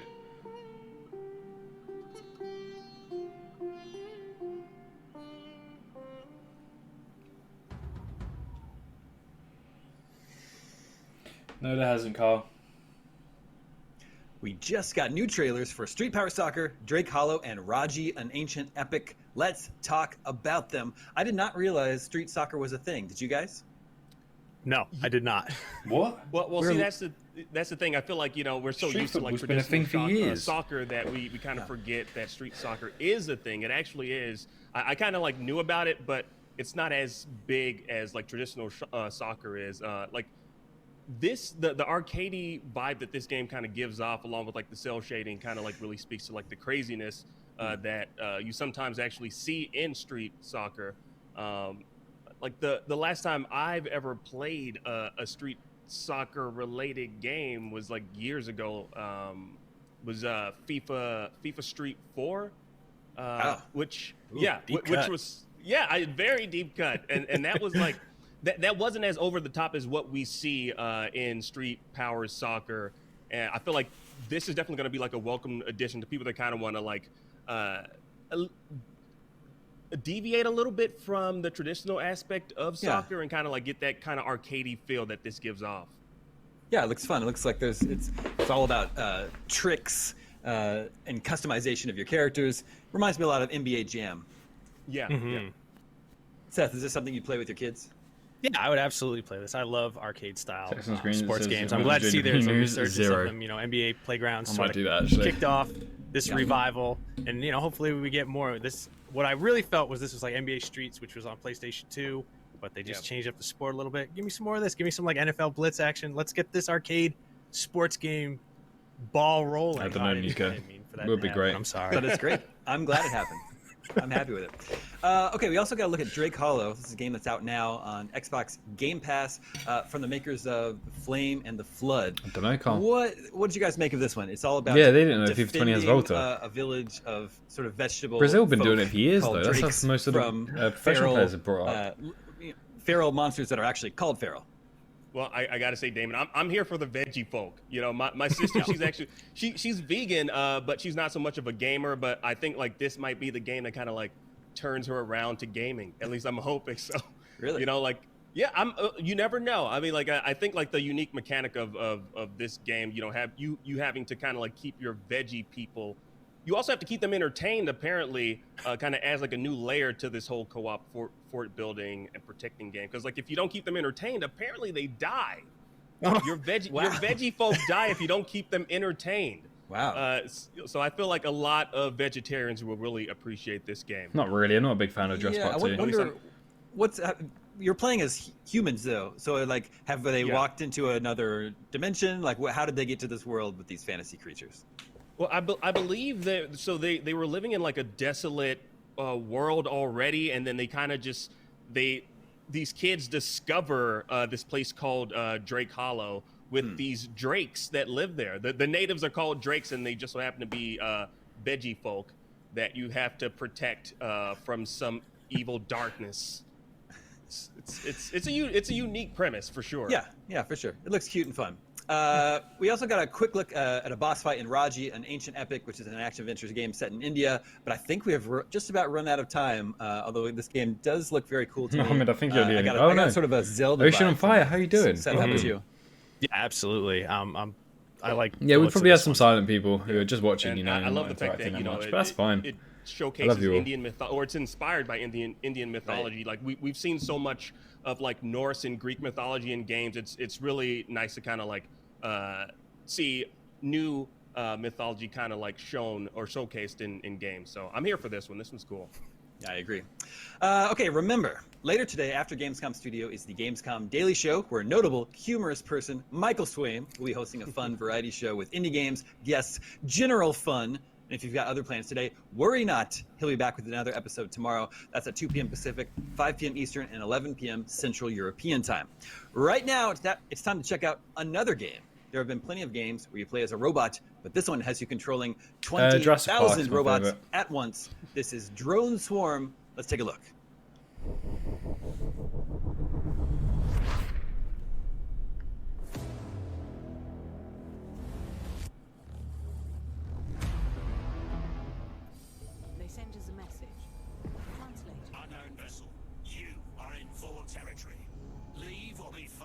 Okay, I leave. Of course I won't. So welcome everyone to this place. That was so cringy.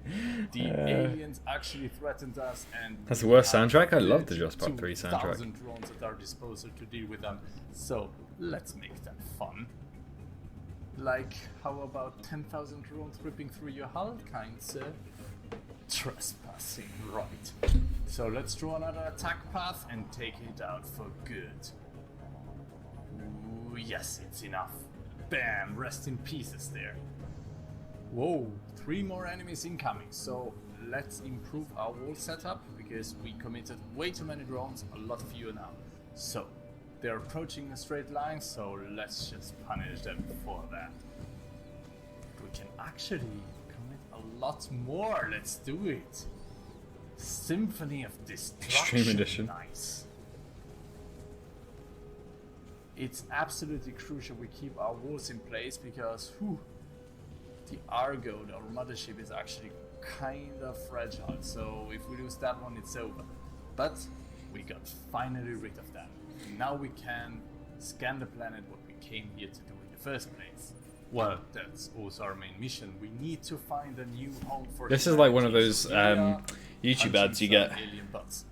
Unfortunately, no suitable planet found here, so let's jump to the next system and see what it has in store for us. Well, what have we here? 2 aliens fighting one another. I like it. Unknown vessel, this is the Argo. Do not fire. We come in peace. So do not fire. They said do not shoot. Just like the last ship that pretended not to be hostile, we will not fall for the same trick twice. The Shun is this new race. Let's see what they got. Some attack path. Ooh, they have lasers. Whoa, they're damaging our drones quite heavily. Not in a moment for potato salad, but later today we are going to see some. More incoming. We need to take care of them fast. Ouch, that hurts. Look at all I've got to design something real quick, guys, so I'm going to try and catch up and chat as much as possible. But I do need to design something. Yeah, see, every single explosion, every single light flash in my swarm is 1 drone dying. Already 3,000 drones lost. At that rate, it will be bad. And imagine if there's even stronger lasers later on. They will just cut through my defenses. And that is exactly what Drone Swarm is about. The aliens finding constantly new ways to counter you, to counter your tactics and your defenses. For instance, check out this new enemy type, the Interceptor. We actually call it the Wall Buster. And here you see why. And the worst thing, it's shielded too. Look at this. All my drones just... Real game ads, yeah, that's what I was thinking of. So you need to come up with more clever ideas on how to approach it. Maybe different wall configurations, or, indirect attacks with a cannonball. Well, I'll leave that up to you. Or how would you handle super fast enemies like this one? You barely can catch him. Imagine what happens if he hits heavily too. Or fighting in an asteroid field while being constantly under pressure because holy crap, those asteroids do hurt. All the while adapting constantly to the enemy tactics and avoiding the local hazards in the map. Well, and sometimes you just use them to your own advantage. Overall, Drone Swarm will be challenging you with a lot of crazy fights, and you will be trying them again and again until you find a working strategy. Thanks for tuning in, make sure to wish this stuff, and be back. Bye. Earth is dying. We must find a new home.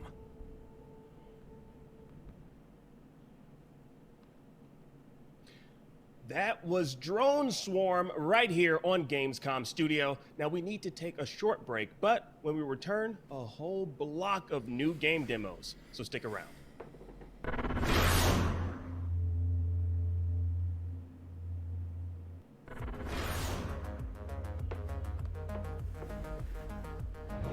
Gamescom 2020 is the heart of gaming, and you can keep to the beat right here on IGN. We've turned the single biggest show in gaming into 5 Gamescom Now is your virtual show floor with up-to-the-second live coverage. Gamescom Daily Show, Gamescom's first ever late-night talk show. Our Gamescom Awesome Indies show, the freshest deep cuts in indie gaming. And finally, the Gamescom Best of Show, including the Gamescom Award. Gamescom 2020 is available on IGN and wherever you stream Gamescom Now. Not only is IGN the Ran out of world's quotes. biggest I media think brand Dino for is games losing and it. entertainment, but we also The have first a ever team stream of I'm watching from start to finish. I love you. Yeah, I really appreciate it, Mohammed. Thank you so much. From breaking news and Yeah, sorry guys, I'm actually working on something right now, so I do apologise about that. Let's plays and live streams. IGN brings It is you all a the coverage you need, no matter where you are. design that I need to do. IGN, the number one source for all I'm games a little bit and behind on it. entertainment fans worldwide. That's why I'm trying to do it now. See, as you can see, I've got the thing open.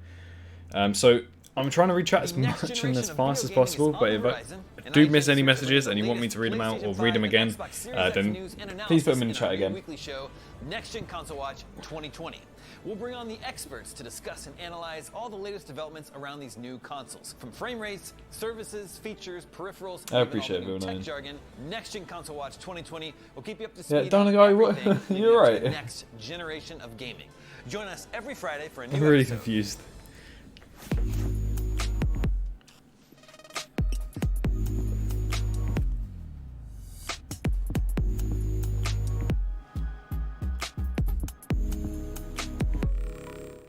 This year, Gamescom is streaming to you on IGN, and now you can watch it unfold on TikTok. World premieres, exclusive gameplay, cosplay, interviews, and unforgettable moments from the biggest show in gaming can now be crammed right into the palm of your hand. Check out IGN and Gamescom's TikTok accounts and use the hashtags Heart of Gaming and Gamescom 2020 to get in on the action.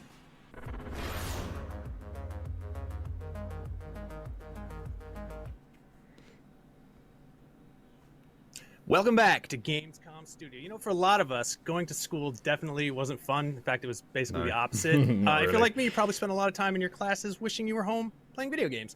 So a video game about going to school doesn't sound really fun unless it involves magical powers. And that, my friends, is what this next game is all about. Here's Tom Marks with a turn-based tactical RPG about students at a magical school. Check it out.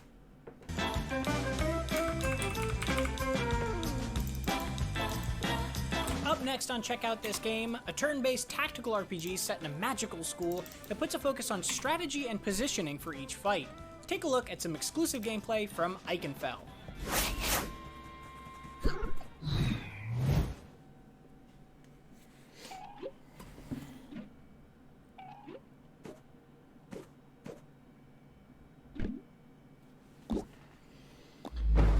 So we're Hitchcock. Alright, Dino? Dino guy. Dino guy, are you alright, buddy? I'm not sure exactly what he's on about. I think he said he wanted to teach me about a game, but I don't really understand it all that much. I do apologise.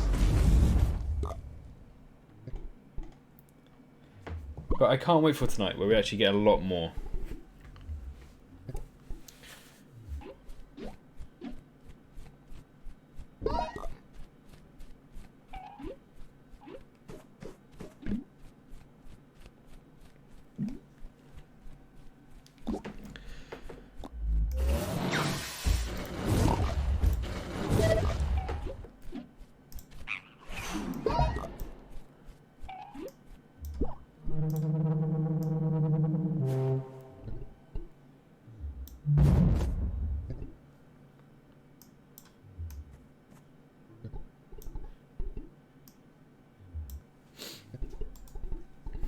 This is like Megalania and Pokemon put together. No Dino games? No Dino games yet, but there will be one later today. He presents. So confused. Any announcement? But you? I don't know what that means, Nico. As before the movie in the cinema. Yeah, that's actually a really good explanation of what it is right now. Yeah. I feel that. That's funny. Like what you see? You can watch the extended version of this gameplay at IGN.com or YouTube.com/IGN. And be sure to tune into Gamescom Awesome Indies, Saturday, August 29th at 10 a.m. Pacific for more exclusive gameplay, trailers, and reveals of exciting upcoming indie games.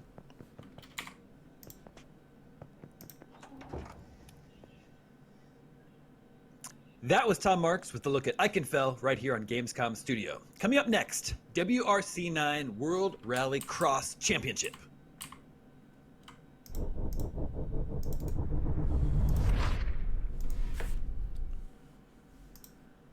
Hi, I'm Alan Genu, Creative Director at KT Racing, and with a few days before the release of WRC9, we're taking a look at the content and new features of our new game in the WRC series.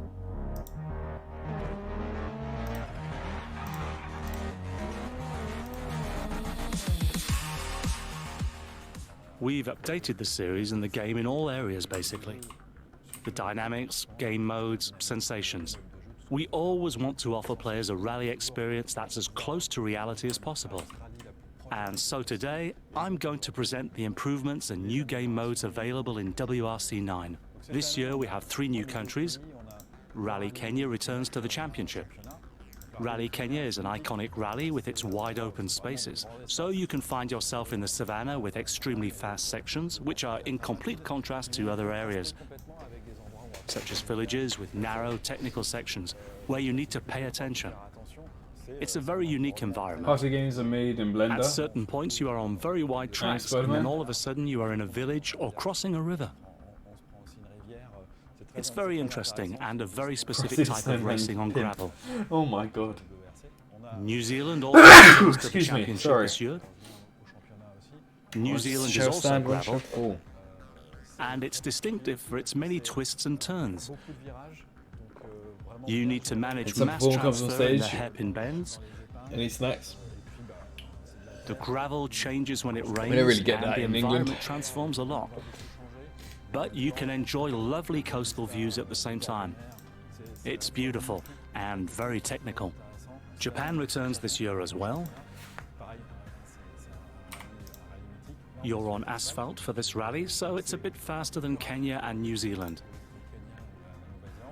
But it also has extremely tight and technical roads. You also pass through villages in this one. There are many hairpins which you must learn to handle and avoid hitting the barriers. There are also beautiful landscapes in this unique country that require a particular technique. So in this year's WRC, you have these 3 new countries, plus all 13 countries that were initially planned for the championship. We've always wanted to improve the simulation side of WRC to try and recreate an authentic feeling of driving, and to be as realistic as possible. For example, you can fine-tune your cars. When you've adjusted your setup, you can save it and test the car in free roam in different conditions. This environment includes all the conditions you'll find in the championship. The simulation aspect is important to us, and it has been further developed this year thanks to feedback from the fan community.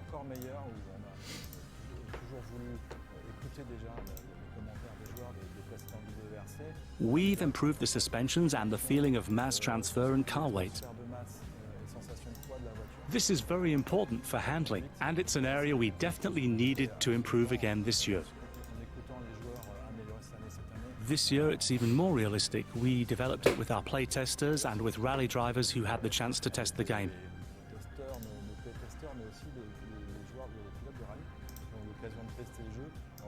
We immediately felt they were much more comfortable with the game than they had ever been. For example, at a recent esports final in Finland, we noticed they picked it up very quickly and felt comfortable with it. Whereas previously they weren't as comfortable, because they aren't all gamers and had some trouble getting into the game. In just a few minutes or hours, they were completely at ease. They could set up their car like they wanted and start racing. They were even competitive against esports players. This was truly amazing because we had 2 distinct worlds up until now, between the gamers who know video games well and rally drivers who know how to drive really well. Likewise, where? So this year we really felt that the drivers got good feelings from the game and felt very comfortable with it. And that's amazing for us. It's a great achievement and justifies the time we've spent on developing the game, including giving our programmers the chance to ride in rally cars, so they can experience the sensations and really succeed in reproducing the rally experience. In this year's WRC, there's a new mode, which is really big and highly anticipated by the community. The Clubs mode. In clubs mode, players can create their own club and create competitions between friends or for the WRC player community. Le mode club dans WRC 9, c'est la possibilité de créer son club. The competition is in the form of your own championship. So you can choose up to 8 special stages in any country, a car category, conditions for each special stage, and basically create your own championship.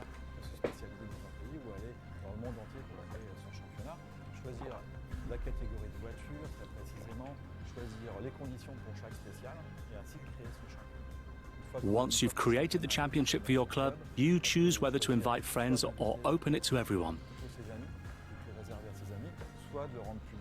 Whereas every two, we have to wait and see about that one. Not to endorse your And this is something the community have been really wanting.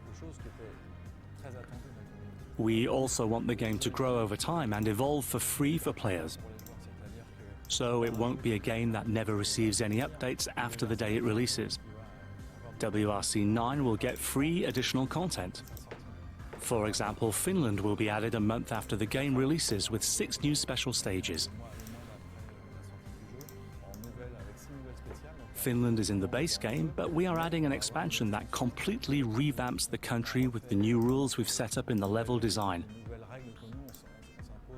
So Finland will be even better and more realistic. And the same applies to Portugal 2 months after the game releases. There will be new cars, new teams, and new game modes. All this content will be free for players. For the community, like with the clubs mode, we are adding a photo mode so you can heard him sigh there when he wanted to talk. That was funny. With the community. This is quite cool, to be honest. I like this type of game. Might check it out. And then there's a co-driver mode that will be added a few months after the game releases. This is an online co-op mode where you drive a special stage and the co-driver reads the pace notes to the driver. Oh, that's quite cool.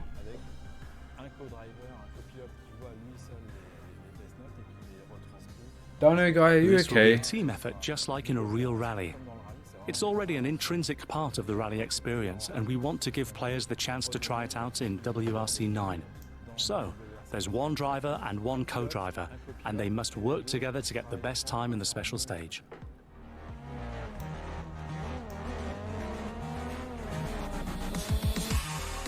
There you have it. You know everything about WRC 9 now, and we look forward to sharing more with you when the game releases. That was WRC 9, and while there's definitely a psychological element to automobile racing, and seeing that many motor vehicles moving so fast is a little frightening, it doesn't hold a candle to an alternate plane of reality filled with unspeakable horrors, which is something players will be exploring in the medium. Let's take a look.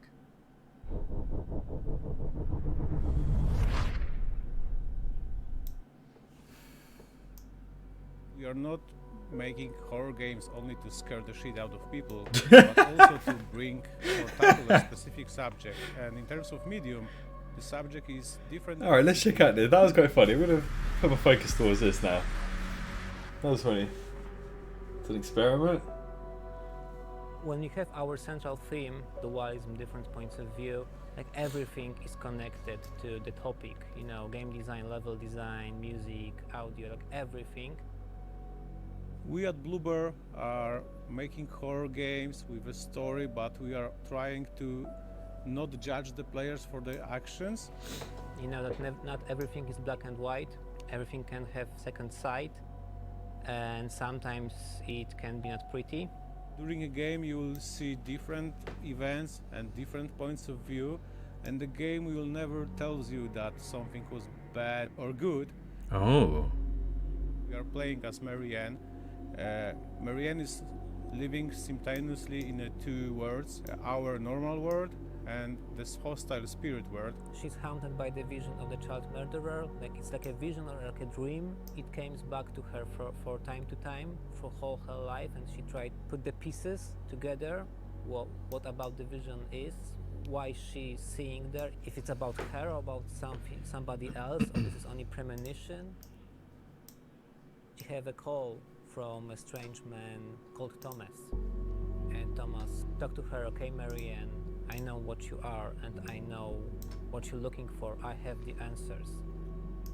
Does he though? When you play as a medium, you can see really a different side of everything. People, places. I very like one of the lines written by our writers, where Marianne says that she's living in 2 worlds, but she has never been a part of any. Our game uses a very unique mechanic that allows you to be in the 2 worlds at the same time. The spirit world that Marianne sees. This is interesting, guys. Reflects everything. Never missed anything important? Nothing so far, Rowan. In our life. Just tuned in. It depends what you're looking for, guys. Emotions. And we keep it to just when Jurassic Park sounds at this point. In some way, these emotions sink to this dark universe. The spirit world is based on Zbigniew Beksiński's paintings. So it's not happy world, you know, you don't see many really good looking places. It's more sinister, dark, scary. Alright, low-key, I'd play this game. Constricting. Outgrown her. Don't need her. Have new suit. The light almost gone. Not dark yet, but it's getting there. I'd so play this game. If I remembered it when this game comes out and I grab it, I'm that definitely was The Medium right here on Gamescom Studio. Now we need to take a short break, but when we return, Alaloth, champions of the 4 kingdoms. We'll be right back. So how are we all doing? Did you guys like those little showcases right there? What was your favourite one that they showcased? Was it a racing game? Was it medium? I think it was medium than a racing game for me, personally.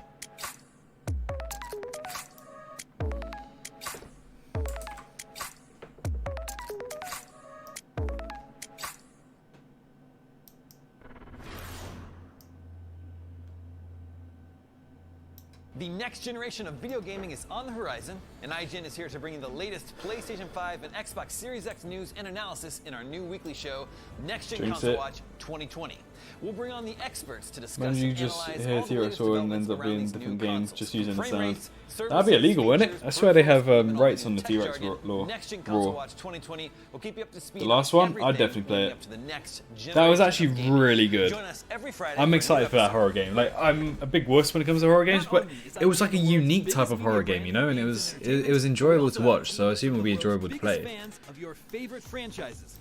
From breaking news and exclusives, never-before-seen looks at movies and games, to reviews, let's plays, and live streams, IGN brings you all the coverage you need, no matter where you are. IGN, the #1 source for all games and entertainment fans worldwide. Gamescom 2020 is the heart of gaming, and you can keep to the beat right here on IGN. We've turned the single biggest show in gaming into 5. Gamescom Now is your virtual show floor with up-to-the-second live coverage. Gamescom Daily Show, Gamescom's first ever late-night talk show. Our Gamescom Awesome Indies That's show, quite cool. the freshest deep cuts in indie gaming. And finally, the Gamescom Best Sorry of guys, Show, I'm still working on including this. I hope the you don't Gamescom mind. Award. Gamescom Just 2020 trying to make it is look as available on IGN best and as wherever you possible. stream Gamescom Now.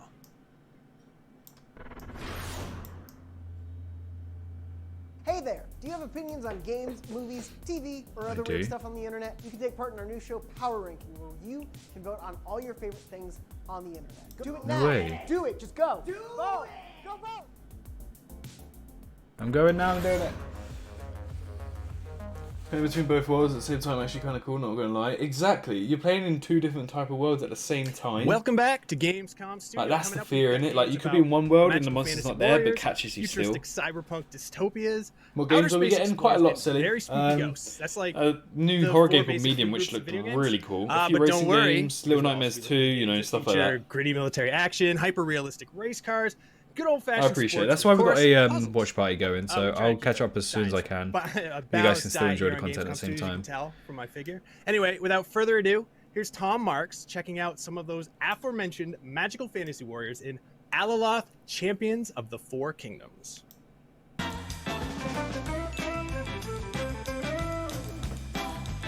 If you're a fan of classic RPGs, you're going to want to pay attention for this next one.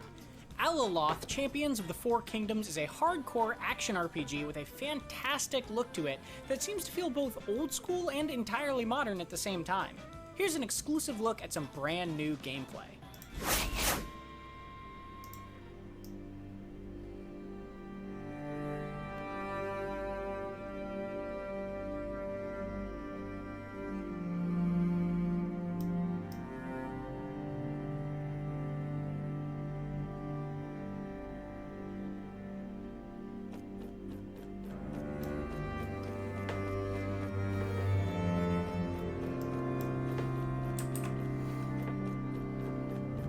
There's loads of these type of games out here. But there's loads of people who actually enjoy RPGs as well.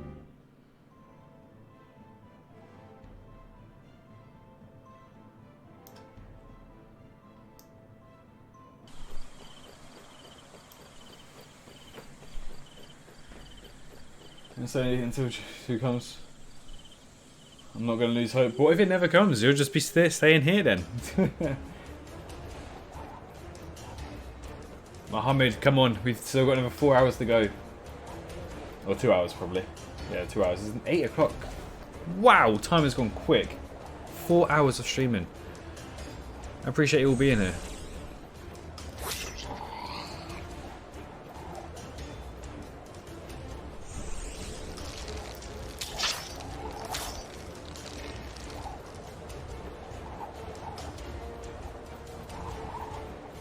Like what you see? Be sure to tune into Gamescom Awesome Indies Saturday, August 29th at 10 a.m. Pacific for more exclusive gameplay, trailers, and reveals of exciting upcoming indie games.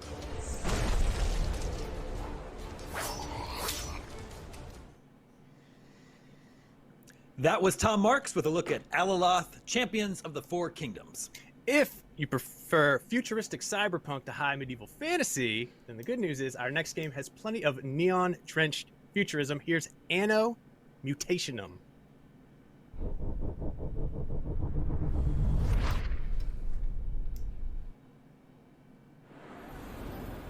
Hello and welcome to the world of Anno Mutationum. Today we'll be looking at some gameplay footage where we see our main character Anne going on a side mission.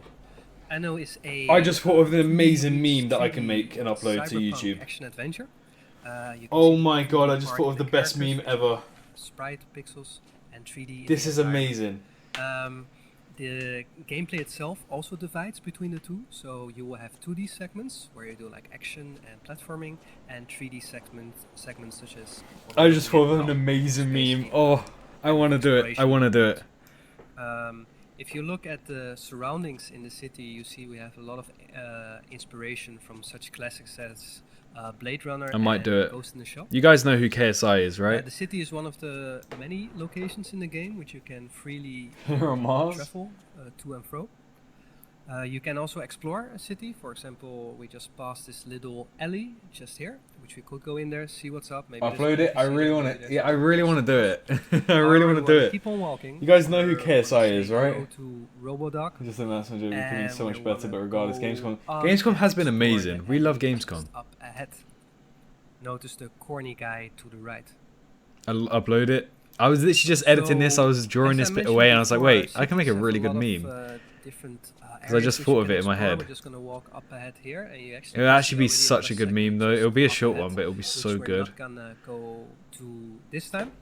We're just gonna go back and explore this alley a little bit more. We're gonna go. How about at the end of Gamescom? If we don't get a Jurassic World Evolution 2, I will upload that meme. If we do, then I won't upload it. This night market here on the site. I think they're just setting it up. We see the bartenders there on the left, and we see some suspicious-looking guys there at the end. We're not gonna bother, and we're gonna go back to the main. It's such a good one. Earlier, before I mentioned action and adventure, but do it, yes, yeah. Upload it. For example, all right, we'll wait till the end of Gamescom. We'll wait till the end of Gamescom. Find stuff, such as in this old box. And then there's this I'll disc, which edit it. Then use either and I'll upload it just as that as a video. I think it'll be pretty funny. Credits. If we look at the vending machine just right here, it's not good to ease your hunger, but it is good to buy stuff for battle. For example, we have some stuff here that restores health, enhances defenses, and the like. We're just gonna buy all of these because we have a lot of money. So there we go, stim shot, and a booster, and the other ones as well.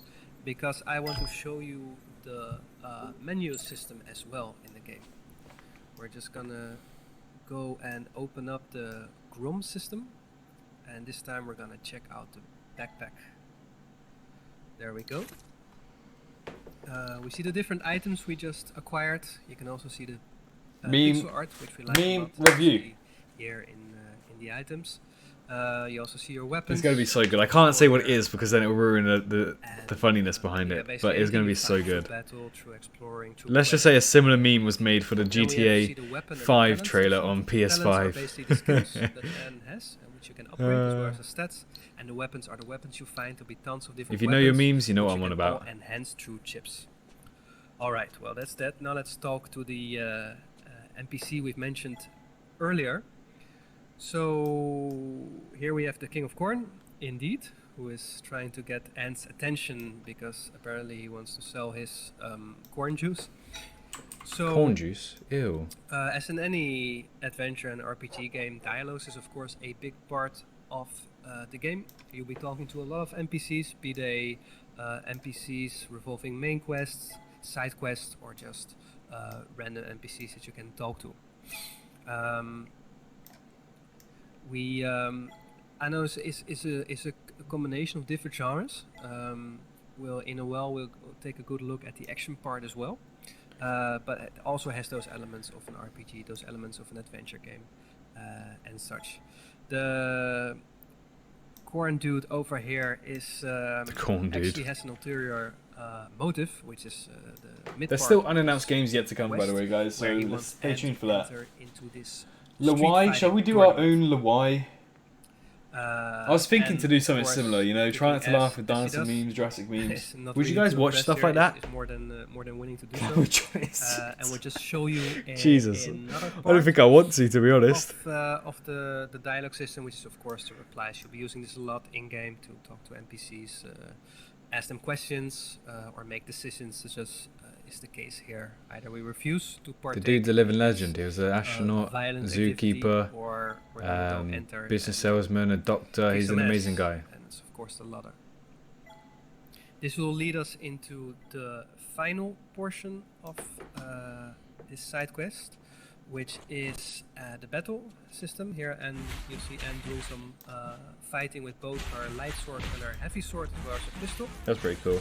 She can do tons of combos. So we'll see here one in a while where she just flipped up the enemy and shot him down again.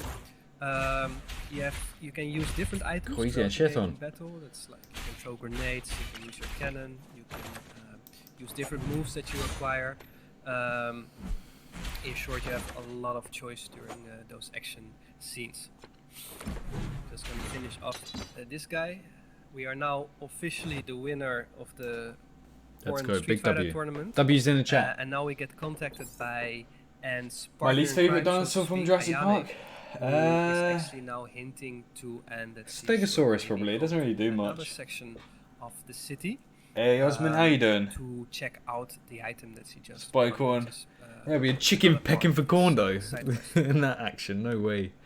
Alright everybody, thanks so much for taking the time and checking our video. We hope you enjoyed it. No worries, buddy. Please Have a check great us day. out on Twitter, on Discord, and if you like our game, please wishlist it on Steam. Thank you. He seems like a really nice guy, bless him. That was Anno Mutationum, one of the many games we're checking out here on the Gamescom studio. Seth Macy, what's next? Wow, Akeem, my friend, I am glad you asked. Our next game is about lovers in a dangerous dinosaurs space-time. And while that would have made a great name for a game, there's already a game called that. So this is called Project Haven. Anyway, check out Project Haven.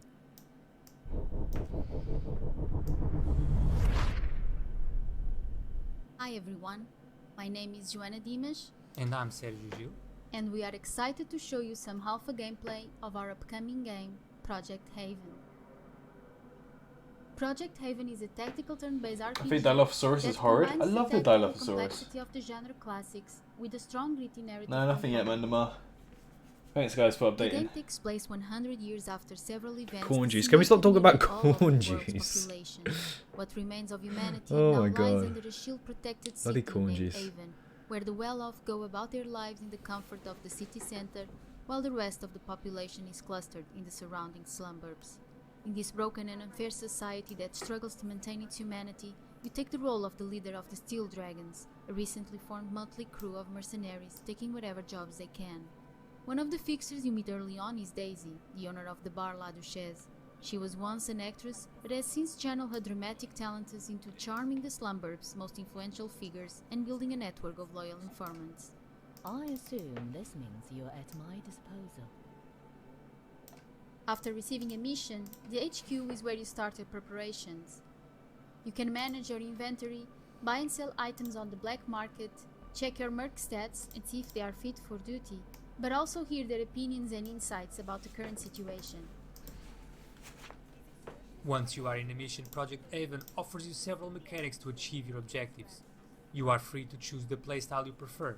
You can use stealth and take out as many enemies silently as possible, or you can just go loud and use the vast array of weapons and paths available.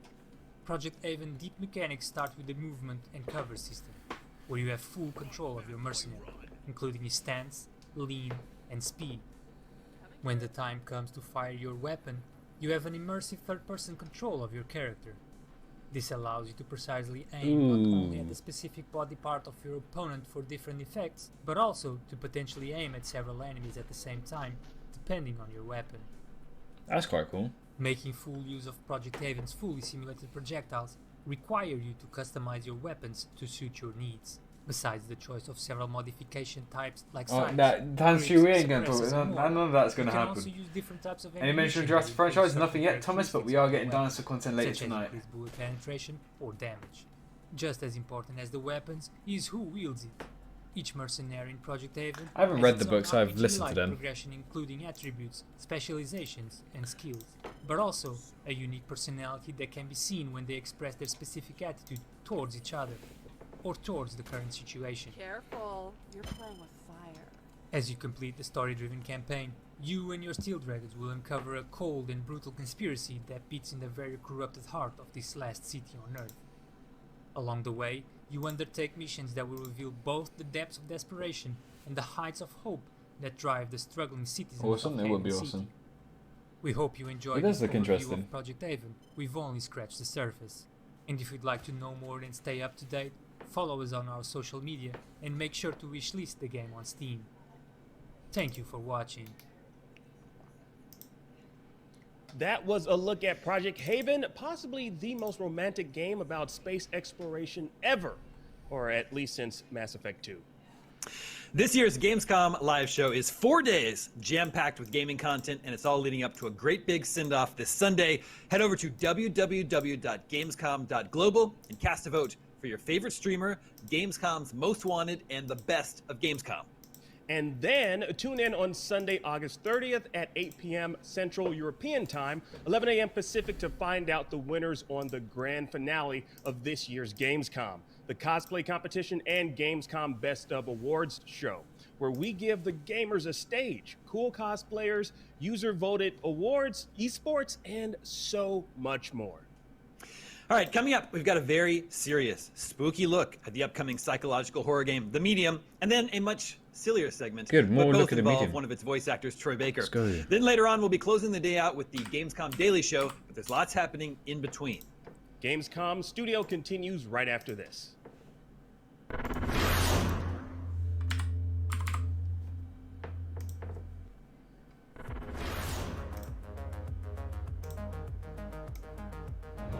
Gamescom 2020 is the heart of gaming, and you can keep to the beat right here on IGN.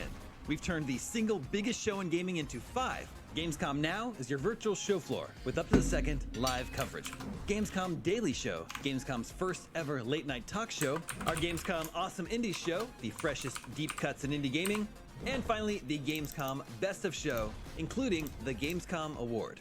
Gamescom 2020 is available on IGN and wherever you stream Gamescom Now. Not only is IGN the world's biggest media brand for games and entertainment, but we also have a team of some of the world's biggest fans of your favorite franchises. From breaking news and exclusives, never-before-seen looks at movies and games, to reviews, let's plays, and live streams, IGN brings you all the coverage you need, no matter where you are. IGN, the #1 source for all games and entertainment fans worldwide. 2017 PewDiePie. The next generation of First video year gaming release is on on all the platforms, horizon, different and possible IGN is here to We're bring not you going the to talk about that latest again, PlayStation Sigrid, 5 and but Xbox Series maybe. X news and analysis in our new weekly show, Next Gen Console Watch 2020. We'll bring on the experts to discuss and analyze all the latest developments around these new consoles. From frame rates, services, features, peripherals, and even all the new tech jargon, Next Gen Console Watch 2020 will keep you up to speed on everything leading up to the next generation of gaming. Join us every Friday for a new episode.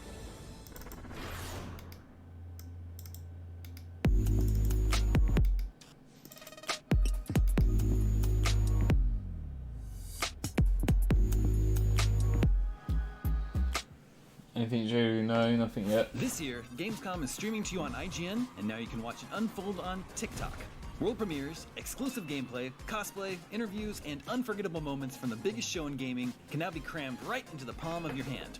Check out IGN and Gamescom's TikTok accounts and use the hashtags Heart of Gaming and Gamescom 2020 to get in on the action.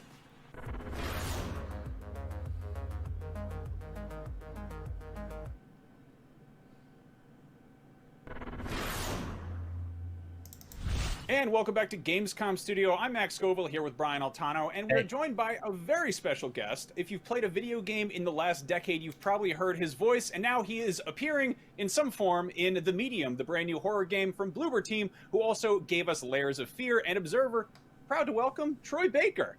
The very special. The very special. I always love when I hear that. It's like the very special. Let's just treat him with kid gloves. Mm-hmm. We can't. Well, you're in everything, man. You're inescapable. It's constant. That's what I try to go for. Is like I'm if nothing else. Tomorrow's like, probably best here chance lies the than today. ubiquitous Troy Baker. You may not have liked him, but damn it, he was everywhere. That's your Marvel Comics like sort of Homeric epithet. You're like Yes. the ubiquitous Troy Baker. I think it reached legendary. So I think the next time will be like the legendary, ubiquitous, occasionally special Troy Baker. Ubiquitous man. He's everywhere. So speaking of everywhere, you are now showing up in The Medium. You are playing a character or a thing or a concept called the Maw, which sounds horrifying. What is it? It is. We were talking about this, and we prefer, after much deliberation and conversation, we were like, the entity. It's an entity, which to me just that word just evokes an instant kind of palpable, tangible creepiness to it, with an air of mystery. So yeah, I get to play the Maw, which we're going to learn more about in this incredibly... trying to find a way, and I'm sure through this conversation we'll kind of be able to nail it down, what exactly this experience is. But I mean, it does herald back to some of the earlier games that I used to play on, like, you know, PC, like CD-ROM games or early DVD games that just, to this day, left an indelible mark on my childhood and resulted in the necessitation of therapy. So the irony, maybe this is my catharsis of just getting through it, is like, I know, I'll be the baddie in one of these. Yeah, no, that rules. I mean, it's there's a little bit of point and click going on, you know, lots of adventure stuff, lots of sort of survival horror feelings, and I just hate when you download a PNG here. file You know, and it's were tricked you there with the any sort of like transparency. classic horror movies that you brought into your brain when coming to terms with who your character was in this game, the entity?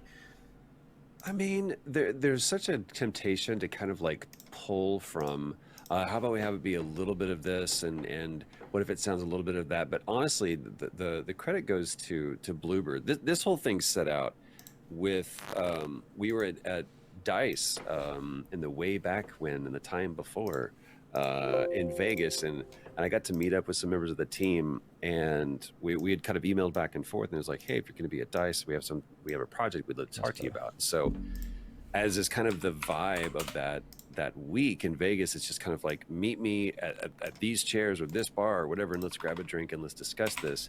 And they walked me through. I was familiar with those guys because of especially the year before, the games they had put out, and I was like, this is a strong team that's able to do some the caliber of and the pedigree of their studio was worthy of at least a conversation. And they started walking me through the same pitch deck that they had given the publisher for. I just heard a bloody Roblox greenlit. And window error. No, I just tried to there's save something of something smatterings else. Of, you know, like for me, like Silent PNG Hill for the meme. and kind of the way No, that this, I'm designing something just right now as a commission. Immediately evokes this air of creepiness without having to result to the tropes of I'm what surprised there's no horror typically Harry Potter does. open world. I love a good psychological thriller as opposed to just gore and kind of going straight to the gut. And just the pure, like even watching right now on the screen, the concept of the duality of this world and how that works, to me from a pure mechanical standpoint was enough to bring me in. And then they showed me the character that they wanted me to play. And you guys know we've been around the block enough that I've been fortunate enough to be able to play a lot of different characters, and I've played the brooding hero. I've played the anti-hero. I've played the hands-on hip superhero.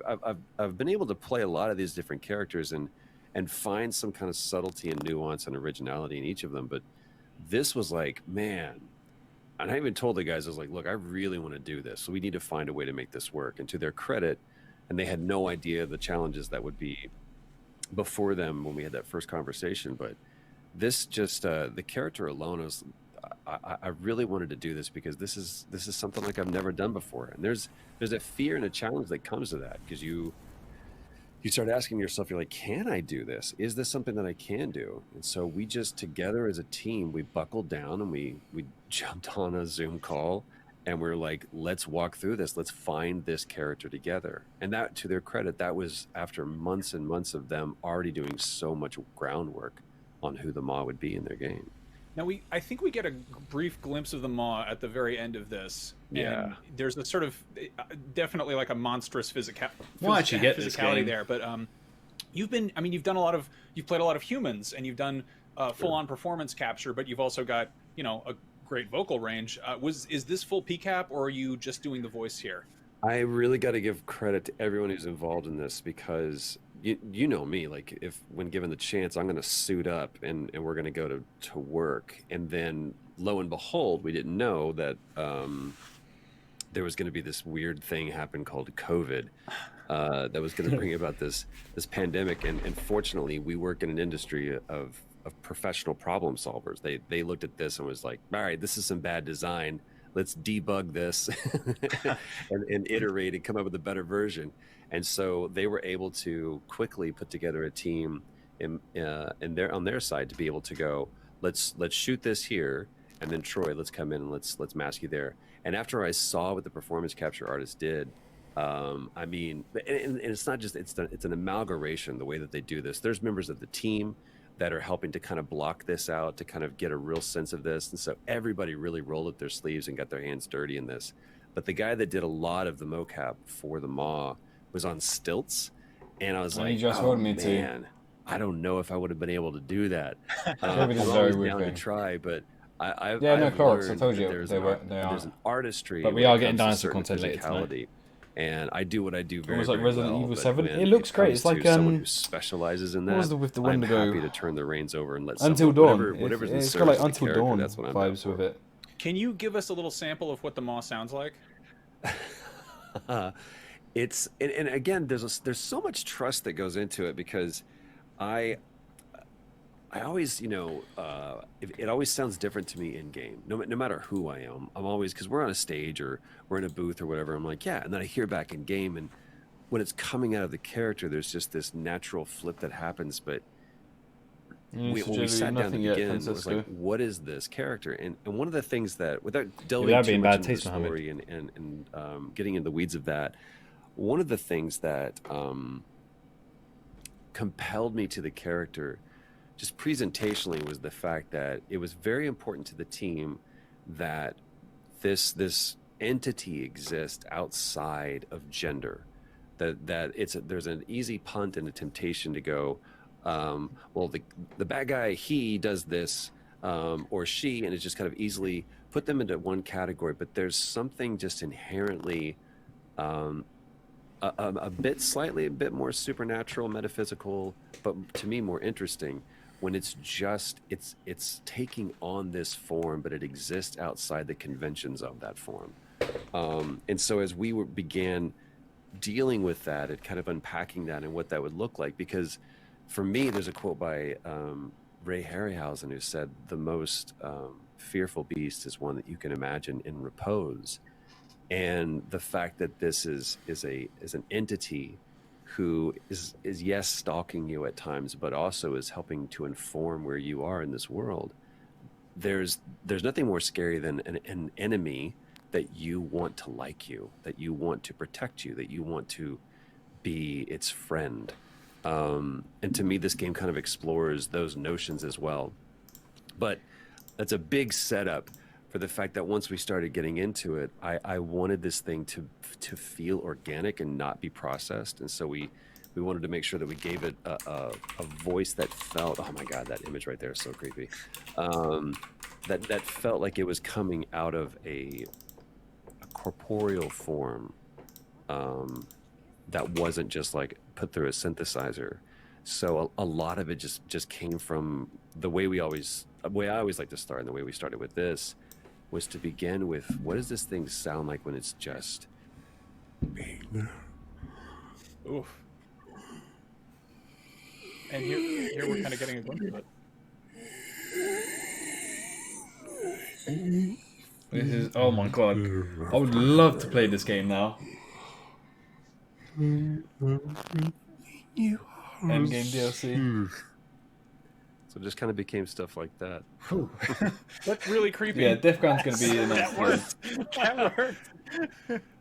Well, damn. Yeah, man. I love the feeling of this. One of my favorite moments in a game of just something that scared the shit out of me was in Dead Space.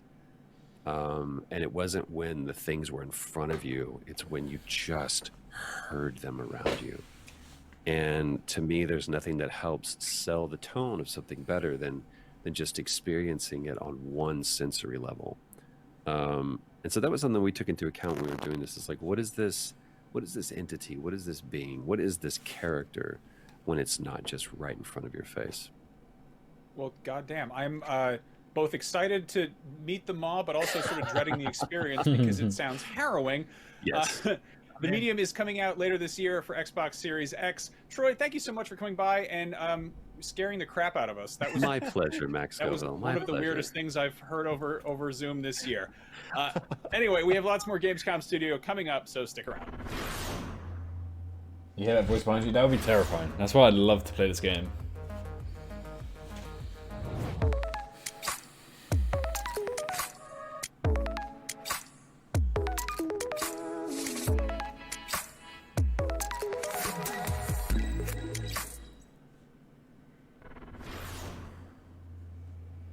The next generation of video gaming is on the horizon, and IGN is here to bring you the latest PlayStation 5 and Xbox Series X news and analysis in our new weekly show, Next Gen Console Watch 2020.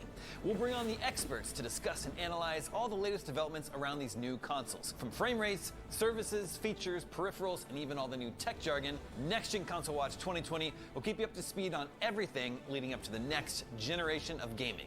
Join us every Friday for a new episode. Not only is IGN the world's biggest media brand for games and entertainment, but we also have a team of some of the world's biggest fans of your favorite franchises.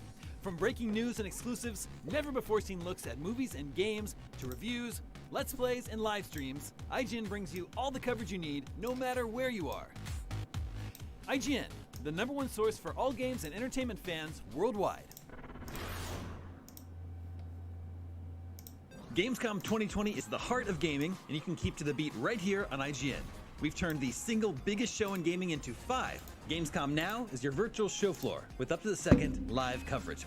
Gamescom Daily Show, Gamescom's first ever late-night talk show. Our Gamescom Awesome Indies Show, the freshest deep cuts in indie gaming. And finally, the Gamescom Best of Show, including the Gamescom Award. Gamescom 2020 is available on IGN and wherever you stream Gamescom Now.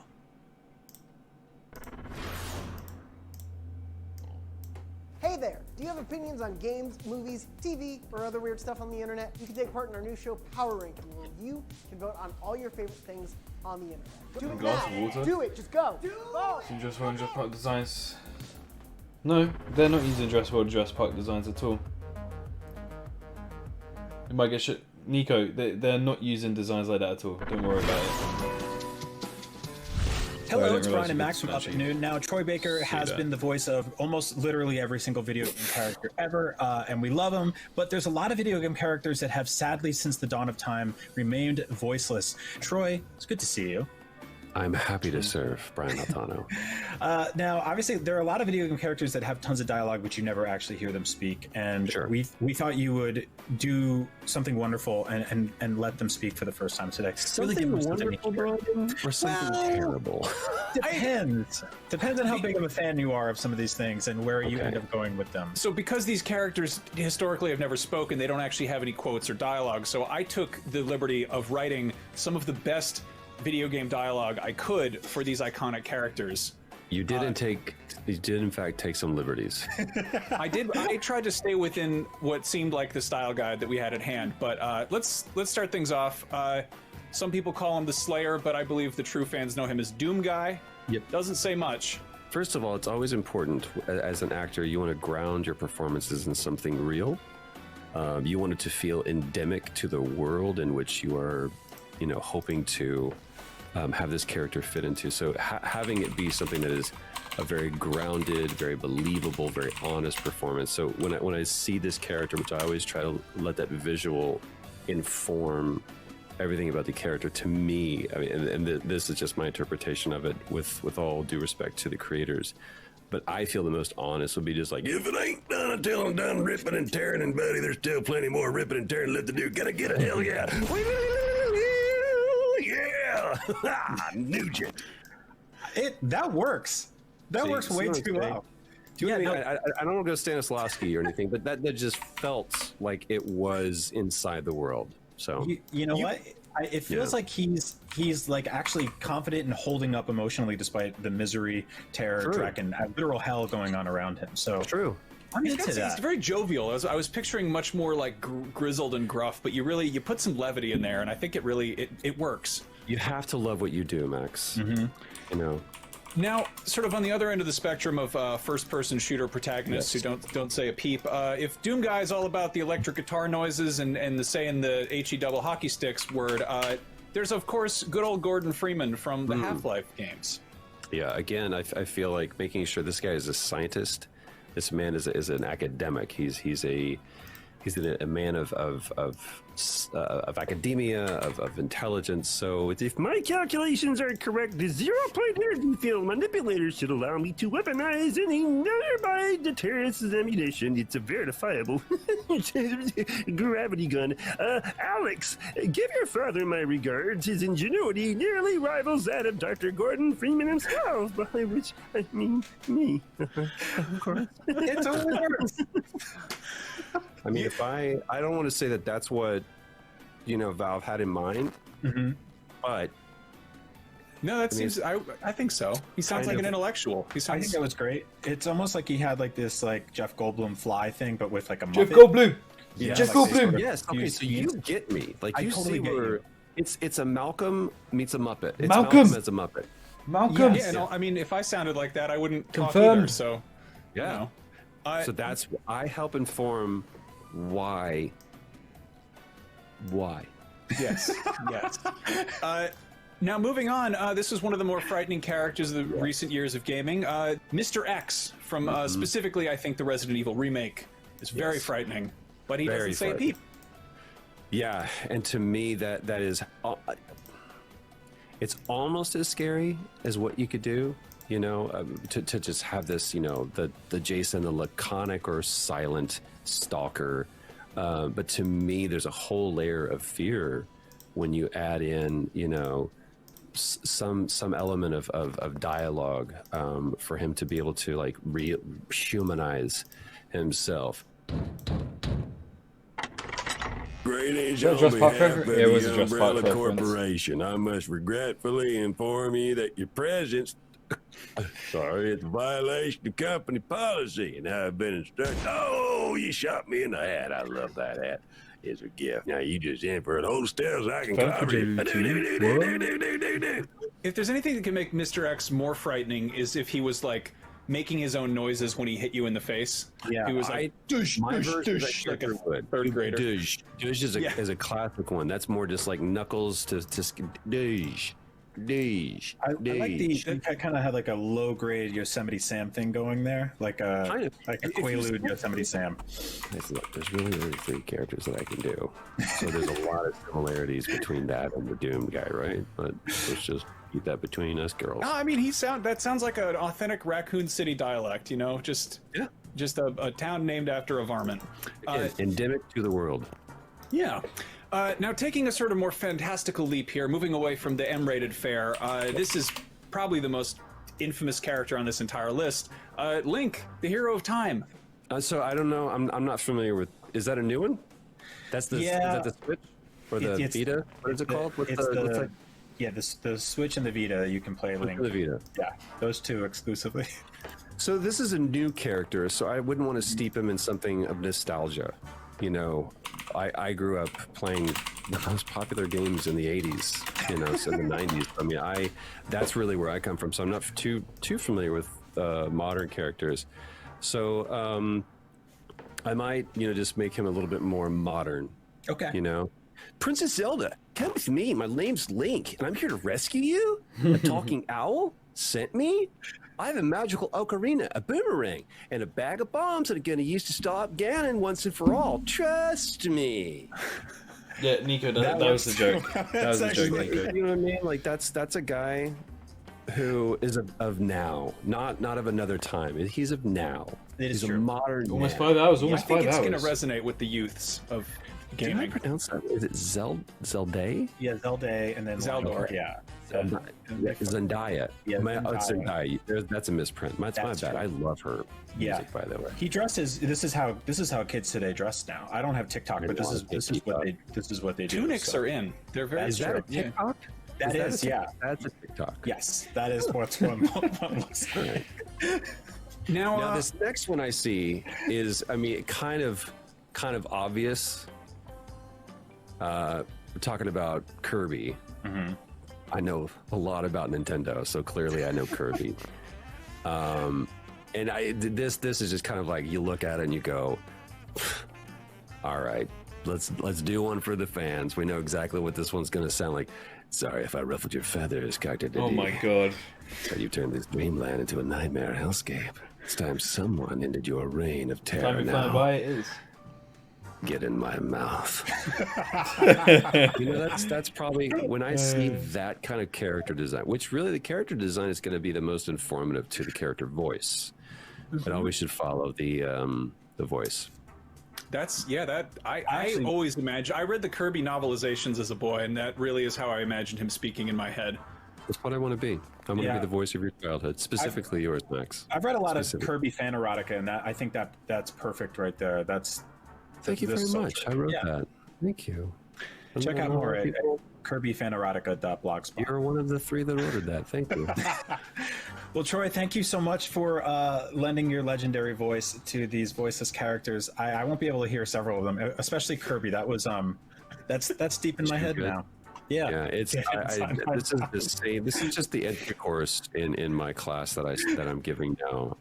It's available on the internet that you can do it. You can be a part of it. Head on over to the internet to check out Troy's new voice class.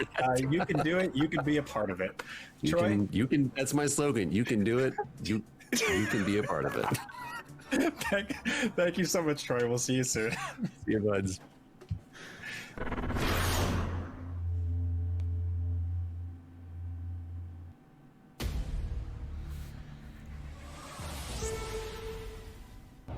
In case you missed the reveal yesterday, we're gonna take a peek at the new trailer for Bloober Team's cyberpunk horror game, Observer System Redux.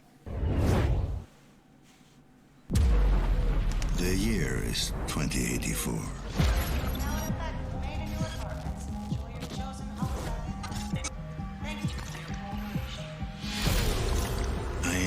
they fear. A corporate tool of oppression. If you don't remember, that's when they call me to access you.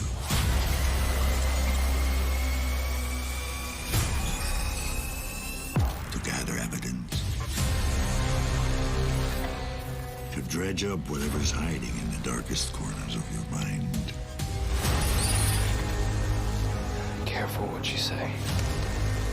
This is a monitor channel.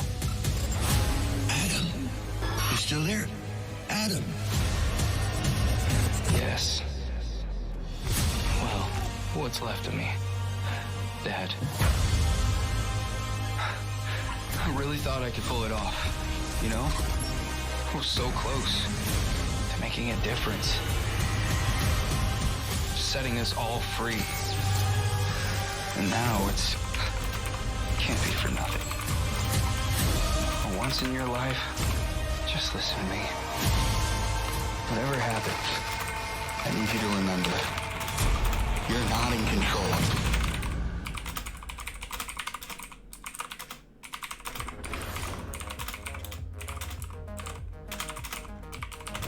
Still using those tiny phones and tablets to watch IGN?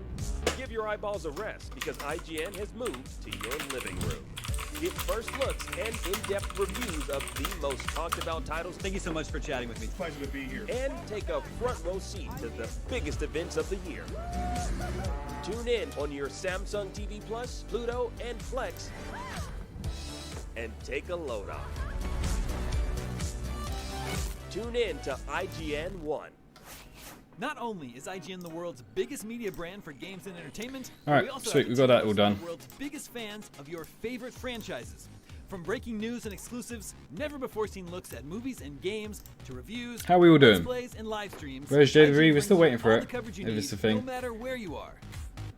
Whether you're on IGN.com, the IGN app, Oh, YouTube, Facebook, or Snapchat, we've Fallen always Kingdom. got you covered. Fallen Kingdom. IGN, Confirmed. the #1 source for all games. It's actually a bit sad now. I'm trying to make fun of it, but low key, at the same time, is the best hype we get for the Dinosaur the games. developers while they watch their games getting completely wrecked. That's exactly what happens in every episode of Game Devs React to speedruns. Yeah, you can do that. Oh my god! We invite you to ride along with the developers as they react to, question, and enjoy some of the most skilled players exploiting and speeding through a game it took years of their life to create. Join us every Saturday for a new episode. The next generation of video gaming is on the horizon, and IGN is here to bring you the latest PlayStation 5 and Xbox Series X news and analysis in our new weekly show, Next Gen Console Watch 2020.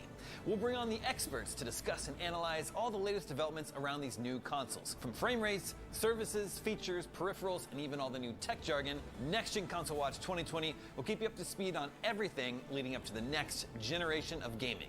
Join us every Friday for a new episode.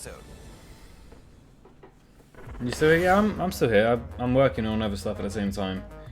How fast can you type? I can type pretty fast, I guess. Oh.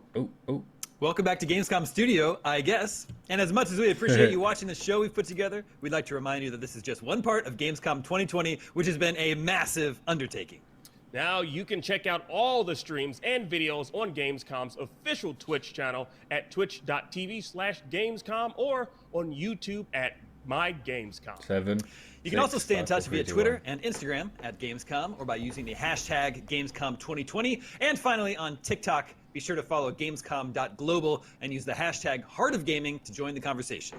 And to find everything else in one place, head on over to www.gamescom.global to see all the newest games, all the newest That's not games spam numbers, content, guys. and take Come a on. look at the full schedule so you don't miss anything.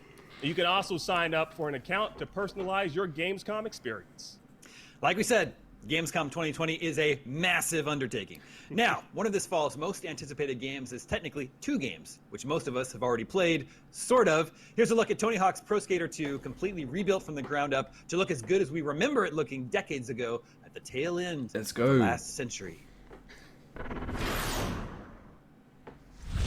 Tony Hawk's Pro Skater 1 and 2 is just around the corner. I'm super excited for it. Great memories playing both of these games. I'm joined now by game designer Andy Gentile to help me reminisce and get me even more excited. Andy, thank you so much for joining me today. Yeah, thanks for having me, man. Appreciate So it. these games were college games for me at the University of Kansas. I worked in campus mail, delivering the mail around campus with my buddy. And when we'd come back from our route, we had a PlayStation set up in the mail room, and we just played both these games, 1 and 2, nonstop, passing the controller back and forth, trying to achieve every objective on every level. Andy, what was your experience with these games back in the day? I mean, it sounds a lot like mine. I mean, I grew up like everyone else, just like totally obsessed. I had the Pizza Hut demo, the official PlayStation Magazine demos, and I really just played any extreme sports game I could get my hand on. But the THPS series has been near and dear to me, so I'm really excited to see it make such a huge comeback right now. So how did you make your way to the Tony Hawk dev team?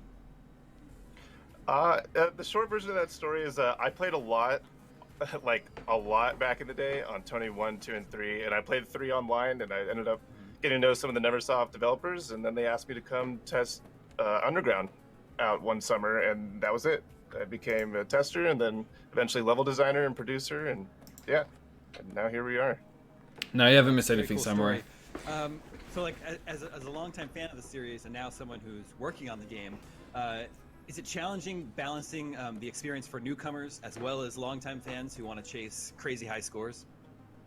It can be, but I think that's just it, right? The rule of thumb is that easy to learn, hard to master kind of thing. So you want to make sure it's approachable for everyone who's never touched a game before, but you definitely want to pay close attention to those people who are really taking it to the limit and, doing things that you didn't know were possible. So, yeah.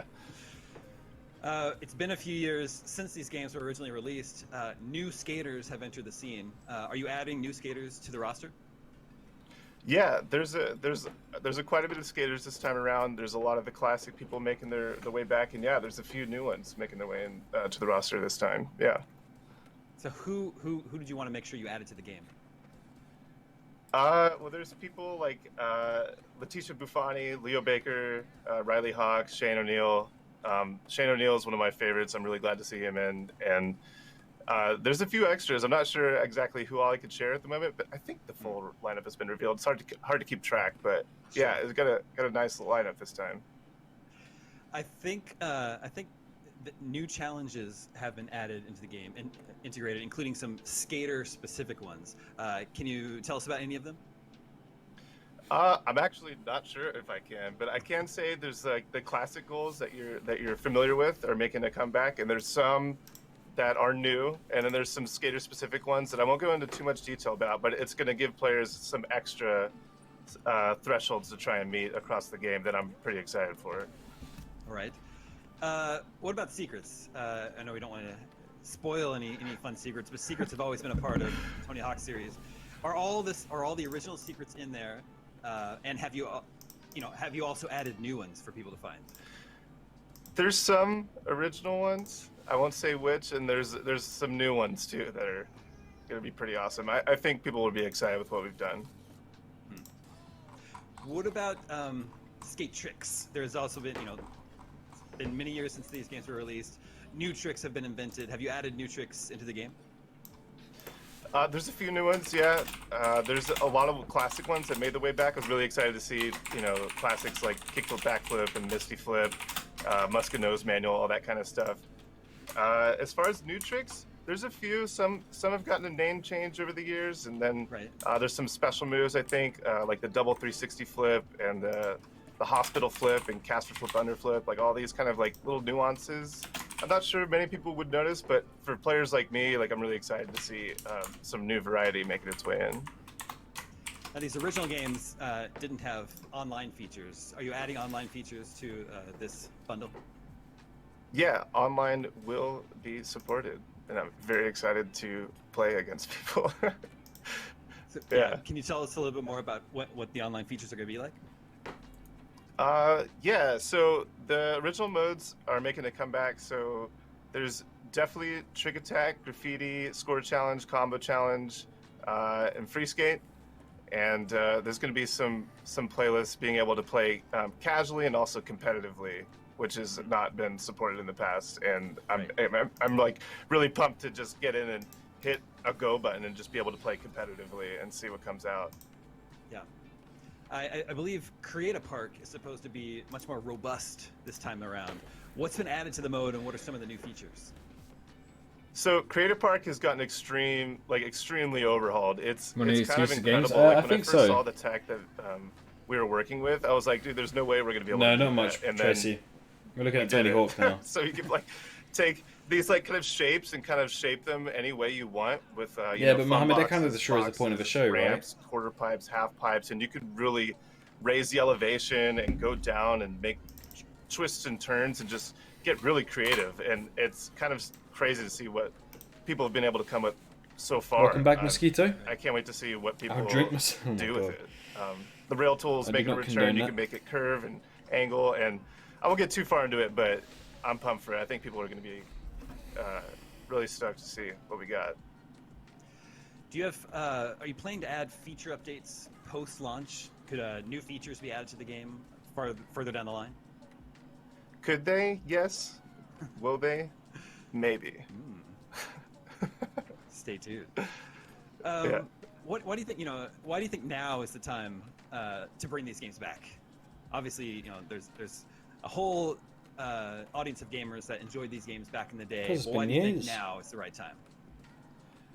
I mean, it just feels right. I mean, we've been starved without a new Tony Hawk game for a while now, and I think there's a good crowd of people out there just like you and me who've been playing for forever, and there's new consoles and new PC hardware that could just support this kind of this title. And I Yeah, think- guys, if you're just here for one to me, game I and think you're it's not long enjoying overdue, Gamescom, and then I recommend. I'm just really This excited isn't to really see the best it come to bet, fruition, and but, really just you have know. another Tony Hawk game to zone out on and and do our thing. And yeah, it feels like a good time. We're just about out of time here. Before we go, what is like the thing you're most proud of working on with Tony Hawk Game? With this one in particular, I'm just really excited for the bones of it. Really, the snappiness, the feel, being able to do, hidden combos in between manuals and special tricks fire off appropriately from Wallies, and just the physics and the whole feel of it is really there. And so that alone, within the first couple minutes, you'll just be like, oh yes, this is what we've been waiting for. It's going to be good. And it's got my stamp on it, so I'm really excited for it. Nice. I'm also really excited to return to Tony Hawk. Andy, thank you so much for joining me today. Awesome. Thanks for having me, man.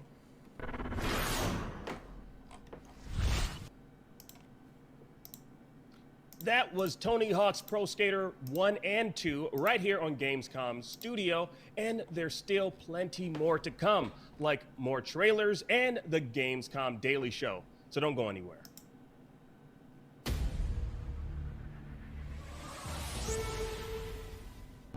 And now to check out some highlights from the very first Fordzilla Cup. This Forza Motorsport 7 tournament has seen over 40 racers from across Europe compete for the grand prize of a contract with Team Fordzilla. With the finals taking place this Sunday, here's a snapshot of the action so far. We are waiting you to join us this Sunday. In the meantime, you can check out the highlights that we made so far in the Fordzilla Cup. Do I mean here for JW2? I'm still curious about the other games. Yeah, that's what I'm saying. Like, I'm curious for the other games as well. That's why I'm hosting this watch party. First time watching Gamescom. It's the first time it's been online. On front at the moment, and the 18-year-old. Oh, but Gary Mitchell was spun. Oh no! He's coming down the pit straight right now. Silverstone. Where is this going to end up? Where will Remain be? We watch right now. This is Second awesome. Remain's coming out of the pits. Yes, Emmanuel has got the lead. He has taken it off Remain. Pretty cool to bring these guys out and JW won. drivers behind him. The concentration, licking their lips. Well, a little bit sideways at the moment there for the current race leader. And they're coming down the back straight. It just goes so quick in the circuit. Oh, look at this. He's going for the draft. Break. Oh, he gets him. Is he going to be able to close the door? Ooh, good overtake.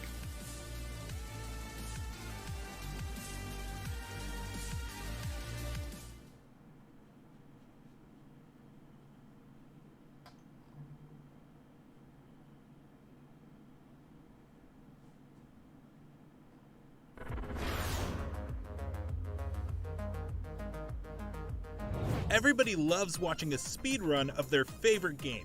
But what if you got the opportunity to peek into the minds of the developers while they watch their games getting completely wrecked? That's exactly what happens in every episode of Game Devs React to speedruns. You can do that. Oh my god!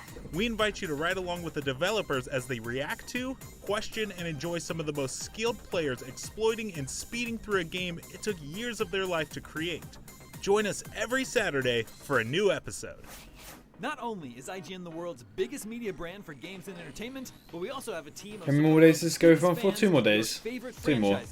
From breaking news But for like new releases, it's it's tonight and tomorrow. Reviews, let's plays, and live streams, IGN brings you all the coverage you need, no matter where you are. Whether you're on IGN.com, the IGN app, YouTube, Facebook, or Snapchat, we've always got you covered. IGN, the #1 source for all games and entertainment fans worldwide.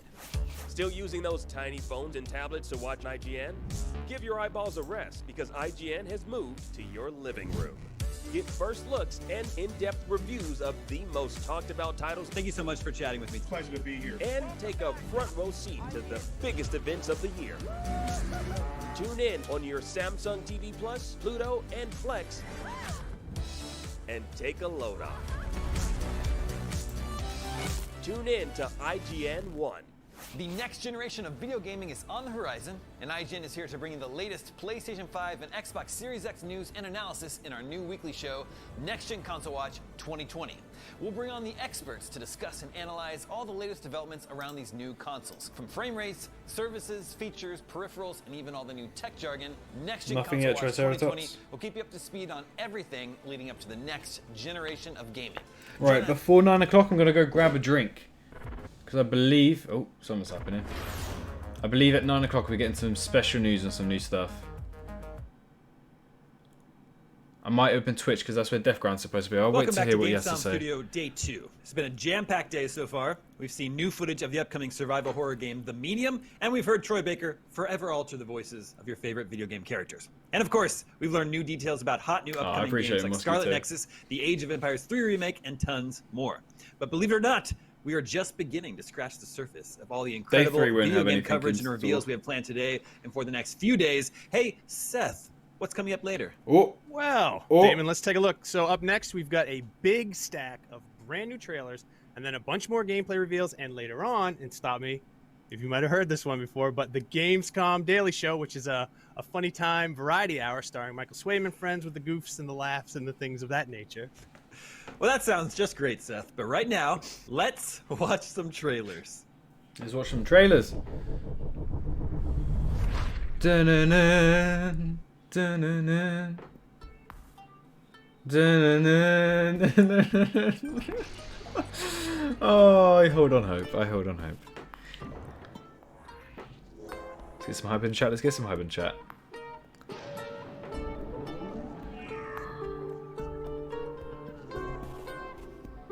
No, I'm joking. It's not, guys. It's not.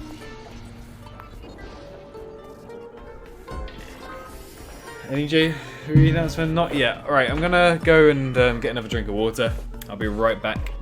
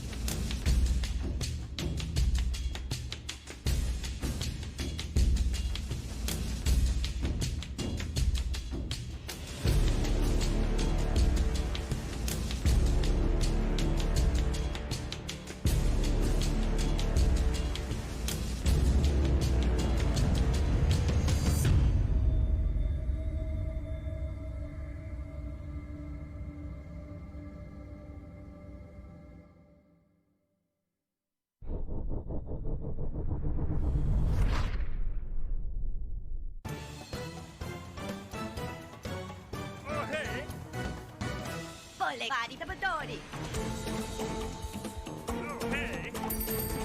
Hello, I'm back. I'm back. Anything Jurassic World Evolution related?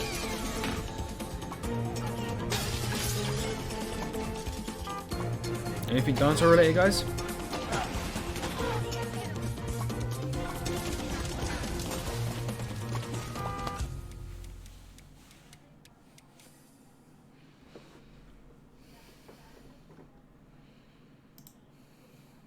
And we're back. Those were trailers for Per Aspera, Sherlock Holmes Chapter 1, Wanhan, A Vengeful Spirit, and Traffic Jams. I'm Damon, that's Akeem and Seth, and this is Gamescom Studio. So what did we think about those trailers? Let's start with Per Aspera. This is a game about terraforming Mars, and I thought this game looked pretty cool. Fun fact, Per Aspera is the back half of the Latin phrase ad astra per aspera, which is Latin for to the stars, through difficulty, and is the state motto of my home state of Kansas. Ah, learn something new about you every day, Damon. Isn't that also a Brad Pitt movie? But that's beside the fact. That's Ad Astra, or however you say it, Aspera. Now, the thing is about this, actually, I love just the fact that you get to you're building a colony on a foreign planet. And also, I did some research on this. I love the fact that you can also, it's a fully voiced campaign, which I feel kind of like adds a little bit more depth to the the overall gameplay. But looking at this, I feel like this would be more so of a Seth Macy joint, because I know you like building things. It is. How did you know? I was gonna say I am so into this game. I want this game now. I really want to play this game. It looks exactly like what I'm into. It's got powerful dad energy. Wow, love it. Yeah. Okay, then we also saw Sherlock Holmes Chapter 1, which surprised me a little bit. It seems like a very different sort of Sherlock Holmes presentation than we're used to. Oh, absolutely. And apparently, it's an open world detective game, which I've never heard of, or I've never even played a game like that. And it's also introducing something called global investigation gameplay, which kind of sounds like you're going to be doing like some super sleuthing, like I guess across the world to kind of solve a mystery, which is probably one of the more unique aspects of this game. Investigate impossible crimes. It's impossible. I mean, every hero has an origin story. This is Sherlock Holmes' origin story. Yeah, Chapter 1. Are they going to hang this elephant? What is that? How are they going to do that? That was frightening. Yeah. What we just saw. You got a skeleton there. Skeletons are spooky. Extremely. I don't know. It's easily. I'm all about this, though. Yeah, this is the most handsome Sherlock Holmes we've ever seen. Yeah. More handsome than Benedict Cumberbatch? I think so. Wow. I think so. Look at that. He can't compete with a CGI version of Sherlock Holmes. Heck no. Okay, and then we saw Wanhan, A Vengeful Spirit, which actually reminds me of an old arcade and Game Boy game called Avenging Spirit. Seth, you know that one? Oh, I don't know that. That was a cutesy side-scroller where you are a spirit and can possess different people's bodies and sort of use. All right, guys, I'm watching another stream on Games Radar for kind of future seems games. to be what's happening here. Is that the vibe you got? Because I don't really know what's going on here, but apparently Deathground is set to appear. This one. Yes, I'm glad you went there, Seth. That's exactly what came to my mind. Was like, this is like a bit of an over-the-top view of, like, you're sneaking around, and like I believe like we're seeing like that's like so night I'll keep vision, an eye out right? on that. Is that what we're seeing? It kind of looks like we're seeing night vision. Hello, Alejandro. Spooky vision. Spooky vision. Okay. Yeah. Spirit vision. That's not what they had in Metal Gear Solid. But I like this though. I'm all for this one. Yeah, it seems like you're possessing the bodies of your enemies, and then you can kill your friends. Presumably. Or force Okay, them to I know kill there's their dinosaur friends, I content guess. because That's about it. And finally, we it. saw a very funny-looking game called Traffic Jams. It's a VR game where you're in a world where there are no traffic lights, and I think you're like a traffic cop or a traffic guard. You get the idea? Yeah, essentially, you're trying to man the traffic, but the thing is, Let's not not riot, only please. are you trying to, like, stop cars from going, you're also like stopping apparently like natural or unnatural disasters like comets, which is I don't know how you can do that as a traffic patrolman, but I mean, hey, if you're interested in doing that, like, the thing is, I live in LA, so I miss traffic. So to kind of like relive those moments and kind of be the person that's like commanding it, I'm all for it. Yeah, it's definitely a game that will remind you it's of the real Mr. Beast. pre-pandemic Hello, Mr. Beast. when there was traffic. Anything Jurassic? Seth, Nothing you think yet. Traffic Jams looks like a good time? Yeah, it looks amazing. I have an Oculus Quest, so I'm gonna get this as soon as it comes out. I want to, direct traffic on the streets of Paris with Denis, which is how you say Dennis in French, by the way. Ooh, wow. I'm quite cultured, I'll have you know. Yeah, I'm really into this game. It looks hilarious. I wonder why they chose Paris. Maybe the developers are in Paris. Could be. Anyway, Gamescom is 4 days of content, and on the last day, we're having a great big send-off with a cosplay competition and Gamescom Best of Show Awards. But to decide winners, we need your votes. You can head over to www.gamescom.global and cast a vote for your favorite streamer, Gamescom's Most Wanted, and the Best of Gamescom. And tune in on Sunday, August 30th at 8 p.m. Central European Time or 11 a.m. Pacific to find out the winners during the grand finale of this year's Gamescom, where we give the gamers a stage, cool cosplayers, user-voted awards, esports, and more. Right now, we need to take a short break, but when we return, Tom is taking a look at a quaint indie game set in a world stitched together from various tech tiles. Weaving Tides is coming up next. Stick around. Okay, you still waiting for the dinosaur content? No riots. Come on, let's be civilized about this.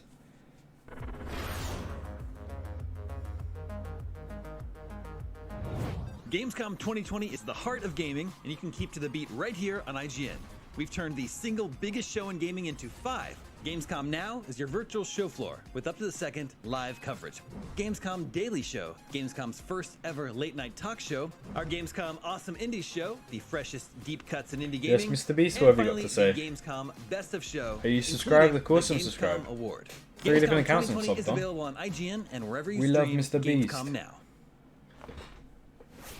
Not only is IGN the world's biggest media brand for games and entertainment, but we No also more have announcements. the There'll be a few more announcements, don't biggest worry. fans of your favorite franchises.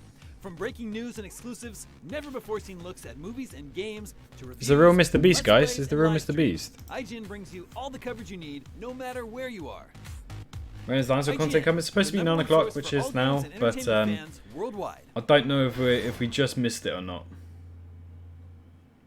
The I next should have opened the generation stream a of lot video earlier. gaming is on the horizon, We'll wait and IGN see. is here to bring you the latest PlayStation 5 and Xbox Series X news and analysis in our new weekly show, Next Gen Console Watch 2020. We love Mr. We'll bring Beast. on the experts to discuss and analyze all the latest developments around these new consoles. From frame rates, services, features, peripherals, and even all the new tech jargon, Next Gen Console Watch 2020 will keep you up to speed on everything leading up to the next generation of gaming. Join us every Friday for a new episode. Biggie Cheese, how you doing?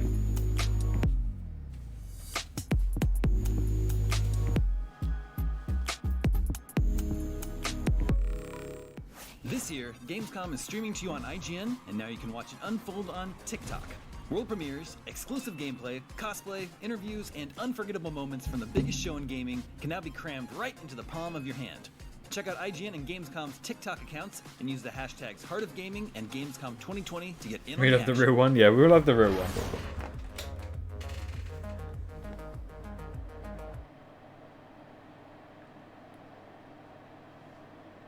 Welcome back to Gamescom Studio. Now, you know, real life is psychologically taxing and horrific enough on its own, so some people might wonder, why the hell would I ever want to play a video game that's even more horrific?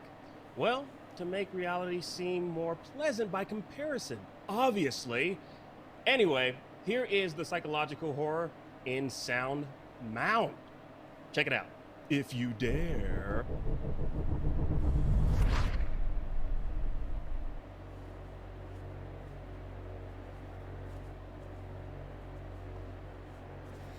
Hi everyone, I'm Ito, game producer at We Create Stuff. And I'm Yovlando, also known as The Living Tombstone, and I am the lead music producer for the game. Yeah, so Tombstone and I today we want to give you some insights into the demo of In Sound Mind that just came out, including some new, never seen before gameplay footage. Yeah, so In Sound Mind is a first-person psychological horror game. You will travel through these bizarre memories using tapes and an old tape player. And what makes the game really unique is that in every tape that you play, which is every part of the game, it tells a story about a different person. and their character and their struggles completely shape the emphasis of the game mechanic on that part of the games. For example, the puzzles, the enemies, even the boss fight encounters will focus on their story, on their mechanic. So instead of just repeating on one thing, we completely change things up every few hours into the game and add a new layer. We just now entered the first tape, which takes place in an abandoned Alright, supermarket catch you later, where you Mr. get to Beast. encounter Virginia. Your goal is to lure her to 5 different mirrors, while at the same time avoid maintaining eye contact with her as to not provoke her and attack you. The mirror shot you acquire after your first encounter with Virginia Frontier has unpresented, a Julian. melee weapon that also has a secondary option that allows you to look behind you to see things you would otherwise not be able to see without it, such as the ability to see behind walls where Who is Virginia and the 5 mirrors can be located.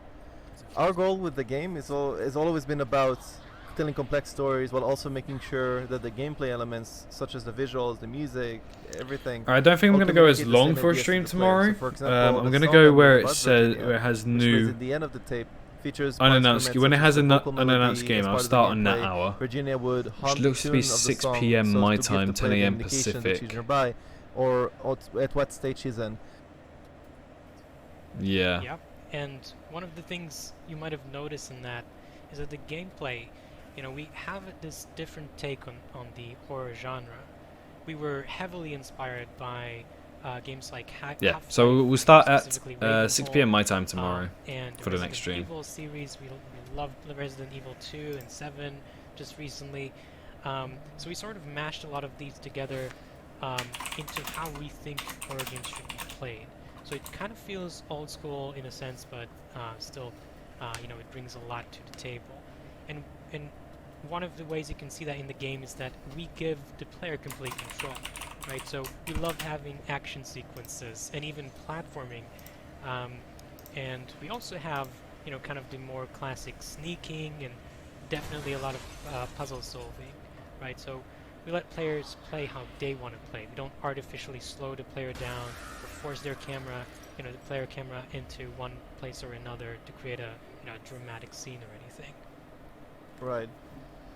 Because again, it's always been about making sure that Yeah, we might have missed that dinosaur content. So for example, you're gonna encounter one of the mannequins that you will experience around this level.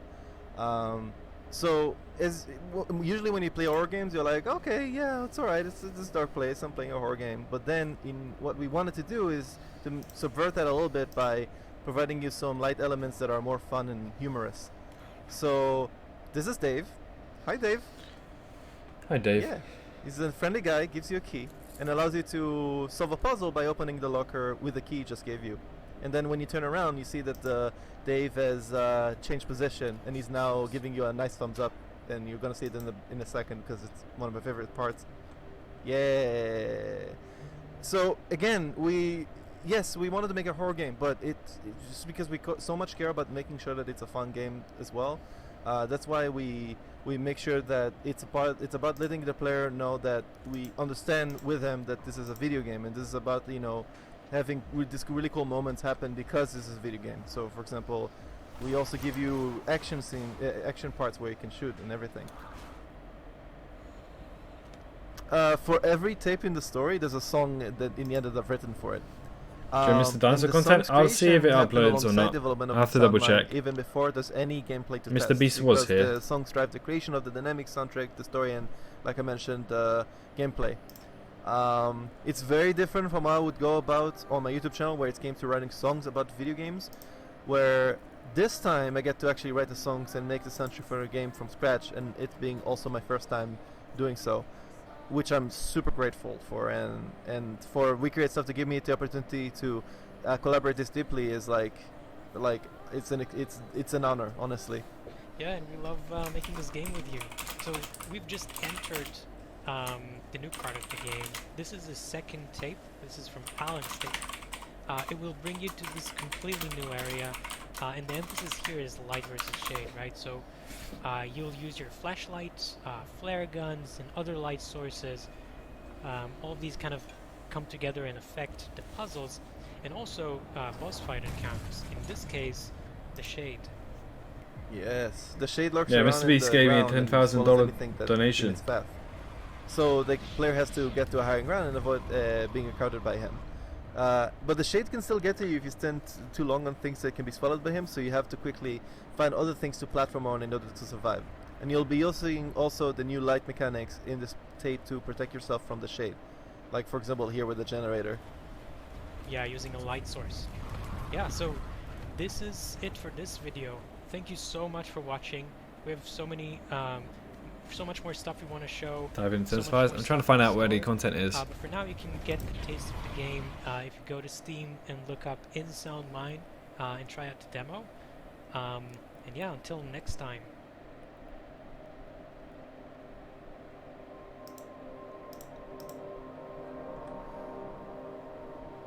See, this isn't Death Ground. I had the stream here.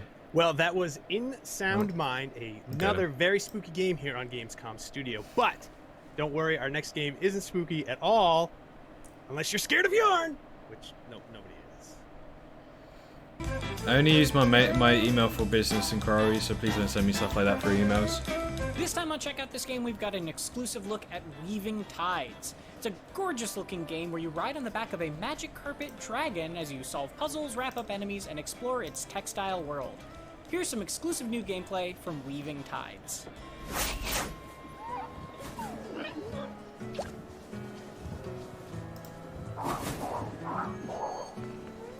Do I still play Joey? Not really, no. When are 2 new games being revealed? 6 PM, 6:30, 7, 30, 8, 9. So this is 9. So 9:30 to thingy. There's 2 new unannounced games right here today. So that's in about 30 minutes time, roughly. Probably a little bit less.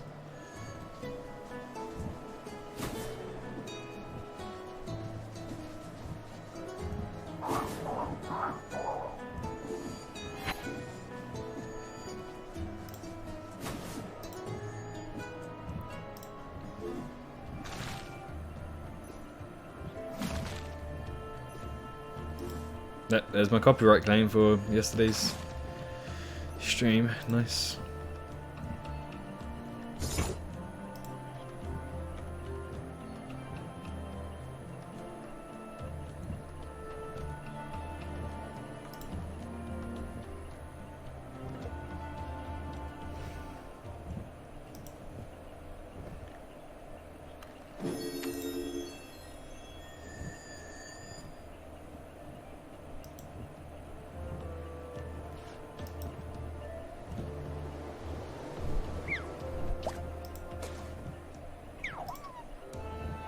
Like what you see? You can watch the extended version of this gameplay at IGN.com or YouTube.com/IGN, or visit the game's interactive digital booth by visiting indiearenabooth.de. Also be sure to tune into Gamescom Awesome Indies Saturday. Well, Nico, it's gone into spam for a whole different reason because it's got an error message. Please do a screenshot instead of copy and paste, because it's literally this has no value to me.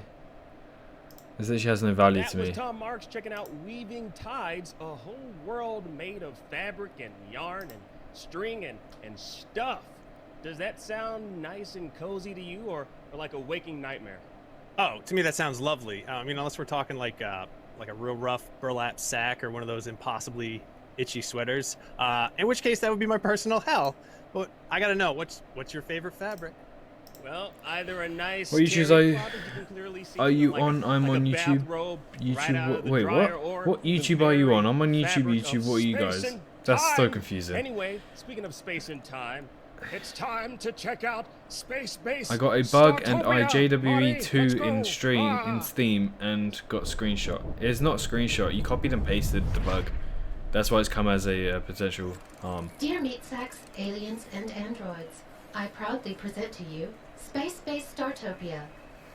It just means that there's nothing to search for. You're breathtaking. You're breathtaking.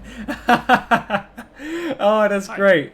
That was brilliant. Overview of Space-Based Startopia. Space-Based Startopia is a space station management simulation game, where you, as the commander of the station, are tasked with taking care of your visitors' needs improving and expanding your station and gaining access to more rooms. This is the subdeck, one of the 3 decks of each station. New visitors will arrive periodically at the port. In the subdeck, you can take care of their most basic needs: food, drink, sleep, and hygiene. The second deck is the fun Oh my deck. god, that makes me a bit motion This sick. is the Oh entertainment god, I don't area like of that. Startopia, and where you will earn the most energy. I'm on YouTube, yeah, I'm The streaming on rooms YouTube, this so deck hope, are all rather hope big you and are. flashy and attract their customers. Nico, it For was not a example, screenshot, it the was literally a take copy and where paste. visitors can dance, You did not print screen or it. the loot box lottery, You didn't print screen where it. aliens can gamble and maybe they It was can win literally cool a pet, trade such of as code, the straw okay, hat. that literally showed an error that they've never Or had if they're something like that. more of the relaxed kind, they can go to the cat cafe, enjoy a nice I'm on hot coffee, Netflix, YouTube. and relax with the cats. The third and final Wait, deck Netflix of YouTube is a Space-Based thing? Startopia is the bio deck. Keanu, that was a This good is where your meme. I visitors like how will they did go that. if they're tired of all the technology surrounding them and want to relax a little bit. If you have the Up here, you actual can terraform the deck screenshot, freely to Nico, your liking. you don't email it, Each okay? biome You do not represents email the it whole to a world of business one of the email, different alright? species that can visit your station. And You don't each email alien that wants codes. to go to the biodeck will look for this biome in order to fulfill their need for nature, so you'll have to make sure to offer a variety of different biomes. Over the course of the game, you can develop your station with the tech tree. Don't try again, Unlocking don't new email me new another one. options allows you to build more rooms and will also attract new customers to your station. For example, unlocking the black hole drop will allow you to attract thrill seeker visitors to your station. You can also further develop your rooms by using the research lab. This will allow you to Don't forget, guys, if you wish to sub to the improve second channel, you can do exclamation mark YouTube and you sub to the For second example, channel that by way. improving the Or if you recycler, want to check you out can the gain Twitch more where we energy just hit from 500 recycling followers, trash. you can do exclamation mark Space-Based Twitch and Startopia find me also that way offers as you well. the option of combat. Don't forget, any donations In are the security highly, center, highly drones are honoured automatically here if you produced, do which wish will to. scan your Again, you station don't for have criminals, to, but but you there also is a use link the in the combat. description for that as well. You can also produce different mechs, which have their own characteristics. This, yeah, Nico, we've Each been mech telling you for is such a long strong time, or weak alright? against another kind of enemy. So you need to make sure to You choose the balance red your logo. army depending on what the enemy force No, is nothing using. yet, JJ. In multiplayer, you can choose to go the combat route, or you can play without combat. Haha, funny. We hope you've enjoyed this little overview of our game.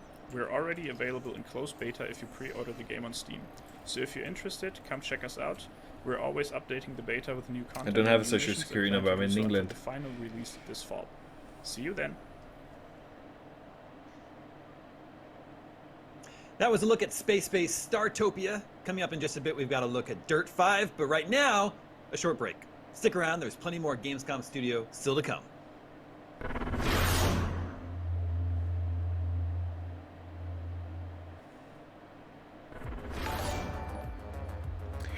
I appreciate the follow, my friend. HD Gaming. Thank you so much for following on Twitch. Thank you. This look, it does. We did this yesterday. Exclamation mark dis. Oh my god. Exclamation mark Discord. I told you this yesterday, Nico. Are you 14 or something? And IGN is here to bring you the latest PlayStation 5 and Exclamation mark Xbox Discord Series and X comes news up with and a link. analysis in our new weekly show, Next Gen Console Watch 2020. We'll bring on the experts to discuss and analyze all the latest developments around these new consoles. From frame rates, services, features, peripherals, and even all the new tech jargon, Next Gen If I had a pound for every time we keep you saw up to this speed on bloody everything leading up to the next advert, I'd be hella generation of rich. gaming. Join us every Friday for a new episode. Not only is IGN the world's biggest media brand for games and entertainment, but we also have a team of some of the world's biggest fans of your favorite franchises. From breaking news and exclusives, never-before-seen looks at movies and games, to reviews, let's plays, and live streams, IGN brings you You're all not the doing coverage it you need, no because matter look, where you are. now things come through. IGN, Peace. I the appreciate #1 the source follow. for all Thank you so games and much. entertainment fans worldwide. There you go. Gamescom 2020 is the heart of gaming. You see what I mean? You just type in exclamation mark Discord and the We've link turned pops the up. single biggest So show in clearly gaming you didn't into do it. 5. Gamescom Now is your virtual show floor with up to the second live coverage. Gamescom Daily Show, Gamescom's first ever late Bro night talk moment, show. I know. Our Gamescom Awesome Big Indie bro Show, moment. The freshest deep cuts in indie gaming. And finally, the Gamescom Best of Show, including the Gamescom Award. Gamescom 2020 is available on IGN Bruh, and wherever you bruh. stream Gamescom Now. Yeah, put it in the correct channel, Nico.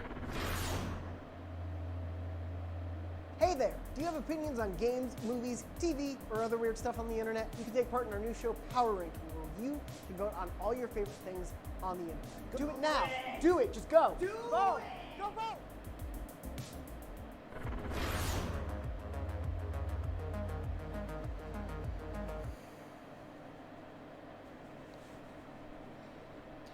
welcome back to Gamescom Nothing yet, Studio. Zandlin. In just a little bit, we've got the Gamescom Daily Show, hosted by my very funny colleague Michael Swaim, which will have the games, the goofs, and the guests, all sorts of fun. But right now, it's time to get messy and talk dirty. This ain't your mama's dirt. Ladies and gentlemen, start your engines. Check the Future Game Show. I'm watching it in the side. Let's get behind the wheel. There's not really much being shown right now. Dirt 5. There we are, Dirt 5. That's a good one, Dirt 5. From the racing game experts at the Codemasters Cheshire Studio, this is Dirt 5, and this is Playgrounds. Although we did see this yesterday. Deathground is on the show? Yeah, is it on now? Because I have it open. Well, I have it open here.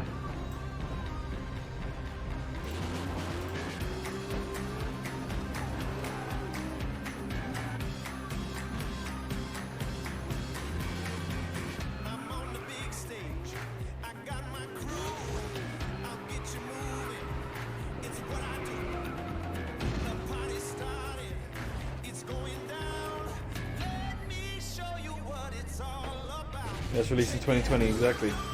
They're not working on it, they're publishing it.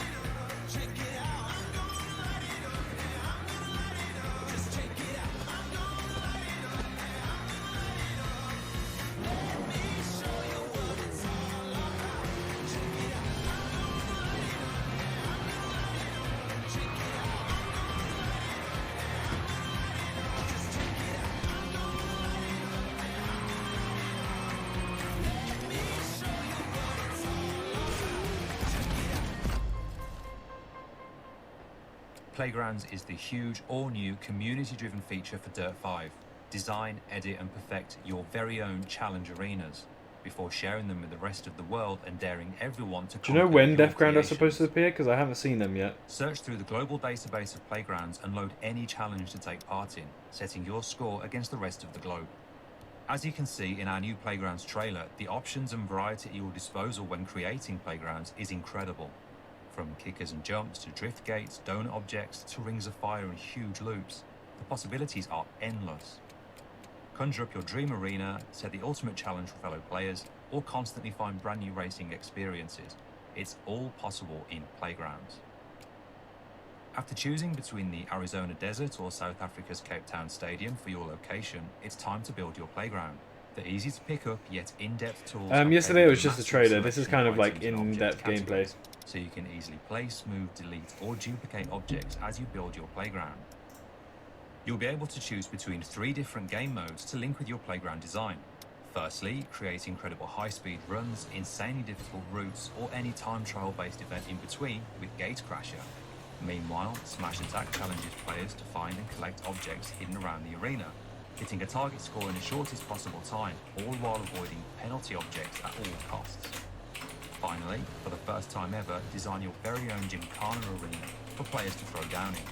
Place spots for drifting, jumps, donuts, and more for racers to accumulate points on for style, speed, and He hasn't posted anything in... Once you've chosen your events and are happy with your design, the publish menu will ensure your playground is ready to go. After choosing a vehicle for your arena and making sure the required objects have been added, you'll be asked to validate the arena by completing it yourself. Multiple playgrounds can be designed and saved, so mix things up and let your creativity run wild.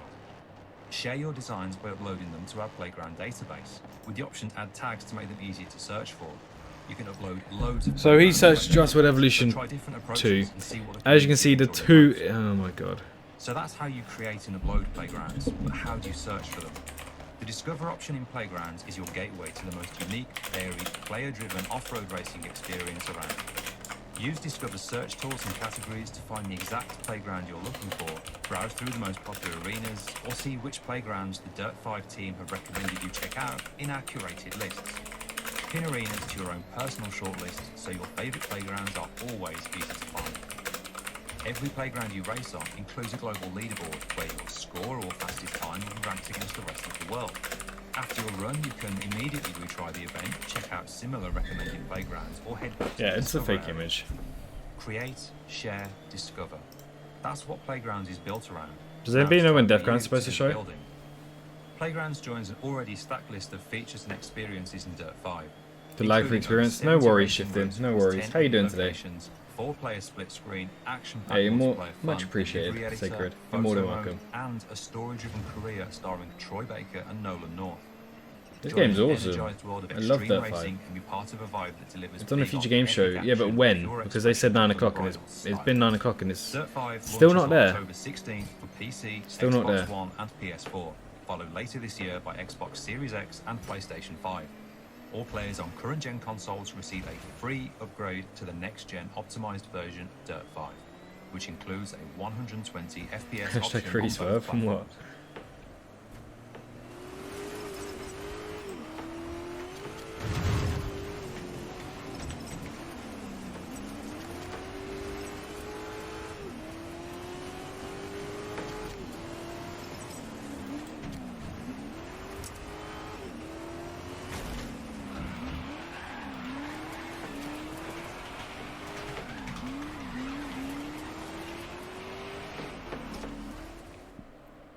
I'm doing great, Shifting. I'm doing great.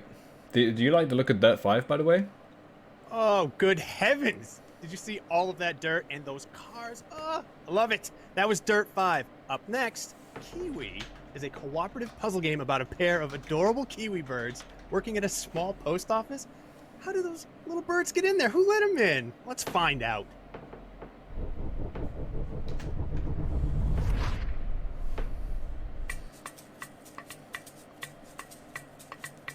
Hi, we're Stone Wheat and Sons, and we're making Kiwi. My name is Joel. I'm an artist and animator.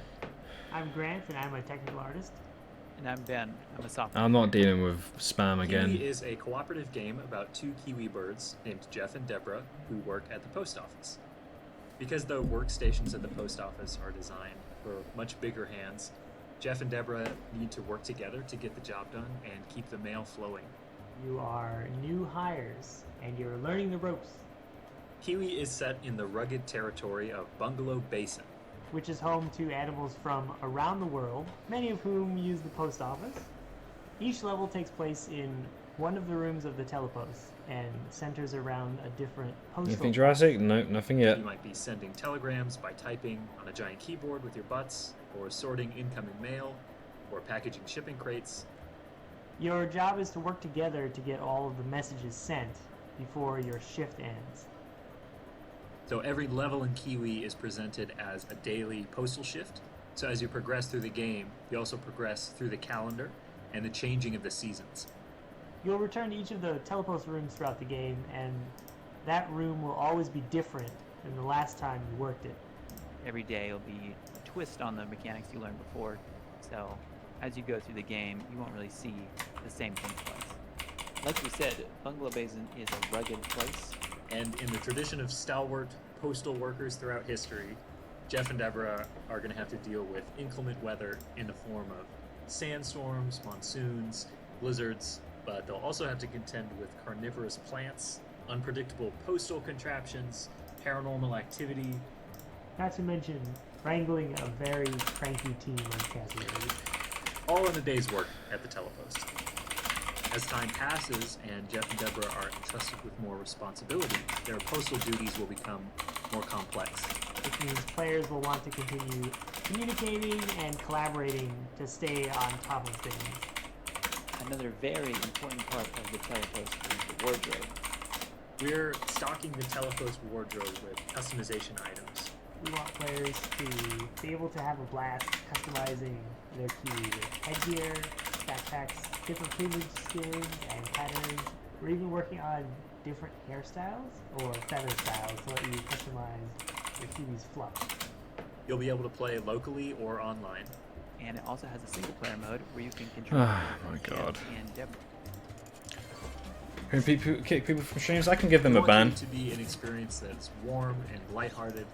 And also I just don't get why a 5-year-old has to play be so with upset friends about or something. I don't get it. Like, I gave you information. Look, if it's popped up for you, cool. Prove me wrong when the game comes out. But it's an image that was clearly edited. Prehistoric That Kingdom will was be Kiwi, released. a game Prehistoric Kingdom will about be released endangered next year, flightless birds sorting 2021. the mail, and who knows? Maybe that'll be what happens to the U.S. Postal Service.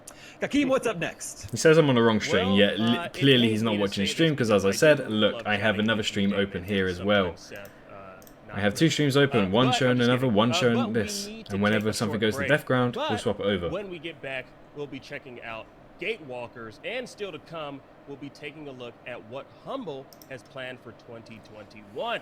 Gamescom Studio will be right back. I have had moderators, they're just not here. 5.7 hours? Just intention seeker? Yeah, I agree. Gamescom 2020 is the heart of gaming, and you can keep to the beat right here on IGN. We've turned the single biggest show in gaming into 5. I deal with it on a Gamescom daily, now is your so- virtual show floor with up to the Which second is so weird live because coverage. it says that Gamescom Daily my Show, Gamescom's first ever late age night range talk is show, between our 18 Gamescom Awesome to Indie Show, 24 and then the 24 to freshest deep cuts in indie 35. gaming, And finally, then the it's Gamescom nearly Best of Show, including 35 the to Gamescom 48 or Gamescom something like 2020 that, is available and then on it goes to IGN 13 and to wherever you 17. stream So it shows Gamescom that now. many people who are more mature do watch my content, but it doesn't. Not only Sometimes it just doesn't seem it. How's your day been? My day's been great, Jaden. How's yours been? The world's biggest fans of your favorite franchises. From breaking news and exclusives, never before Would you guys prefer me to go onto the game show? to reviews, let's plays, The and future live game show? streams, I don't mind doing IGN that brings you all if the that's coverage what you need, want. No matter where you are. IGN, the #1 source for all games and entertainment fans worldwide. The next generation of video gaming is on the horizon, and IGN is here to bring you the latest PlayStation 5 and Xbox Series X news and Okay, analysis well. in our new weekly show, Next Gen Console Watch. We'll show you this. This is the dinosaur content that was announced. This is Lucid Chart. It's a visual workspace that helps you see the big It's for picture. Death Ground. And I don't mean big picture like that bad family portrait you have. Here we have it. Dinosaur content, guys. Dinosaur content.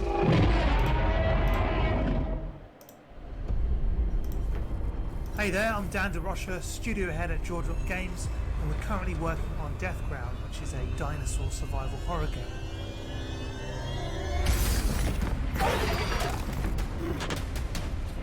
I love the look of the raptors. Dinosaurs, guys. Dinosaurs. Death Ground is a solo and co-op survival horror game that throws players into a desperate battle for survival against deadly AI dinosaurs. What you're seeing at the moment is first playable gameplay footage of Death Ground. It demonstrates our core gameplay and gives a small glimpse into what you can expect from the game. Yeah, no, it's fine. I understand. Like, not everyone's going to be so prominent, but you can still focus on not being Please so note rude to everything you others. see is pre-alpha and of course subject All I'm to here is literally watching stream, providing content for you guys. There's no need to be rude. I'm just trying to make as many people as I can happy. I know I'm not going to make everyone happy, but not very scientific. Doesn't matter. This is gameplay we've already seen, though, isn't it? Yeah, this is gameplay we've already seen.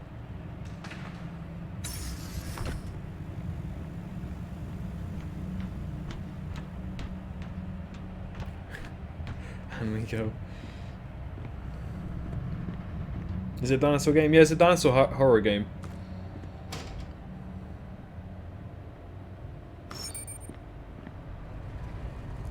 Oh, Thanks for watching, enjoy Oakwood. this small teaser, and wishlist the game on Steam.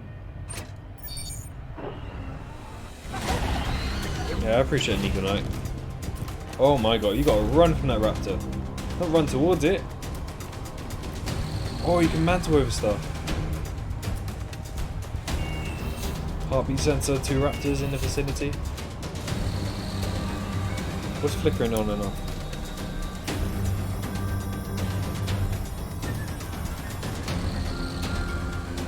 Yeah, Mackenzie, we're watching it.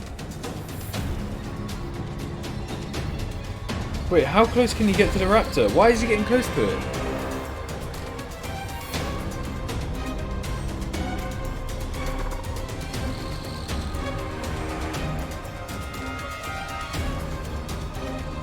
Oh my god, that scared me. The T-Rex grabs it. Death Ground.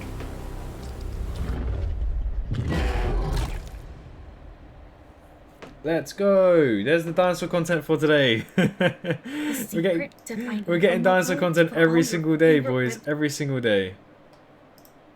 We can return back to this one now. And adding some kind of filters to it to breathe there. Now let's talk about the replayability of the game. Even if you're visiting the same type of world multiple times during the gameplay, you won't get bored because we're procedurally generating. No, it's still a Trans-Pacific. So, each time you're entering the world, you're exploring the different map and are facing different creatures that are a subset of all available creatures in the world.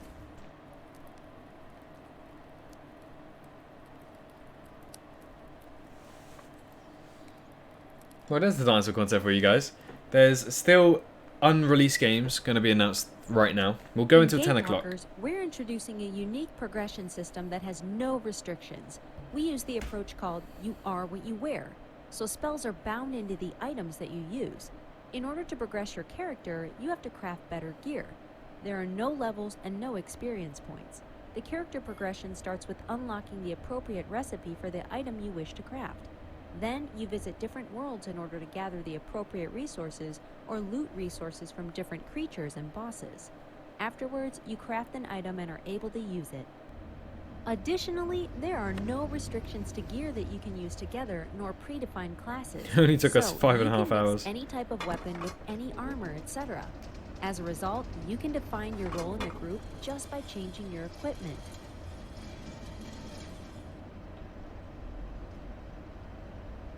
Did they show anything dinosaur related? They showed Death Ground, yeah. We just showed it now. Now let's talk about the workflow of the game. 1. The first thing you do is locate the world you wish to visit. For example, the forest could be world, tomorrow, yeah. the ice world, etc. You can choose different worlds for different reasons, such as you'd like to finish the quest, gather resources for a new sword, or you wish to defeat a powerful boss. 45. 2. Once you know where you'd like to go, you get a sneak peek of what to expect in the world, like weather conditions or environmental hazards. This allows you to plan what to take with you in your backpack to make survival easier. 3. Next, you enter the world and explore it. Go on quests and/or objectives, loot creatures, and search for secret chests with loot. When you're done with the world, you can go back to the hub. Probably tomorrow. 4. In the hub, you're It's the progressing 45th version of storyline and are JWE. able to craft new items and progress your character.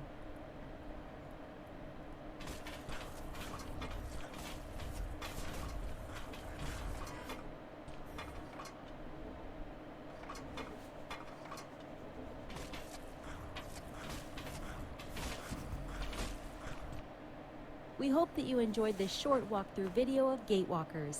If you like it, please add it to your Steam wishlist. Also, be aware that you can play Gatewalkers Alpha, so you're welcome to try it.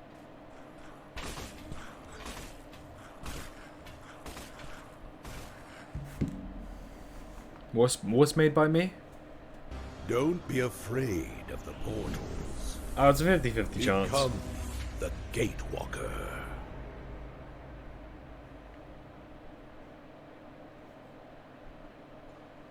That was Gatewalkers. Remember, after we wrap up here, the Gamescom Daily Show takes over. It's a late-night show experience from gamers, for gamers, hosted by known gamer and notorious funny person, Michael Swain. He'll be playing some games, chatting with guests, and more. That is coming up at 2 p.m. Pacific, 5 p.m. Eastern, and 11 p.m. Central European Time, with another episode, same time tomorrow.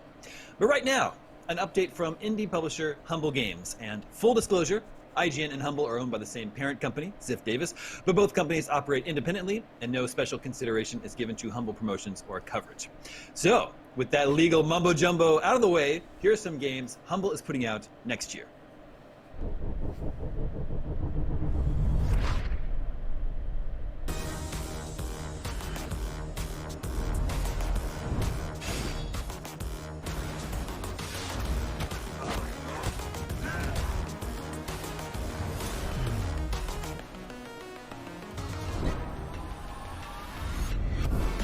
Probably.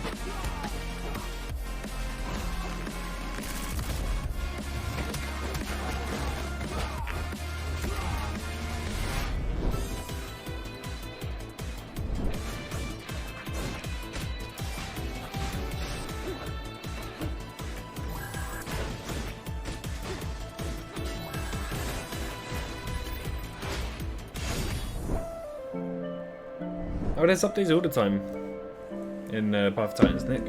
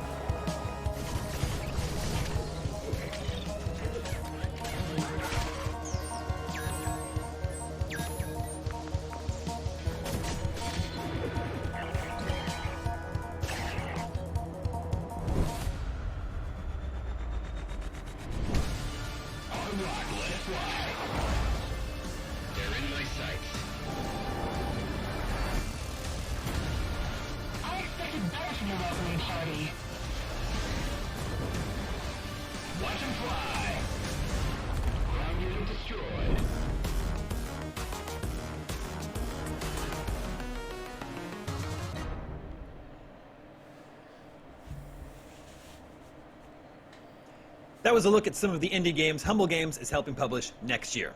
This is Gamescom Studio, and it's still only day 2 of 4 whole big days. Up next, Tom Marks is checking out The Wild at Heart. Let's take a look. Is that the Wolf game? No, it's published by Alderon Games. Are you missing Pikmin as much as I am? This next game could help scratch that itch. The Wild at Heart is a 2D adventure with an awesome art style that gives you a mob of adorable spritlings to command. Here's some exclusive new gameplay.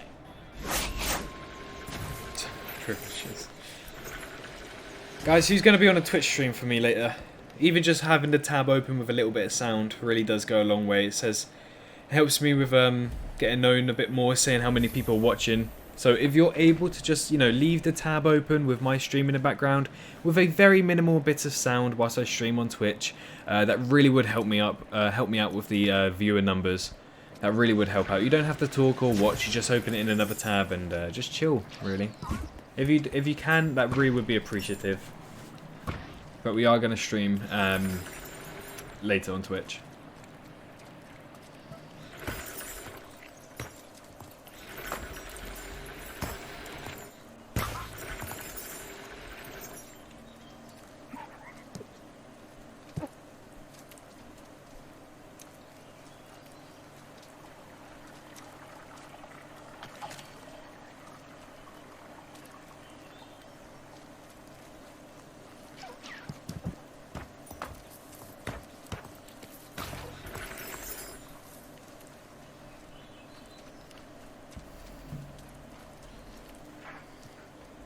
Is it Friday? No, it's 9:45 Thursday for me. Yeah, I played Path of Titans before it came out, Tracy.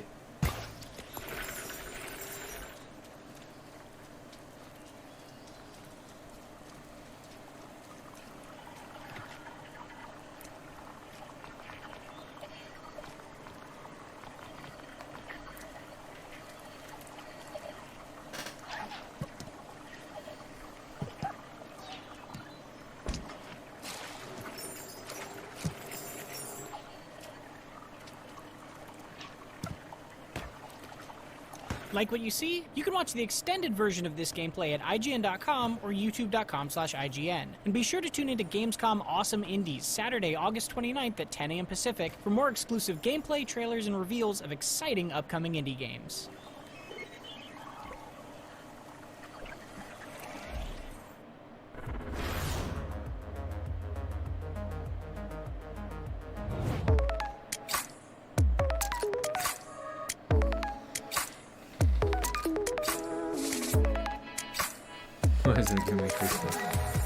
Is this Gravity Falls game? No, it's not.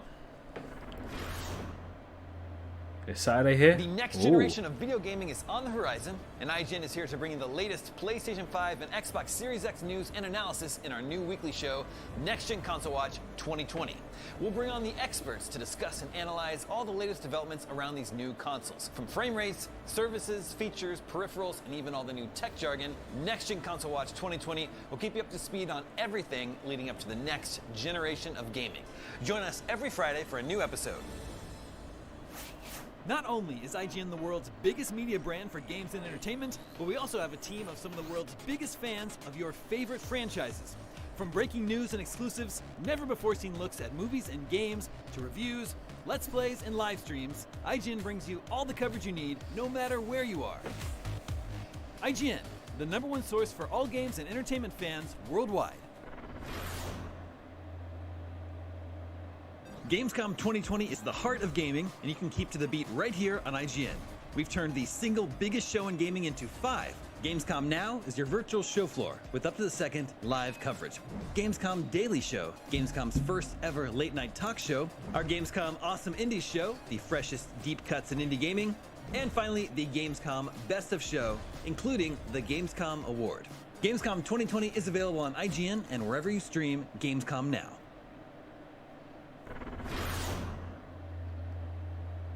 Hey there! Do you have opinions on games, movies, TV, or other weird stuff on the internet? You can take part in our new show, Power Ranking, where you can vote on all your favorite things on the internet. Do it now! Do it! Just go! Vote! Go vote!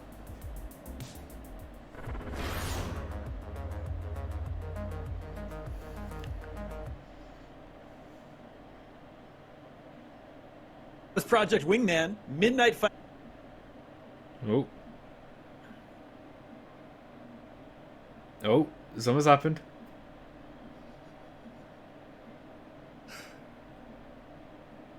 Do they know they're on? I'm confused what's going on. Tomorrow for the unannounced game? There's still unannounced games coming now. But there are 3 unannounced games tomorrow. Do they know what's going on? I don't think they do. Wow. Well, that was...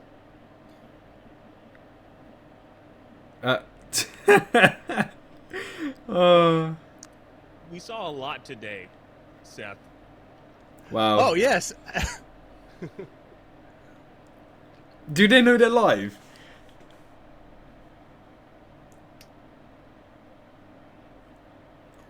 Right now, or at least when I'm finished saying this sentence, we've got a block of new trailers, which are going to start rolling right about now. Now. No, they're not. Now. No, they're not. That was funny. That was fun. Ooh, hello.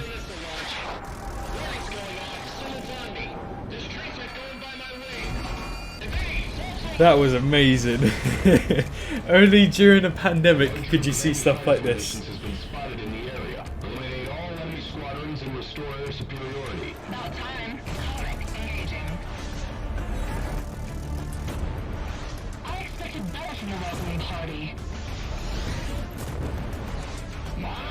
This looks awesome.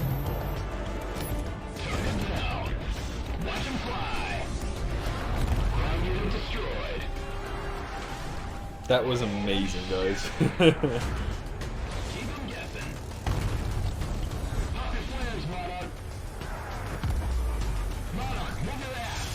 Battlefield 6?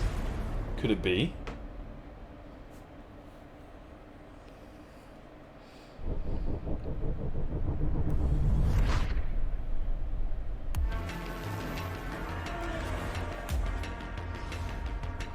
F14 could talk that. Don't tell me this is the unannounced game.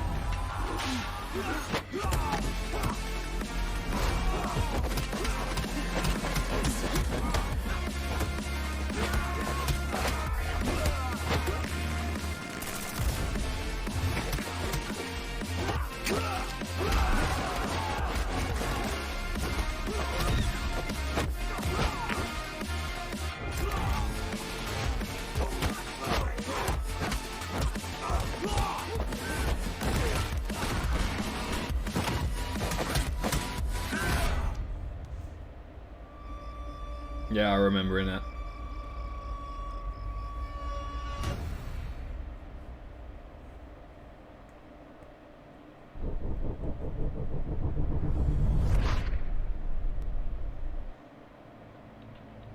Damn it. That might be it, guys. Fingers crossed it's not. The explosion was thankfully not in working hours, but banking network resources may have been damaged. The INLA have already claimed responsibility. Geolocation at an abandoned train station causing a wormhole. I don't know if they are, Paolo.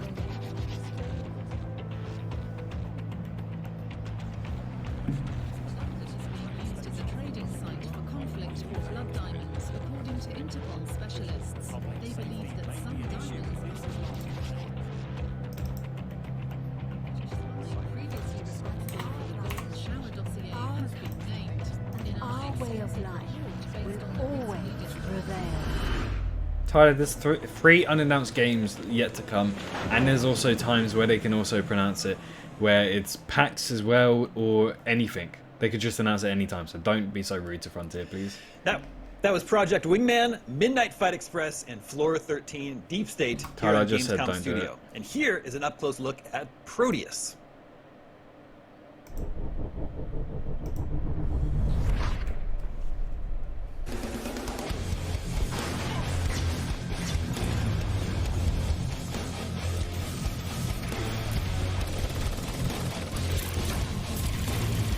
Yep. Dang. What you just saw was a glimpse into Proteus, a retro FPS with an emphasis on visceral combat, map design, and built-in community tools for hours and hours of play. My name is Jason Wahika. I'm one of the lead developers of Proteus. I'm going to briefly walk you through our game and show off what we've been working on for the last 2 years. In my past life, I was a map designer on a few AAA titles you may have heard of, and so of course, robust map design became an essential pillar of Proteus. One of our primary design philosophies for Proteus was to take what we loved about shooters from the 90s and early No 2000s, Sacred. They only had the last one was in update them with modern 2017 to design announce Just World Evolution. That philosophy directly But relates there's to our map PAX design, coming up where in we September, I encourage believe. players to explore and destroy at a rapid pace through intuitive level flow. We want players to play our levels multiple times and find new secrets, try higher difficulties, or climb the leaderboards. Beyond our own handcrafted campaign map, we want Proteus to become a sandbox for the community to play in. We've allowed for a ton of visual elements to be completely customizable to fit the hardware and era of your favorite shooter. This includes various HUD tweaks, monitor effects, and the ability to change the game from sprite renders to full 3D. But our crown jewel of custom content is our own built-in level editor and map browser. We've created an incredibly powerful editor built right into Proteus, so passionate players can create the map of their bloody retro shooter dreams. While it may look advanced, we've simplified the map editor so anyone can dive in and start feeling like a pro. We've also included a ton of pre-made assets straight from our own campaign to help players quickly build exceptional looking levels. The map editor will see a lot of attention throughout development, and we've already been blown away by what our community has crafted so far. But what's a great map editor without a place to share your creations? One of our killer features in Proteus is our own this does look really in-game good. community map browser. Players can browse, play, and Jurassic rate World community PAX maps. in And gone are the September, days huh? of your hard drive filling up with tons of custom levels. There's no Our map file Jurassic sizes World are PAX in micro, September. so they load almost instantly directly from our server. That's it for now. If you're interested in getting your hands on Proteus very soon, you can sign up for our closed beta directly on our Steam page. We're also happy to announce that Proteus will be releasing into early access on November 10th this year. Follow us on Twitter at Proteus Game, or join our Discord channel to get ready with the rest of our community to paint the walls red with Space Zombie blood this November 10th.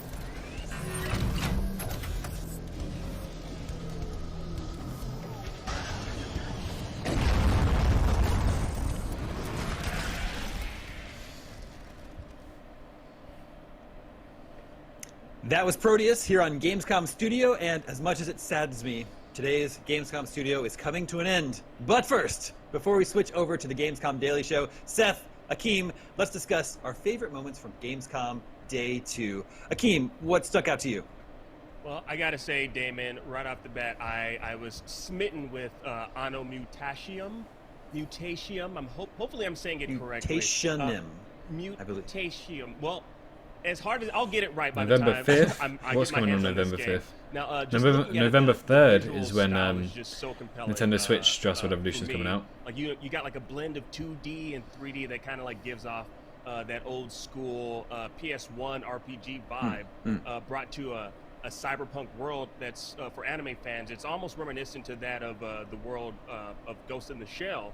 It's an action adventure game that also pulls in some RPG elements. So I guess that means that you'll be able to kind of like interact with other characters you encountered throughout this hustling and good stuff, yeah. world. And also the devs, I'm really happy about this. The devs, they drew inspiration from Blade Runner, so they obviously did their cyberpunk research, which I'm super duper excited for. You know, we don't have enough, cyberpunk video games out there that kind of draw RPG elements, but it seems like we're really starting to get a lot more of that this day and age, which I'm psyched for.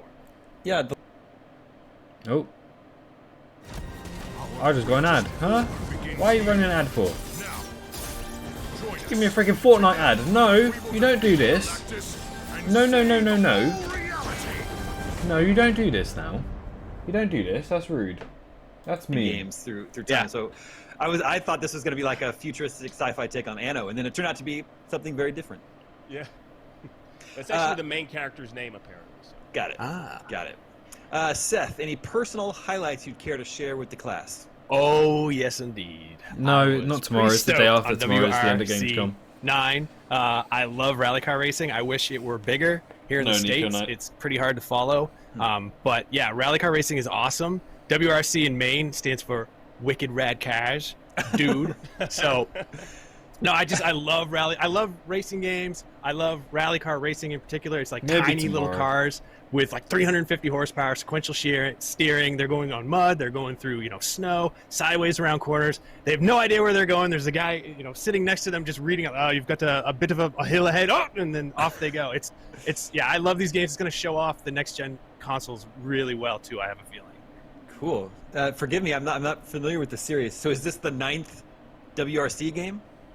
I mean, I'm sure that is it's maybe one of those where there's the side-scrolling ones and the adventure ones that nobody counts on. I'm just making that up. Yeah, I believe this is the 9th in the series.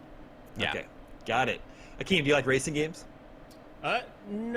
Not really, unless it involves a pod. So like the only racing game I ever played was like the pod racer games. This is the same thing. Star Wars. It's actually aliens driving those cars. Yeah. Yeah, exactly. If it's actual humans, it's got amazing games. Not really that interested. There's nothing wrong with it. Now this is WRC 9. I really liked this game. I hope I'm pronouncing it right. I don't think so, Colin. It's over. Nasser? They just can't physically. Nasser, Son of Man. I gotta say, not a great title. However, the game I've tried cool. to reach out to do that, Amanda, but they haven't really replied about that. As the trailer goes on, we'll actually get into some gameplay. It's described as a 2D cover shooter, which 2D shooters are nothing new, but you don't see a lot of 2D cover shooters. Gamescom and it finishes sort of on the 30th. Got a steampunk vibe. It's an alternate history, late 1800s. And you play as sort of a Mario Man, sort of a gritty reboot on Mario, with some like steampunk powered weaponry and even maybe some sort of like spell casting or something, because you saw a little bit there. A giant fist came out of the sky and punched an enemy into oblivion. So love Sky Fist. I know, yeah. This game looks pretty cool. Akeem, what do you think about this one? I am in love with this. Like the animation is so smooth. Like I don't know. I think I'm just I just love 2D. I just love side scroller games. Yeah. Like the one that I mentioned before, Anno Mutation. It kind of like has like just Deathground, where it was Dinosaur horror game. This one is fully dedicated to just the 2D. It's on Gamescom tomorrow. I'll show you after this bit. I'll show you what's on tomorrow. This looks amazing. Seth, is this your jam? Yeah, I'm completely into this. He's got a chainsaw gun. Come on. Yeah. Well, of course, there are still 2 more days of Gamescom to look forward to, including the Gamescom Daily Show in just a moment. But before things get silly, a word about a good cause. Yes, that's right. The Gamescom Forest is this year's sustainability project. Gamescom has partnered with the reforestation experts at Schremer to rebuild a climate resilient. They can't expand mixed it, Collins. forest They of can't. at We've least said this for years 10,000 now that square they can't meters expand it near than the what it German already town has. of Bayreuth. It's because of Yeah, consoles. gamers is the worldwide can main donate to reason. plant more trees at treemer.net/gamescom-forest.html. Let's plant a Gamescom forest together. Trees are great. Who doesn't like trees? Everybody likes trees. Be sure I'm to looking join at us one again. right now. Be sure to join us again tomorrow. We're starting off the day with the awesome Indie Showcase. And Dinosaur from there, trailer. check out lots more exclusive trailers and gameplay. But See- right now, it is time for Gamescom Daily Show. That is coming up after a quick break. Quick break. No, it is not. All done. Alright, that was it. We do Gamescom Day 3.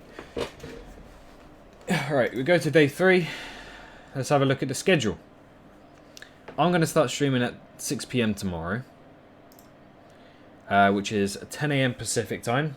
So work it out from your local place. Now, obviously, as you can see, the first unannounced game is taking place just after. I don't really see any on the earlier schedules. I don't really know any of these. I don't think I'm going to care for many of these. Yeah, it's more indie games and smaller games. So instead of doing a really long stream like I did today, we have Deathground and Second Extinction. Exactly. We are hoping that this could be it tomorrow, 10 AM Pacific time. And then we also have another one here an hour later. And then I believe there should be one more. Pretty sure of it, unless it's somewhere here. Oh yeah, no, 10:30. Okay, so yeah, we have 10 AM unannounced game, 10:30 AM unannounced game, and 11 AM unannounced game. So I don't know how long I'll stream for. Astronauts looks pretty cool. Mafia. We'll have to wait and see, but you know, this is the last bit of hope we have, guys. This is the last bit of hope we have. Yeah, that we have anything to do with Jurassic World Evolution. If not, you know, Gamescom is still my favourite time of the year. It's a lot of fun and very encouraging to play some more games. But hopefully tomorrow is the day. Now, I am going to end off here because I do appreciate you all being here so much. Before I go off, actually, if you're able to pop on over to the Twitch stream, which is being pasted in the comments, go over, click that link, and stay open. Keep that tab open with sound, if that's okay. You have to click chat section. If you click on chat, then you're able to watch my stream as soon as I go live on Twitch. I'm going to try and go live in about half an hour, 45 minutes. So do bear with me. Again, as I said, even just merely opening the tab really does help me out a lot. Just leave the tab there, leave it open, and keep a smidge of audio at least, so it does count as a person watching. Those numbers really do help me out a lot on that Twitch. But I appreciate you all being here so much, and Mohammed and anybody else who did stay for the full 6 hours of this stream. I appreciate you guys so much. We're going to go and stream another 2 or 3 or 4. We'll have to wait and see how the stream goes. Over on Twitch, if you still want to interact with me, I'll be over there, you know, face cam everything, but I'll be playing Call of Duty instead. But in the meantime, hope you guys have enjoyed today's live stream. We'll be back again tomorrow at 6 PM UK time, 10 AM Pacific time, and fingers crossed. Everybody keep your fingers crossed. I hope to see you all there with your fingers crossed, and just hold on hope that maybe we'll see something. If not, we'll have to wait and see what September has for us. But in the meantime, hope you guys have enjoyed. Take care, and I'll see you all in tomorrow's live stream. Bye bye.